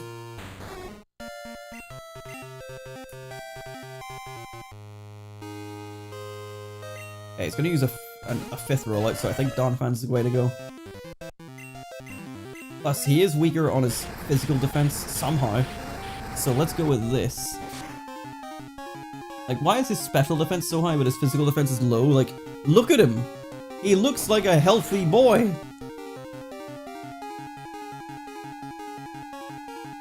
Wow, wow! Oh, wow, that's critical hit, okay. I was gonna say, there's no way that Donphan died from that, but critical hit makes sense. I should have sent out Paris to die instead. Oops. Oh well, I'll just toss a ball and catch it. Easy. Just like that. Alright.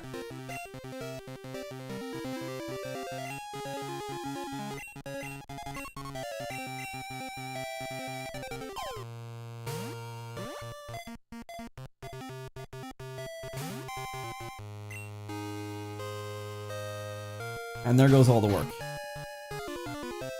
Every single bit of it.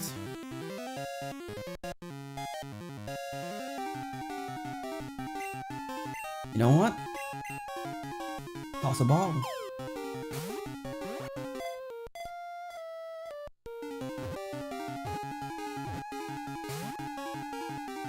That should not have worked the way it did. He snore from his crotch.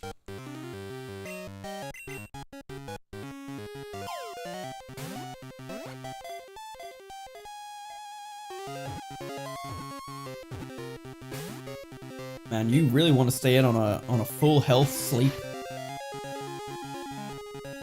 Surely it's not that effective. Sleep is not that effective.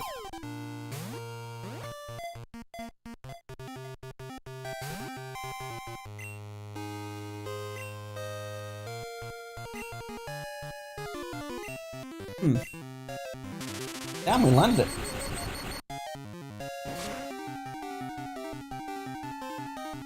It guarantees a paralysis, at least. Although they keep on recovering. Am I confuse you as well?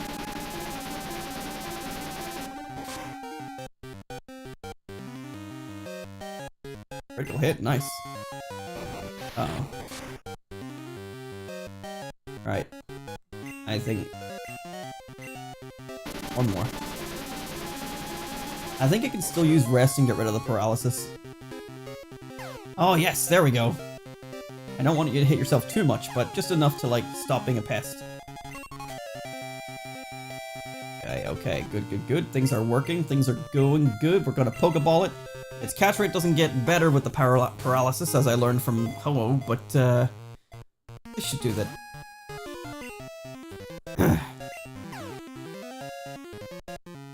You're not asleep, my guy.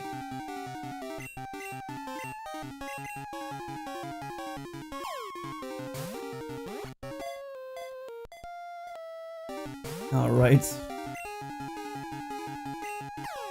Hit yourself one more time. Never mind, there's the rest, and there's a sleep. Okay, but anyway, our ball is working better at full health anyway.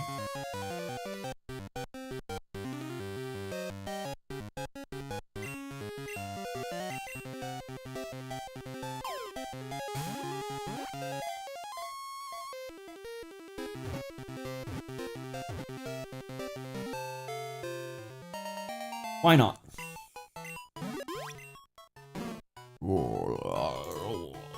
Snorlax has been caught. Add it to the Pokedex. Alright. Let's go heal up real quick. Can I buy Pokeballs in this Pokemart? No.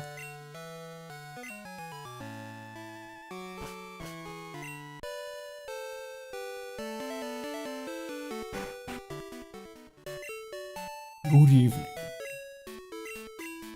Hello, nurse. Hello, nurse. Right. So, before we take the magnet train to Johto to end this episode, we're gonna do a little bit of progression that would be nice to save for the next episode, but we're doing it now just so we don't have to keep Paris on the team. I think this is the last instance of needing cut, at least that I can think of. Hello, sir. A bunch of Diglett popped out of the ground. That was shocking. Hang on. Anything? Nope. Anything? Nope.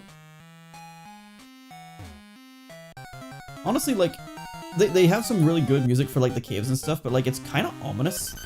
Also, can we all just appreciate, like, Diglett's cave having no arena trap and you can just run from it? Yay! Not being stuck against all these fucking Diglets.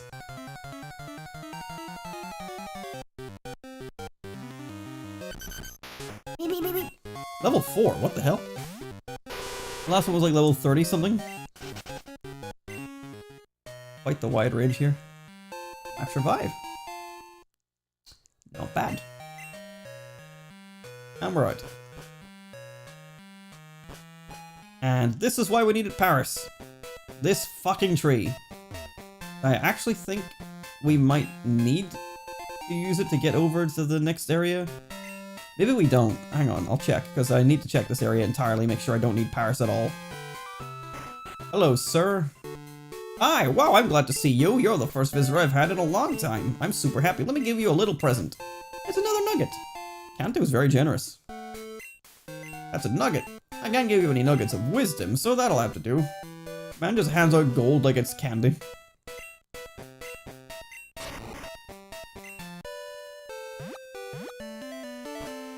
Hello. Are you Adam? I work as Professor Oak's aide.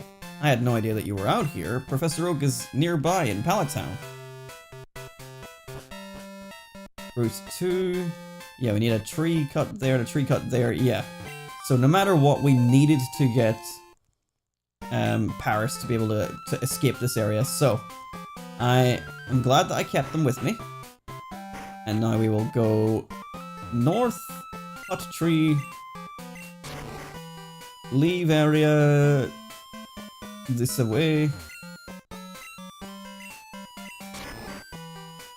Oh, you piece of shit!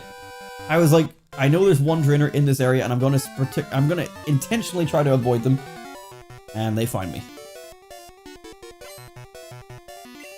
Oh damn, we got close to 4 hours after all. That's surprising.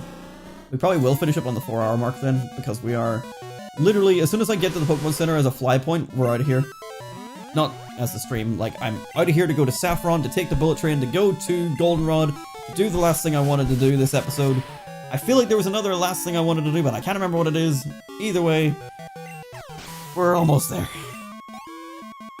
And like, annoyingly, well, to be fair, okay, maybe not annoyingly, I was gonna say it's 3:15, and if I stay on until 4, it becomes morning.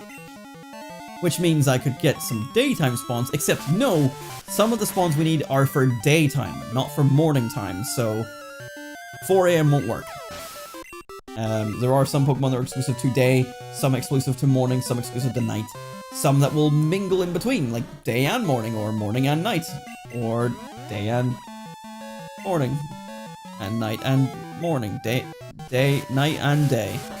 Anyway, so the ones that we have been able to find have been daytime only, which is like, what, after 10? I think it's 10 AM is when it goes to daytime. Also, how do we go? 71.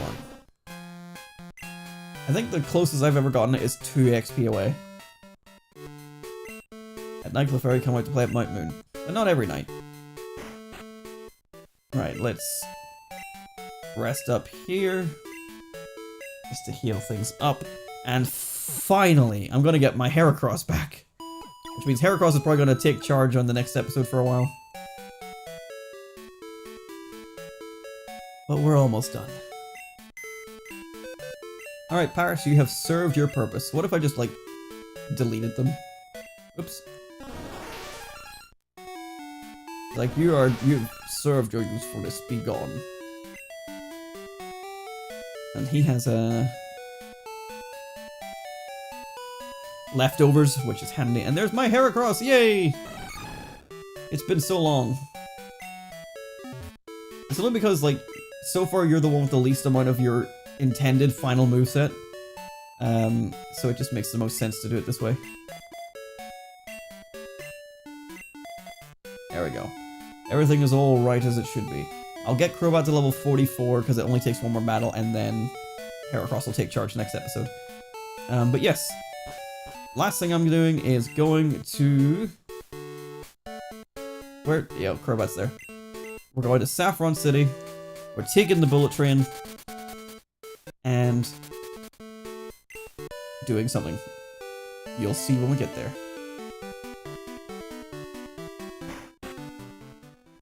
Oh, there are people here now.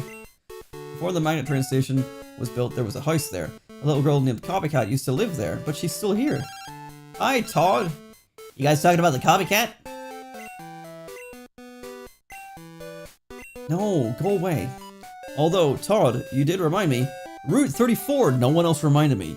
I told you to remind me. Okay, what did that say? You have a real pass? I have one. All the people in Saffron who ride the magnet train have... Uh-oh, do I need a pass? Oh, fuck, how do I get a pass? Oh, don't fucking show off. How do I get a pass? I think it has to do with the copycat girl, but... I don't know. Like, I think there is a clue. Ah, okay. Vermilion City.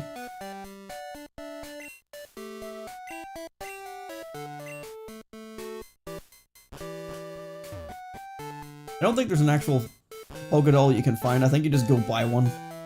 And I might have one in the PC, but fuck it. This gives us a destination.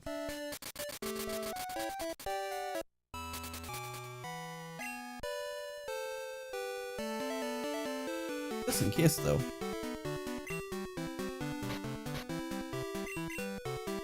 Yeah, I didn't think so. Yo, check out this sweet doll I found. Little blue meal, or light blue meal. Wait, so you don't have? You don't have? Where is it? Were you playing somewhere and it went missing? Is it gonna show up as an item that I can just find?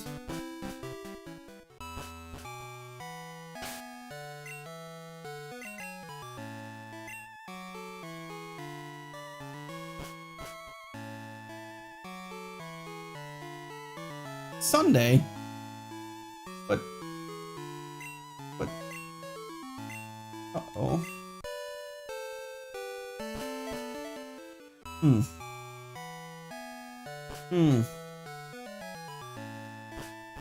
I am unclear.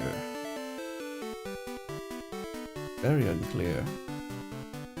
Where do I get the Pokédoll? Hello, do you have a doll? Help! Help! Help! Help! Is that a doll? Oh! Can I have that? I can't believe I just happened to find that. I don't remember doing this in Gold and Silver, honestly.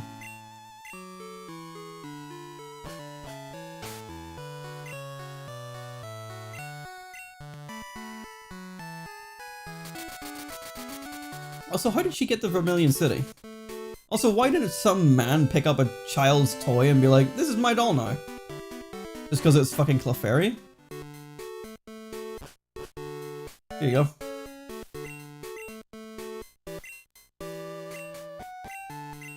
Thank you. Why do you have this, also?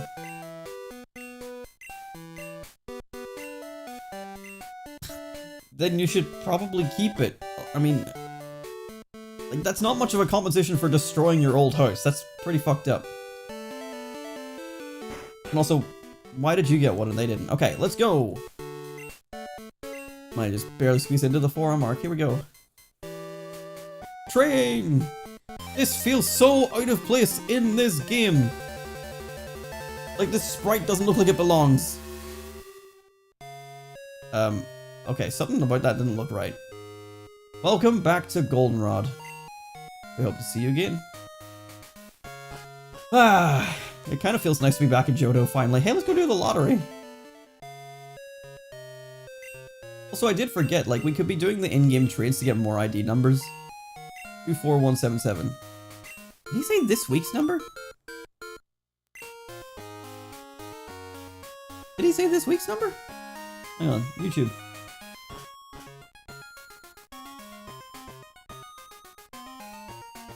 It did say this week's ID. Wow, okay, so you get a week for the ID? Damn, okay.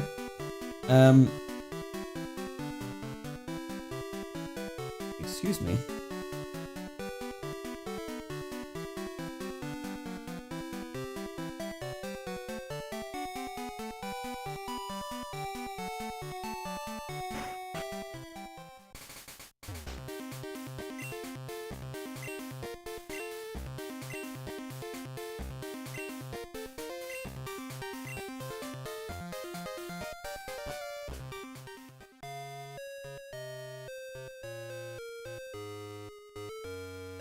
I'm so stupid. Oh. So, Adam forgot what day of the week it was.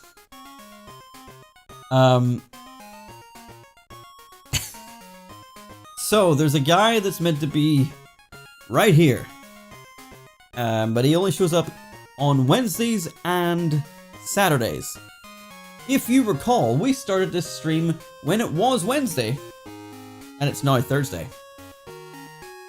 But that wasn't the problem. The problem was, you know, we had to go through 4 hours of gameplay to get to this point, so we couldn't have sped that up in any way. We could have flown back to New Bark Town and stuff and did it that way, but I wanted to finish up things in Kanto properly before we came back.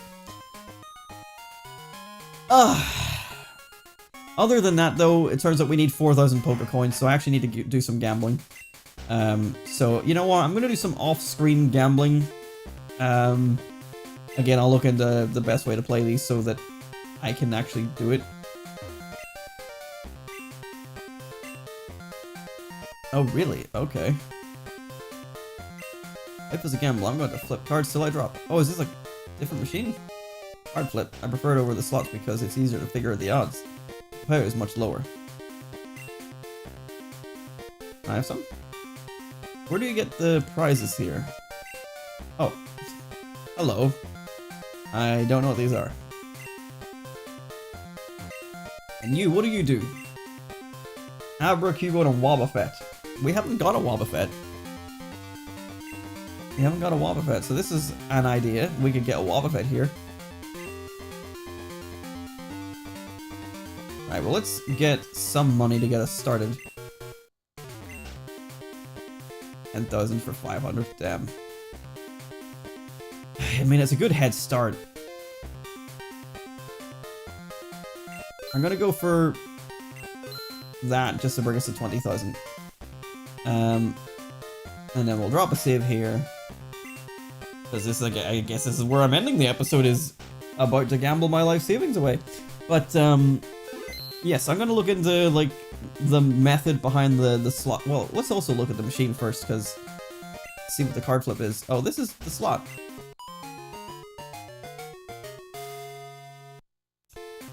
But I want to see the card flip game, because I don't recall. Okay, it must be, like, card flip on one side and slots on the other side.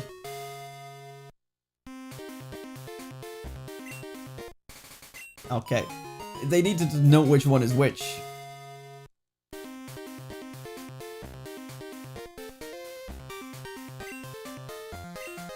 Okay, so is this card flip? Okay. I don't know how this works. It seems kind of roulette-y. Sure, why not?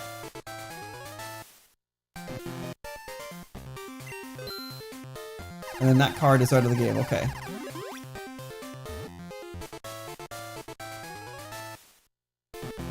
Piece of shit. Okay, let's go for a Pikachu. Shit. Oh, and then it resets after a while. Oh, okay.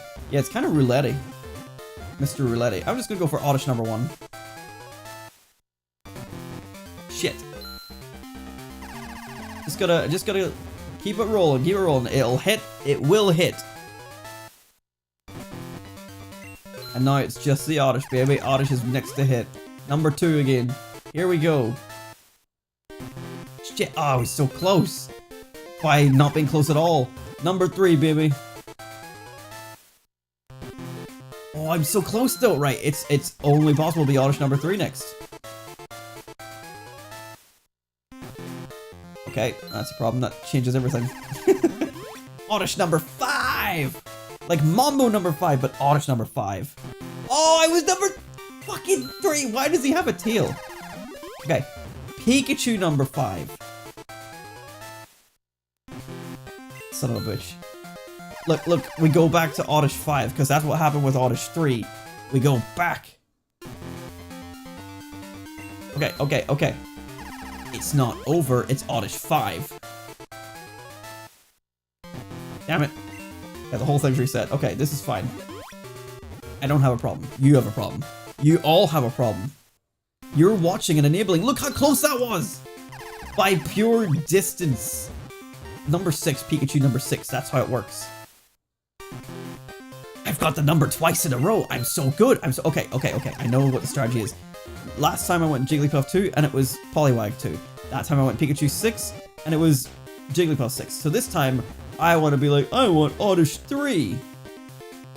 But it's going to be Pikachu 3. That was so close. Why does it have a tail? Pikachu 3?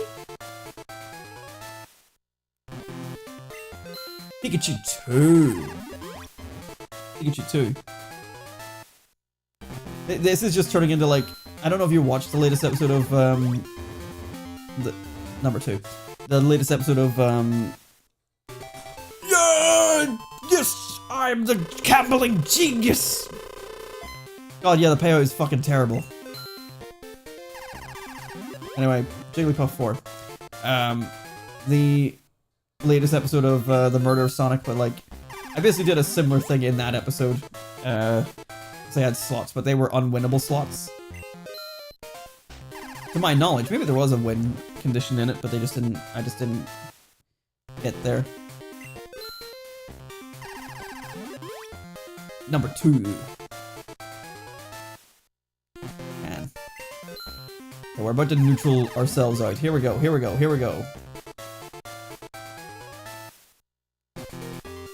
Okay. There are incredible odds to be a Jigglypuff.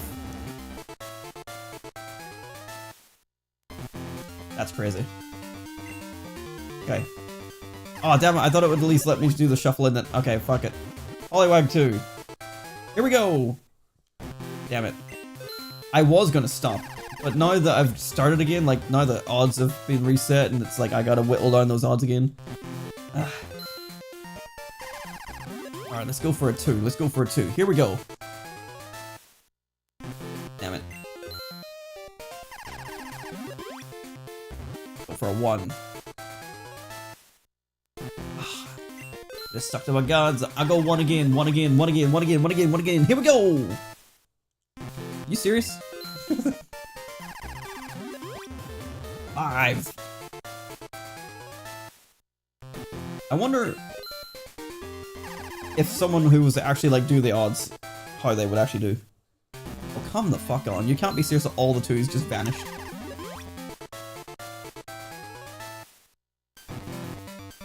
What is going on? You know what? Fuck it. Pikachu won. Gonna keep going. Pikachu won. It's Pikachu won. Final card. Pikachu won. As far it goes. Okay, this is the final card. And Pikachu won. Easy win. Damn it. Alright. Oh, don't give me that shit. Right. Where was I? Yes. I want to do the slots just for like a little bit. I don't have a problem. Also, this is so far going way worse than the other one because we kept on hitting 7s last time.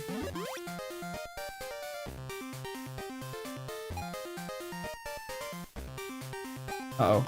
Okay. Darn. I'm only gonna go until I have about 900 left.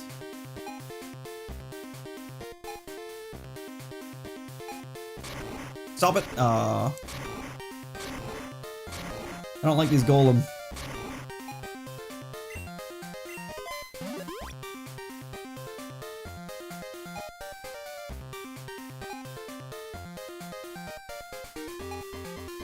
Terrible.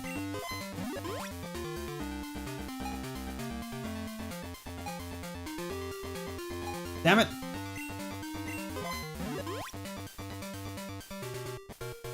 Ah. I think it's giving me a win. Yay, Pikachu! Well, I was gonna go to 900.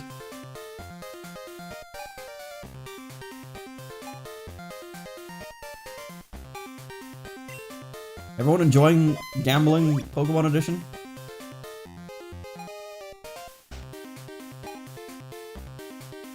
Oh, yeah, keep it rolling, keep it rolling, keep it rolling, keep it rolling, keep it rolling. No, fuck you.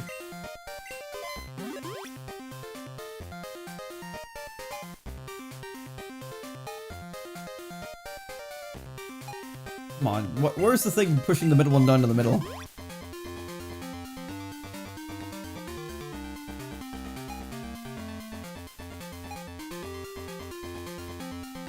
Ah, almost there. Oh shit. What happened? What did I win? Oh, Staryu.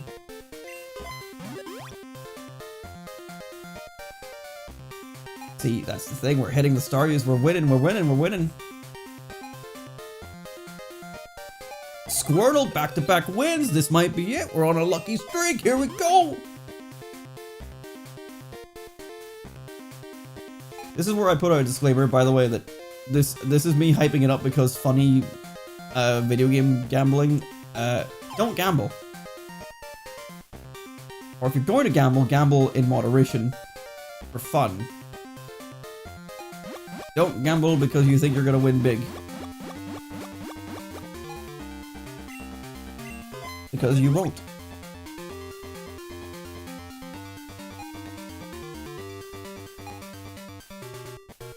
Oh, yes.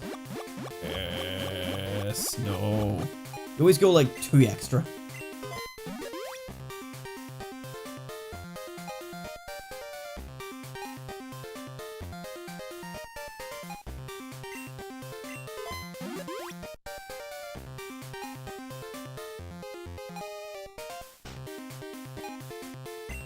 I'm gonna get it. I'm gonna get the 777. Need to make my money back from the card flipping game. Okay.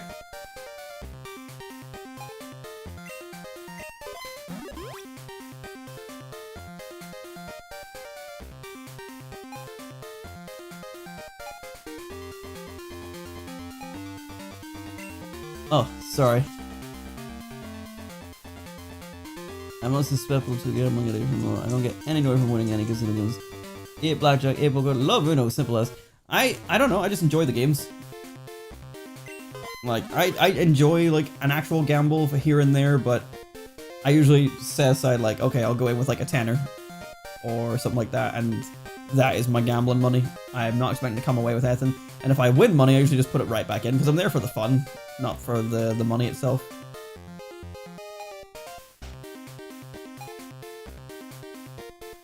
If I get like some sort of crazy like payout, then like, yeah, of course I'll take away that money, but I just enjoy playing the machines. Like that Chinko one that I mentioned from earlier today, like this is essentially a gambling game. I put 8 quid into it, and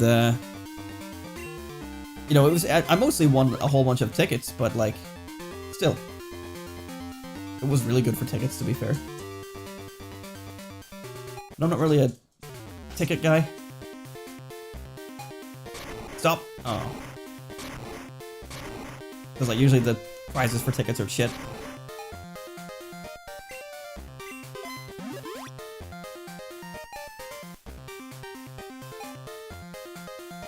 Oh, keep it going. It goes down to right. You stop. Oh.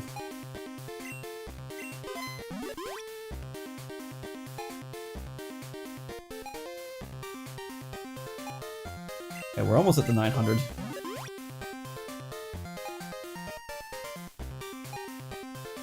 Whatever.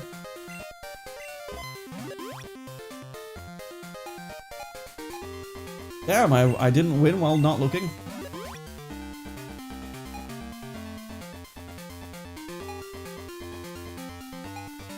Stop!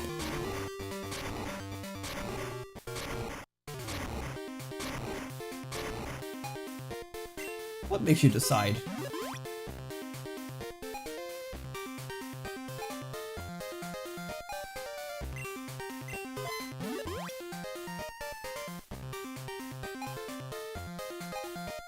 That one felt very forced for a win there. Arcades are just casinos for children now. The games don't require any skill, basically just luck. I mean, maybe. I do quite enjoy, like, luck games, though. Usually it's because I do find myself to have decent luck a lot of times, but I still enjoy it. I mean, a lot of the arcades I went to as a kid were still, like, riddled with games that were luck-based rather than skill-based.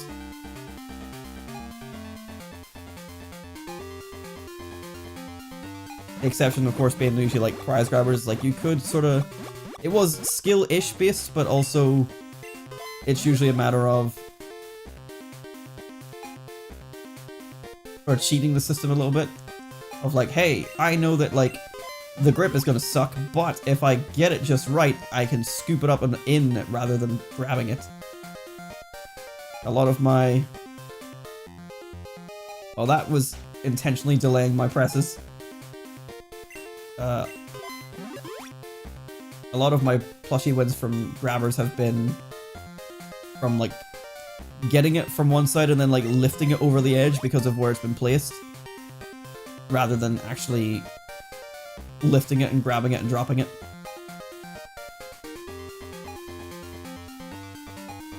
Stop. Why do you never stop? Okay, we're almost done. Yeah, that one forced a win on me. I could feel it. Okay.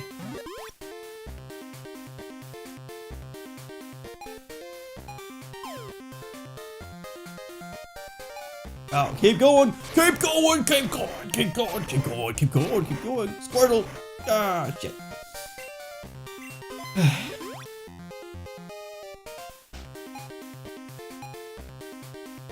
Keep going! Stop! Keep going! I love going to places where they have Pac-Man or whatever playing that, the bowling alley. Oh, yeah. So when I mentioned I was in Disneyland Paris, like, that is basically what I played, was they had a big multiplayer Pac-Man machine, and it was awesome.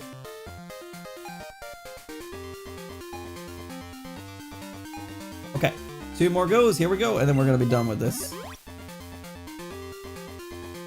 Oh. Okay, here we go, last one.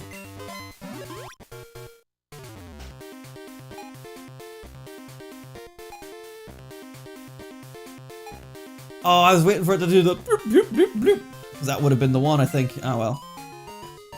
Alright. Hello, Aaron. Oh yeah, I need to go see Aaron, Route 34 or whatever. No, not Aaron. Whoever is on Route 34. That was the other thing. It was like I was coming here to get the thing I was coming to get, and then Route 34 because somebody reminded me. Certainly not the chat. It's okay. I got it figured out. But I don't remember who it was. I think it's her. I think this will make you happy. A leaf stone. Ooh. I don't think that's very useful at all, but I have it now.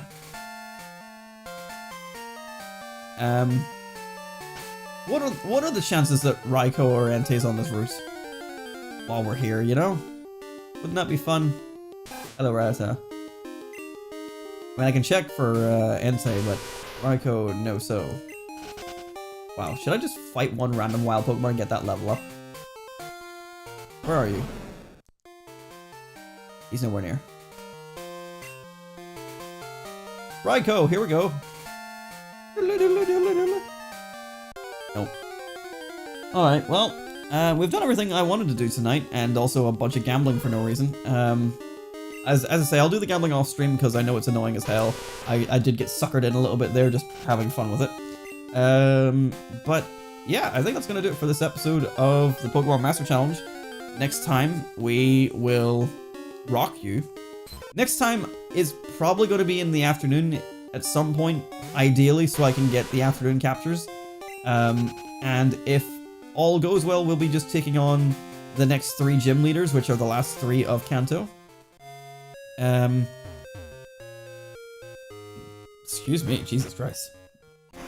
We'll take on the next 3 gyms of gym leaders of Kanto, finish up that, and then we should be basically around the level 50 mark at that stage, so then we just pause until Pokemon Stadium 2. But in the meantime, let's just do another random ass encounter for Raikou or random 1% Yanma all of a sudden.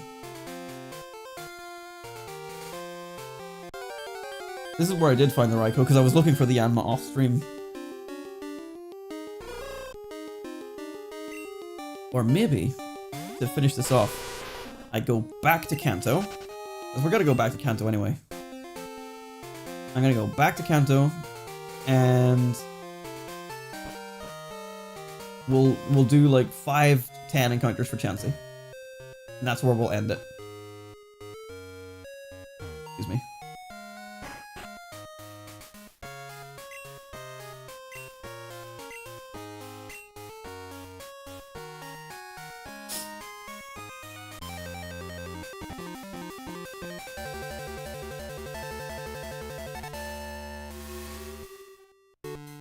Hello. Alright. Welcome back. Sir? Look where they're fucking going. In video games and in real life. Okay. We will go to Fuchsia City and we'll do just 10 quick encounters for Chansey, and then we'll call it an episode. Just 'cause, honestly, all I'm doing is just finding an excuse to keep on playing because I'm having a good time playing. And I would keep on playing the actual story if I didn't think that I would take all night to do it. But a Venomoth. It's a good thing that I'm tired because with that direct, I've got to be up. What time is it for you whenever it comes on? 2 PM for us. There's one. Boom, boom. Venomoth for number 2.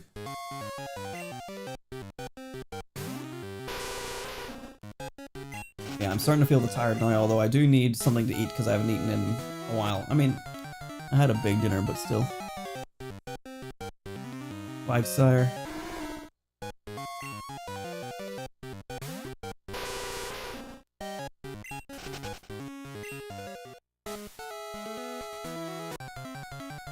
It's at 10. It is always a really dog shit time. Yeah, it's not great because they have to like obviously position it so that it fits like the majority of people. I guess. It's like 2 PM is not super ideal for me either. Like half the time that they want to air it, I'm working, and it's like, man, you know, I can't watch it while I fucking work, obviously, but you know.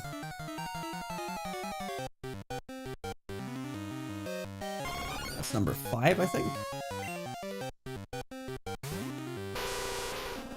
Yeah, I do have to say, like, I'm glad I don't have to wake up for it, essentially, if I needed to.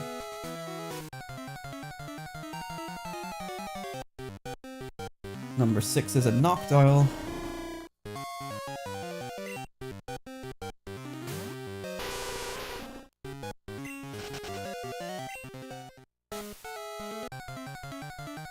Number 7 is a Venonat.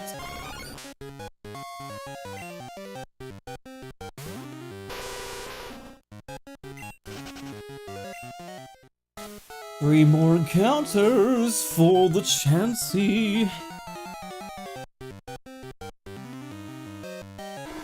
1. Oh boy, this has been fun though. I was looking forward to streaming, and I would have done it earlier in the day if I had the chance, but as I say, I got caught up with things. Which was like me doing like tidying in the kitchen and also like calling the doctors, as I mentioned. I had to go up to the office and pick up something. Okay, this is the last encounter. I'm definitely not going to do a bonus one like I always do. But to sum us up again, as usual, this has been the Pokémon Master Challenge. If you've been enjoying, comment, like, subscribe, all the crappy YouTube shit that I have to tell you to do. Did you know that 99% of people, and this is probably not untrue, but most people who watch these videos or streams are not subscribed? Do it! We're on the road to 1,000 subscribers. So, help me. Help. It's for my 30th birthday, gotta be nice. Subscribe! But yeah. Thank you so much for watching, my friends. This has been lovely. I'm gonna keep on doing encounters as that outro because fuck it, I don't care. I will see you all again very soon. If you want to see when the next one goes live, of course you can subscribe or turn on notifications, but also I post it on Twitter and Blue Sky and in my Discord when I'm going live. So just pay attention, basically. But that is going to do it for this episode, and I will see you all again soon for not quite the finale of Kanto, but pretty damn close.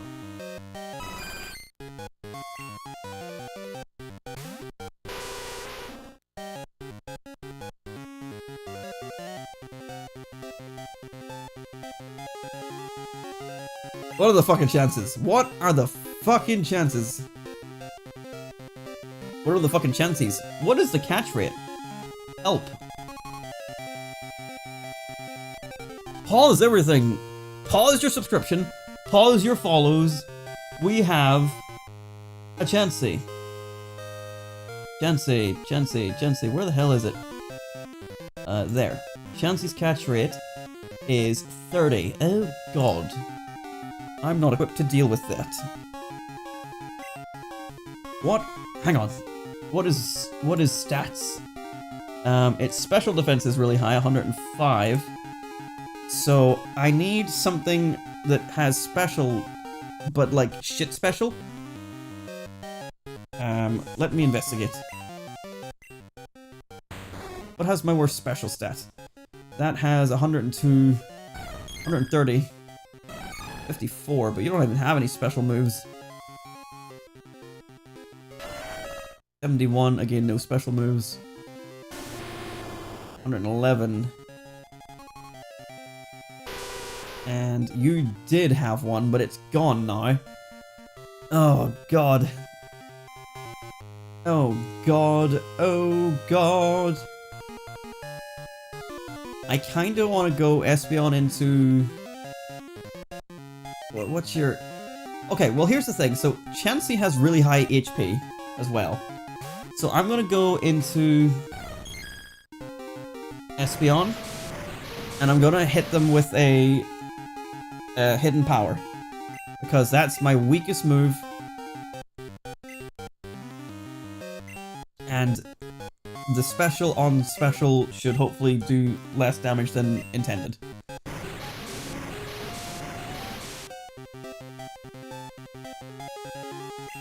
Maybe I'll try Bite instead. Okay. Okay, good. I don't know why it's minimizing, it's being a piece of shit. I'm gonna go for one more Bite. Honestly, you know what? I probably should have went for Zap Cannon. If it uses Soft Boiled, I'll use a Zap Cannon. Even though the accuracy is gonna be completely ass right now. Because if we can get that paralyzed off, that's going to be huge. Okay, if it uses another soft-boiled. I love catching fleas. Jesus Christ. As long as it doesn't flee. Just get in the ball. You're a 30 catch rate, which is not fantastic. You're harder to catch than Mew. That's always my element of deciding how difficult a catch is. Right, I'm going to go for a risky Zap Cannon. I mean, not very risky if it doesn't hit, but if it hits, it's going to do a paralyze and a decent chunk of damage. The only issue is if it somehow criticals. Yes, we got the hit.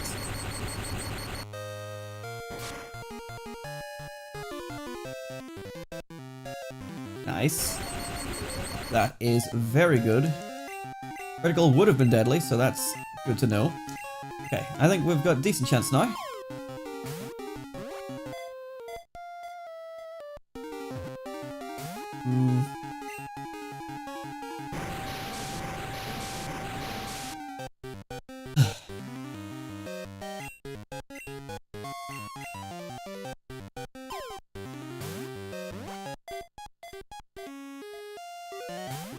Don't fight me on this, Chansey. Just stay in the ball. Stay in the ball. It's a great bookmarking ending of tonight's episode. If you behave yourself, get in the ball, and don't soft-boiled. And don't soft-boiled. And don't soft-boiled. Don't you hear what I'm saying? You don't soft-boiled. Bite is safe.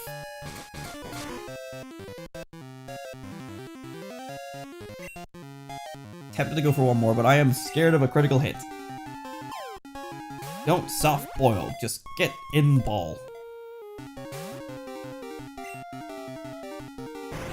And please stop minimizing. I feel like I'm gonna crush you with the Pokeball before I get you inside of it. God. 30 catch rate is just nothing. There's a fucking tiny little flea slapping the shit out of me. I need to get Espeon one of those collars.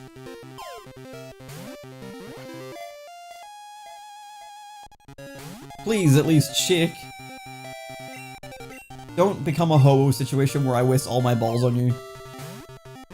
Because I'm not Master Balling you. Hey, okay, you at least shaked. Now, let's be more realistic and you stay in the ball.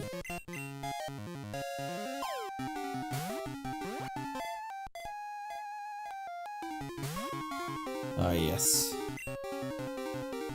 Oh, no. Oh, God. Oh, God, I'm not going to catch it, am I?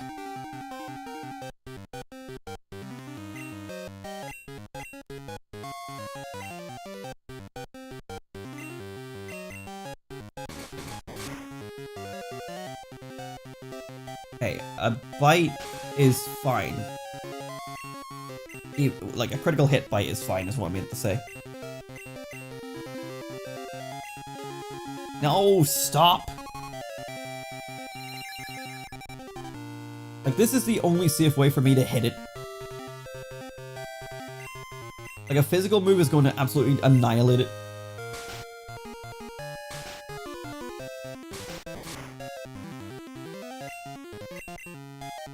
I mean, I could go for, like, Zap Cannon again just to get, like, bigger damage, but, like, with the evasiveness all the way down, I don't think Zap Cannon's gonna hit. I don't want to confuse it.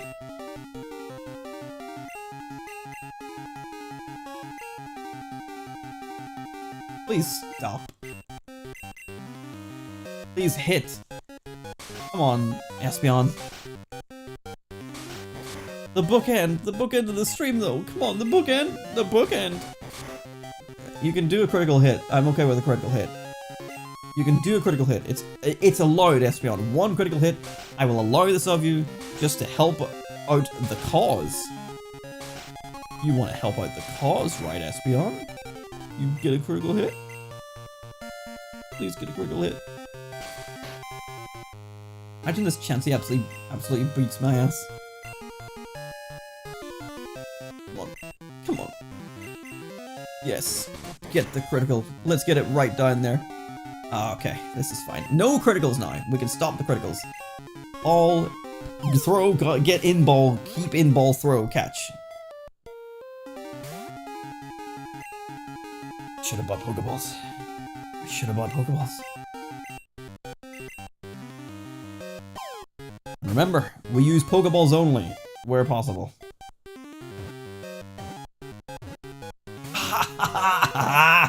Why? Fuck you, Chansey.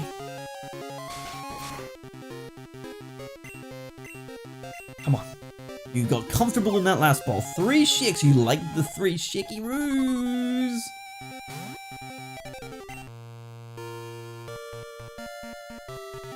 Stay in the ball. I'm not asking, I'm telling. I said that to Ho-Oh, and Ho-Oh didn't listen. But Ho-Oh's a bitch, Chansey. You're not a bitch, are you? I think Ho-Oh... No, not Ho-Oh. I think Chansey might be a bitch.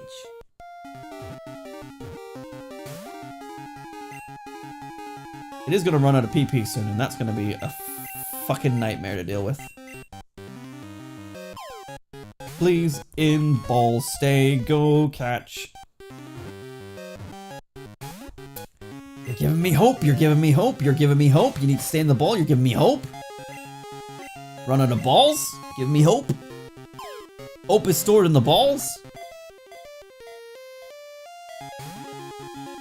Chansey, Chansey, Chansey.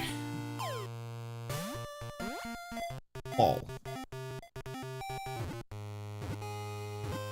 Ah!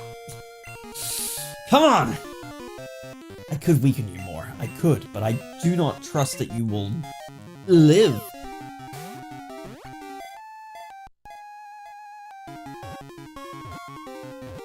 Yes!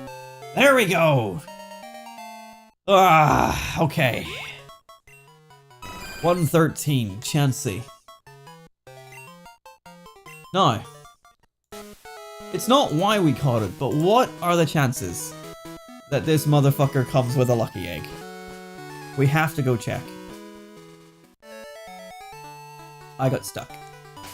Okay, well, either way, we're gonna fly to Pewter City next, so let's go there. This is where we'll start the next episode, or I might go gambling, as I mentioned. This Celadon corner. Let's heal up real quick. Those bonus encounters really worked, eh? When I was giving my outro that everyone has already clicked off for.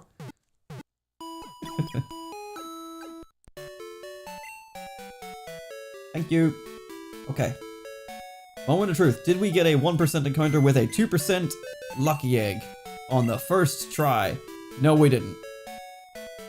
Oh well. More so just got it for the evolution. Because the lucky egg I already spent way too long finding. But that is where we're going to end this episode. If you want to refer back to all the stuff I said previously, go back like 10 minutes or whatever. Thank you so much for watching, my friends. This has been a lovely evening. I'm saving right here.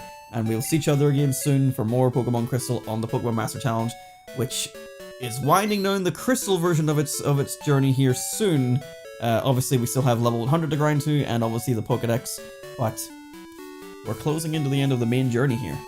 A lot of Pokemon stuff, Pokemon Stadium 2 stuff coming soon. But anyway, thank you so much. I'll see you all again soon. Thank you for joining and for hanging out with me. And see you all again soon. Bye-bye. Bye. Good night.